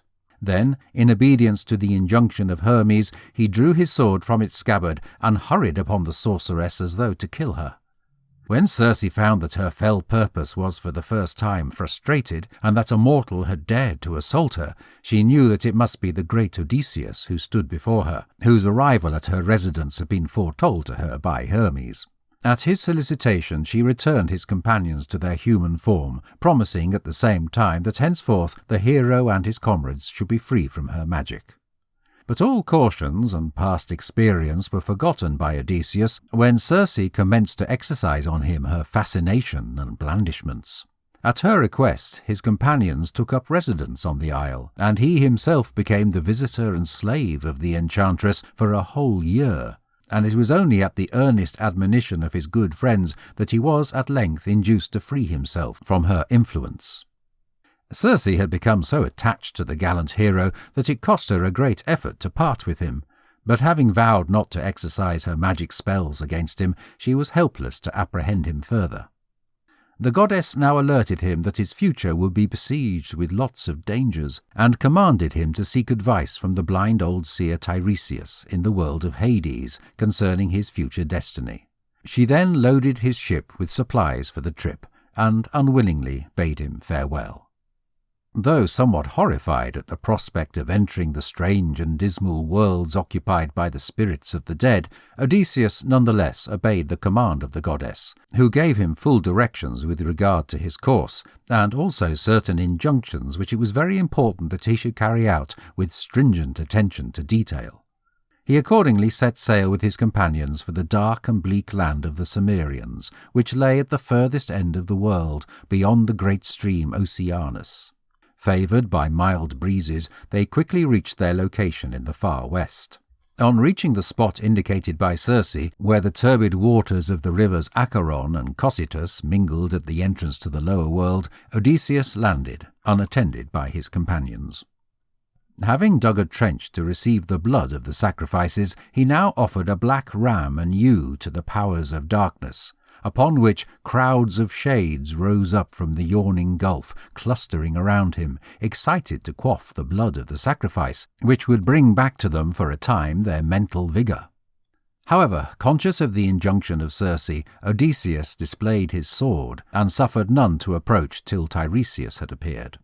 The great prophet now came slowly forward, leaning on his golden staff, and, after drinking of the sacrifice, proceeded to impart to Odysseus the hidden secrets of his future fate. Tiresias also cautioned him of the many hazards which would assail him, not only during his homeward trip, but also on his return to Ithaca, and then advised him how to keep away from them. In the meantime, many more shades had quaffed the sense-awakening draught of the sacrifice, among whom Odysseus recognized, to his dismay, his tenderly loved mother, Anticlea. From her he learned that she had passed away of grief at her son's protracted absence, and that his aged father Laertes was wearing his life away in fruitless and anxious yearnings for his return. He also spoke with the ill-fated Agamemnon, Patroclus, and Achilles. The latter regretted his shadowy and unreal existence, and plaintively assured his former companion in arms that he would rather be the poorest day-labourer in the world than reign supreme as king over the realm of shades. Ajax alone, who still brooded over his wrongs, held aloof, declining to speak with Odysseus, and sullenly retired when the hero addressed him. But at last so many shades came swarming around him that the courage of Odysseus failed him, and he left in fear back to his ship. Having rejoined his companions, they once again put to sea, and continued on their homeward voyage.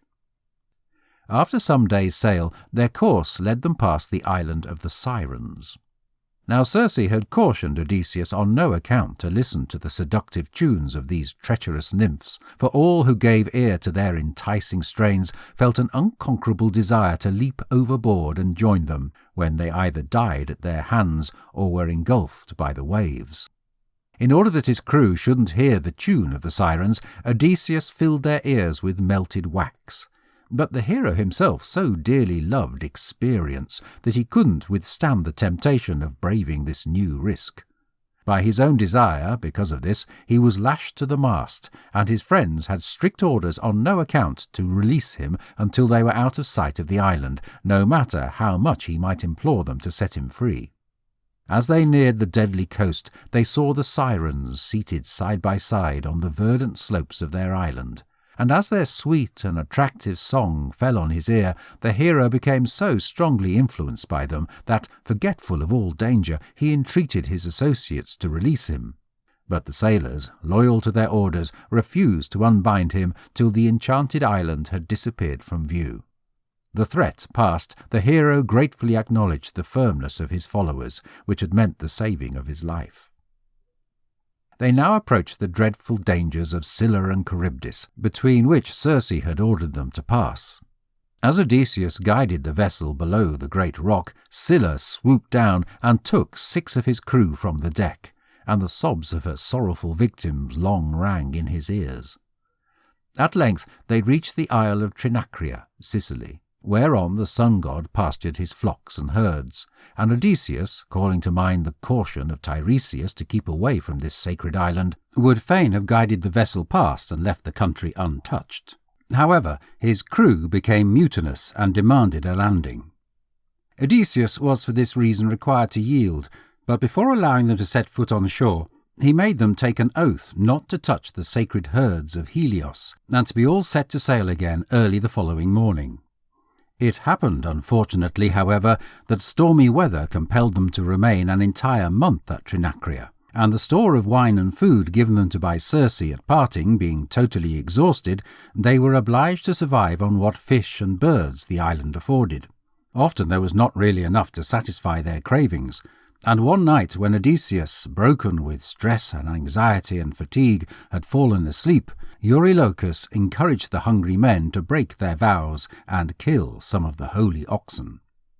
Terrible was the anger of Helios, who caused the hides of the butchered animals to creak and the joints on the spits to wail like living cattle, and threatened that unless Zeus penalized the impious team, he would withdraw his light from the heavens and shine only in Hades. Restless to calm the furious deity, Zeus assured him that his cause should be avenged. When, therefore, after feasting for 7 days, Odysseus and his companions again set sail, the ruler of Olympus caused an awful storm to overtake them, during which the ship was struck with lightning and fell to pieces. All the crew were drowned except for Odysseus, who, holding onto a mast, floated about in the open sea for 9 days, when, after once again escaping being sucked in by the whirlpool of Charybdis, he was cast ashore on the island of Ogygia. Ogygia was an isle covered with dense forests, where, in the middle of a grove of cypress and poplar, stood the charming grotto palace of the nymph Calypso, daughter of the Titan Atlas. The entrance to the grotto was laced with a leafy trellis work of vine branches, from which depended clusters of purple and golden grapes. The plashing of water fountains gave a scrumptious sense of coolness to the air, which was filled with the tunes of birds, and the ground was carpeted with violets and mosses. Calypso cordially invited the forlorn and shipwrecked hero in, and hospitably ministered to his wants. In the course of time she ended up being so considerably attached to him that she offered him immortality and eternal youth if he would consent to stay with her forever and ever. However, the heart of Odysseus turned yearningly to his beloved spouse Penelope and his young son. He therefore refused the boon, and earnestly entreated the gods to permit him to go home. Nevertheless, the curse of Poseidon still followed the unfortunate hero, and for 7 long years he was detained on the island by Calypso, sorely against his will. At length Pallas Athene interceded with her magnificent father on his behalf, and Zeus, yielding to her demand, forthwith dispatched the fleet-footed Hermes to Calypso, commanding her to allow Odysseus to leave, and to supply him with the means of transport. The goddess, though loath to part with her guest, did not venture to disobey the commands of the mighty Zeus. In response, she instructed the hero how to construct a raft, for which she herself wove the sails. Odysseus now bade her goodbye, and alone and unaided embarked on the frail little craft for his native land. For 17 days Odysseus contrived to pilot the raft skillfully through all of the dangers of the deep, directing his course according to the directions of Calypso, and guided by the stars of heaven. On the 18th day he happily hailed the distant outline of the Phaeacian coast, and started to look forward hopefully to short-term rest and shelter. But Poseidon, still furious with the hero who had blinded and insulted his son, caused a terrible tempest to occur, during which the raft was overloaded by the waves, and Odysseus only saved himself by clinging for bare life to a part of the wreck.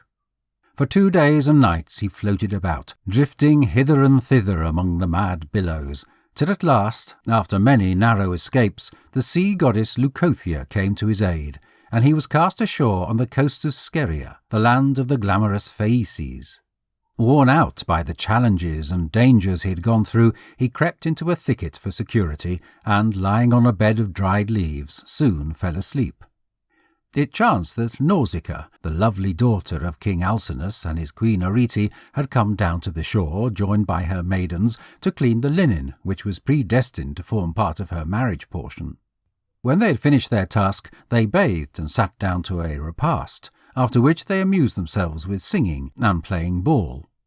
Their joyous shouts at last awoke Odysseus, who, arising from his hiding-place, all of a sudden found himself in the middle of the happy group.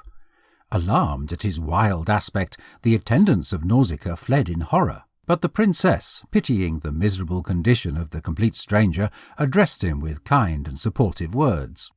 After hearing from him the account of his shipwreck and the awful hardships he had undergone, Nausicaa called back her attendants, reproached them for their want of courtesy, and bade them supply the wanderer with food, drink, and appropriate raiment. Odysseus then left the maidens to resume their games, while he bathed and dressed himself with the garments with which they had furnished him.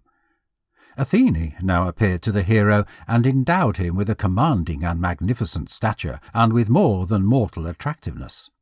When he returned, the young princess was struck with admiration, and requested the hero to come to the palace of her father. She then desired her attendants to yoke the mules to the wagons and prepare to return home. Odysseus was cordially received by the king and queen, who entertained him with magnificent hospitality, and in return for their kindness the hero related to them the history of his long and eventful voyage, and the high number of remarkable adventures and miraculous escapes which had befallen him since his departure from the coast of Ilion. When he at last took leave of his royal entertainers, Alcinous loaded him with wealthy gifts, and ordered him to be transported in one of his own ships to Ithaca. The trip was a brief and uneventful one. By the direction of King Alcinous, luxurious furs had been laid on the deck for the comfort of his visitor, on which the hero, leaving the guidance of the ship to the Phaeacian sailors, quickly fell straight into a deep sleep. When, next morning, the vessel showed up in the harbour of Ithaca, the sailors, concluding that so abnormally profound a rest must be sent by the gods, transported him to the coast without disturbing him, where they gently laid him down below the cool shade of an olive tree. When Odysseus awoke, he did not know where he was, for his ever-watchful protectress, Pallas Athene, had enveloped him in a thick cloud, so as to conceal him from view. She now appeared to him in the disguise of a shepherd, and informed him that he was in his native land, that his father, Laertes, bent with sorrow and old age, had withdrawn from the court, that his son Telemachus had grown to manhood and was gone to seek for tidings of his father, and that his spouse Penelope was bothered by the importunities of many suitors, who had occupied his home and devoured his compound. In order to acquire time, Penelope had promised to marry one of her lovers as soon as she had completed weaving a robe for the aged Laertes. But by secretly unravelling in the evening what she had done in the day, she effectually handicapped the completion of the work, and therefore delayed her reply. Just as Odysseus had set foot in Ithaca, the upset suitors had discovered her stratagem, and had become more clamorous than ever. When the hero heard that this was certainly his native land, which, after an absence of 20 years, the gods had at length permitted him to come to once again, he threw himself on the ground, and kissed it in an ecstasy of delight. The goddess, who had now revealed her identity to Odysseus, helped him to conceal in a neighbouring cave the valuable gifts of the Phaeacian king. Then, seating herself next to him, she spoke with him as to the best means of ridding his palace of its shameless occupants. In order to prevent his being recognised, she caused him to assume the form of an aged beggar. His limbs became decrepit, his brown locks disappeared, his eyes grew dim and bleary, and the regal robes given to him by King Alcinous were replaced by the scruffy attire of a run-down mendicant, which hung loosely around his shrunken form. Athene then wanted him to look for shelter in the hut of Eumaeus, his own swineherd. Eumaeus received the old beggar hospitably, kindly ministered to his wants, and even confided to him his distress at the long ongoing absence of his cherished old master, and his regrets at being forced by the unruly intruders of his house to slaughter for their usage all the finest and fattest of the herd. It chanced that the following morning Telemachus returned from his long and unproductive look for his father, and going first to the hut of Eumaeus, heard from him the story of the seeming beggar whom he promised to befriend. Athene now advised Odysseus to make himself known to his child, and at her touch his beggar's rags vanished, and he stood before Telemachus, arrayed in royal robes and in the full strength and vigour of manhood. So impressive was the appearance of the hero that initially the young prince thought he must be a god, but when he was convinced that it was indeed his beloved father, whose extended absence had caused him so much sorrow, he fell on his neck and embraced him with every expression of dutiful affection. Odysseus charged Telemachus to keep his return a secret, and planned with him a strategy whereby they might rid themselves of the detested suitors. In order to put it into effect, Telemachus was to induce his mother to promise her hand to the person who could most excel in shooting with the renowned bow of Odysseus, which the hero had left when he went to Troy, deeming it too valuable a treasure to be taken with him. Odysseus now resumed his beggar's gown and appearance, and accompanied his child to the palace, just before the door of which lay his faithful pet dog Argo, who, though worn and weak with age and neglect, quickly recognized his master. In his pleasure, the poor animal made a last effort to welcome him, but his strength was exhausted, and he died at his feet. When Odysseus entered his ancestral halls, he was mocked and reviled by the riotous suitors, and Antinous, the most shameless of them all, ridiculed his abject appearance, and insolently bade him leave. But Penelope, hearing of their terrible conduct, was touched with sympathy, and desired her maidens to bring the poor mendicant into her presence. She spoke kindly to him, asking who he was and whence he came. He told her that he was the brother of the king of Crete, in whose palace he had seen Odysseus, who was about to start for Ithaca, and had declared his objective of showing up there before the year was out. The queen, satisfied at the happy tidings, ordered her maidens to prepare a bed for the stranger, and to treat him as an honoured visitor.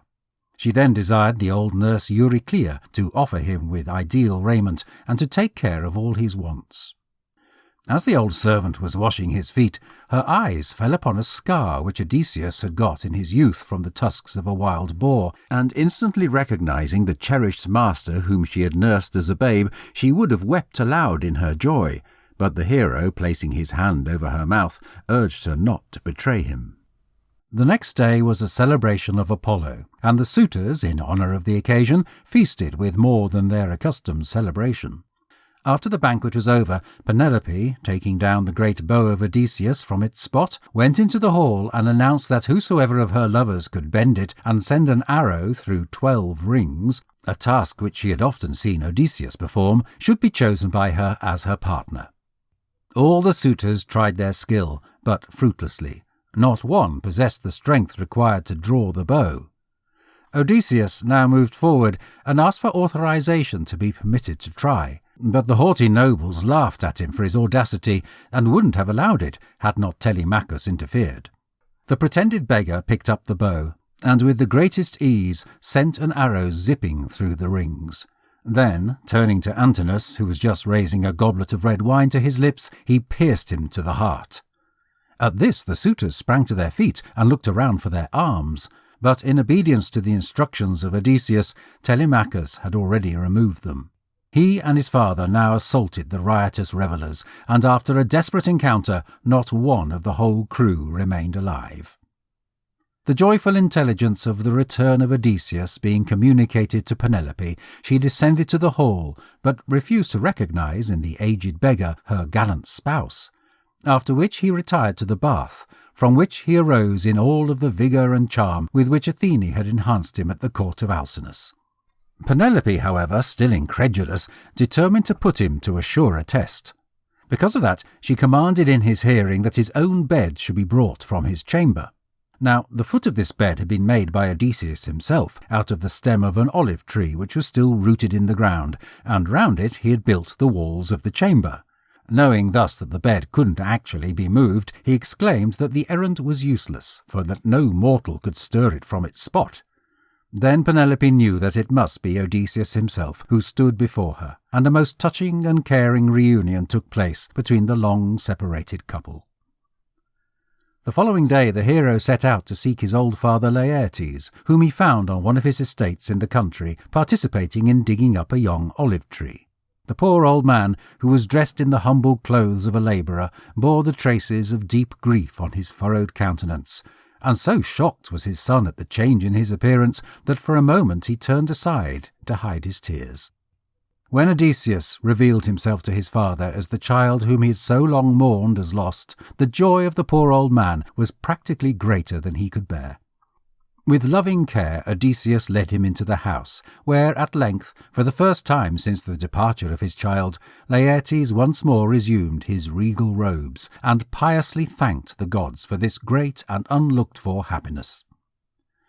But the hero was not yet permitted to enjoy his well-earned repose, for the good friends and family members of the suitors now rose in rebellion against him and chased after him to the residence of his father. The struggle, however, was but a brief one. After a short contest, settlements of a peaceful nature were entered into between Odysseus and his subjects. Acknowledging the justice of his cause, they became reconciled to their chief, who for many years went on to reign over them. This has been Greek Mythology. Perseus, Theseus, Heracles, Icarus, Odysseus, Achilles, and other Greek legends. Written by Zena Ronin. Narrated by David Pickering. Copyright 2020 by Zena Ronin. Production copyright by Zena Ronin.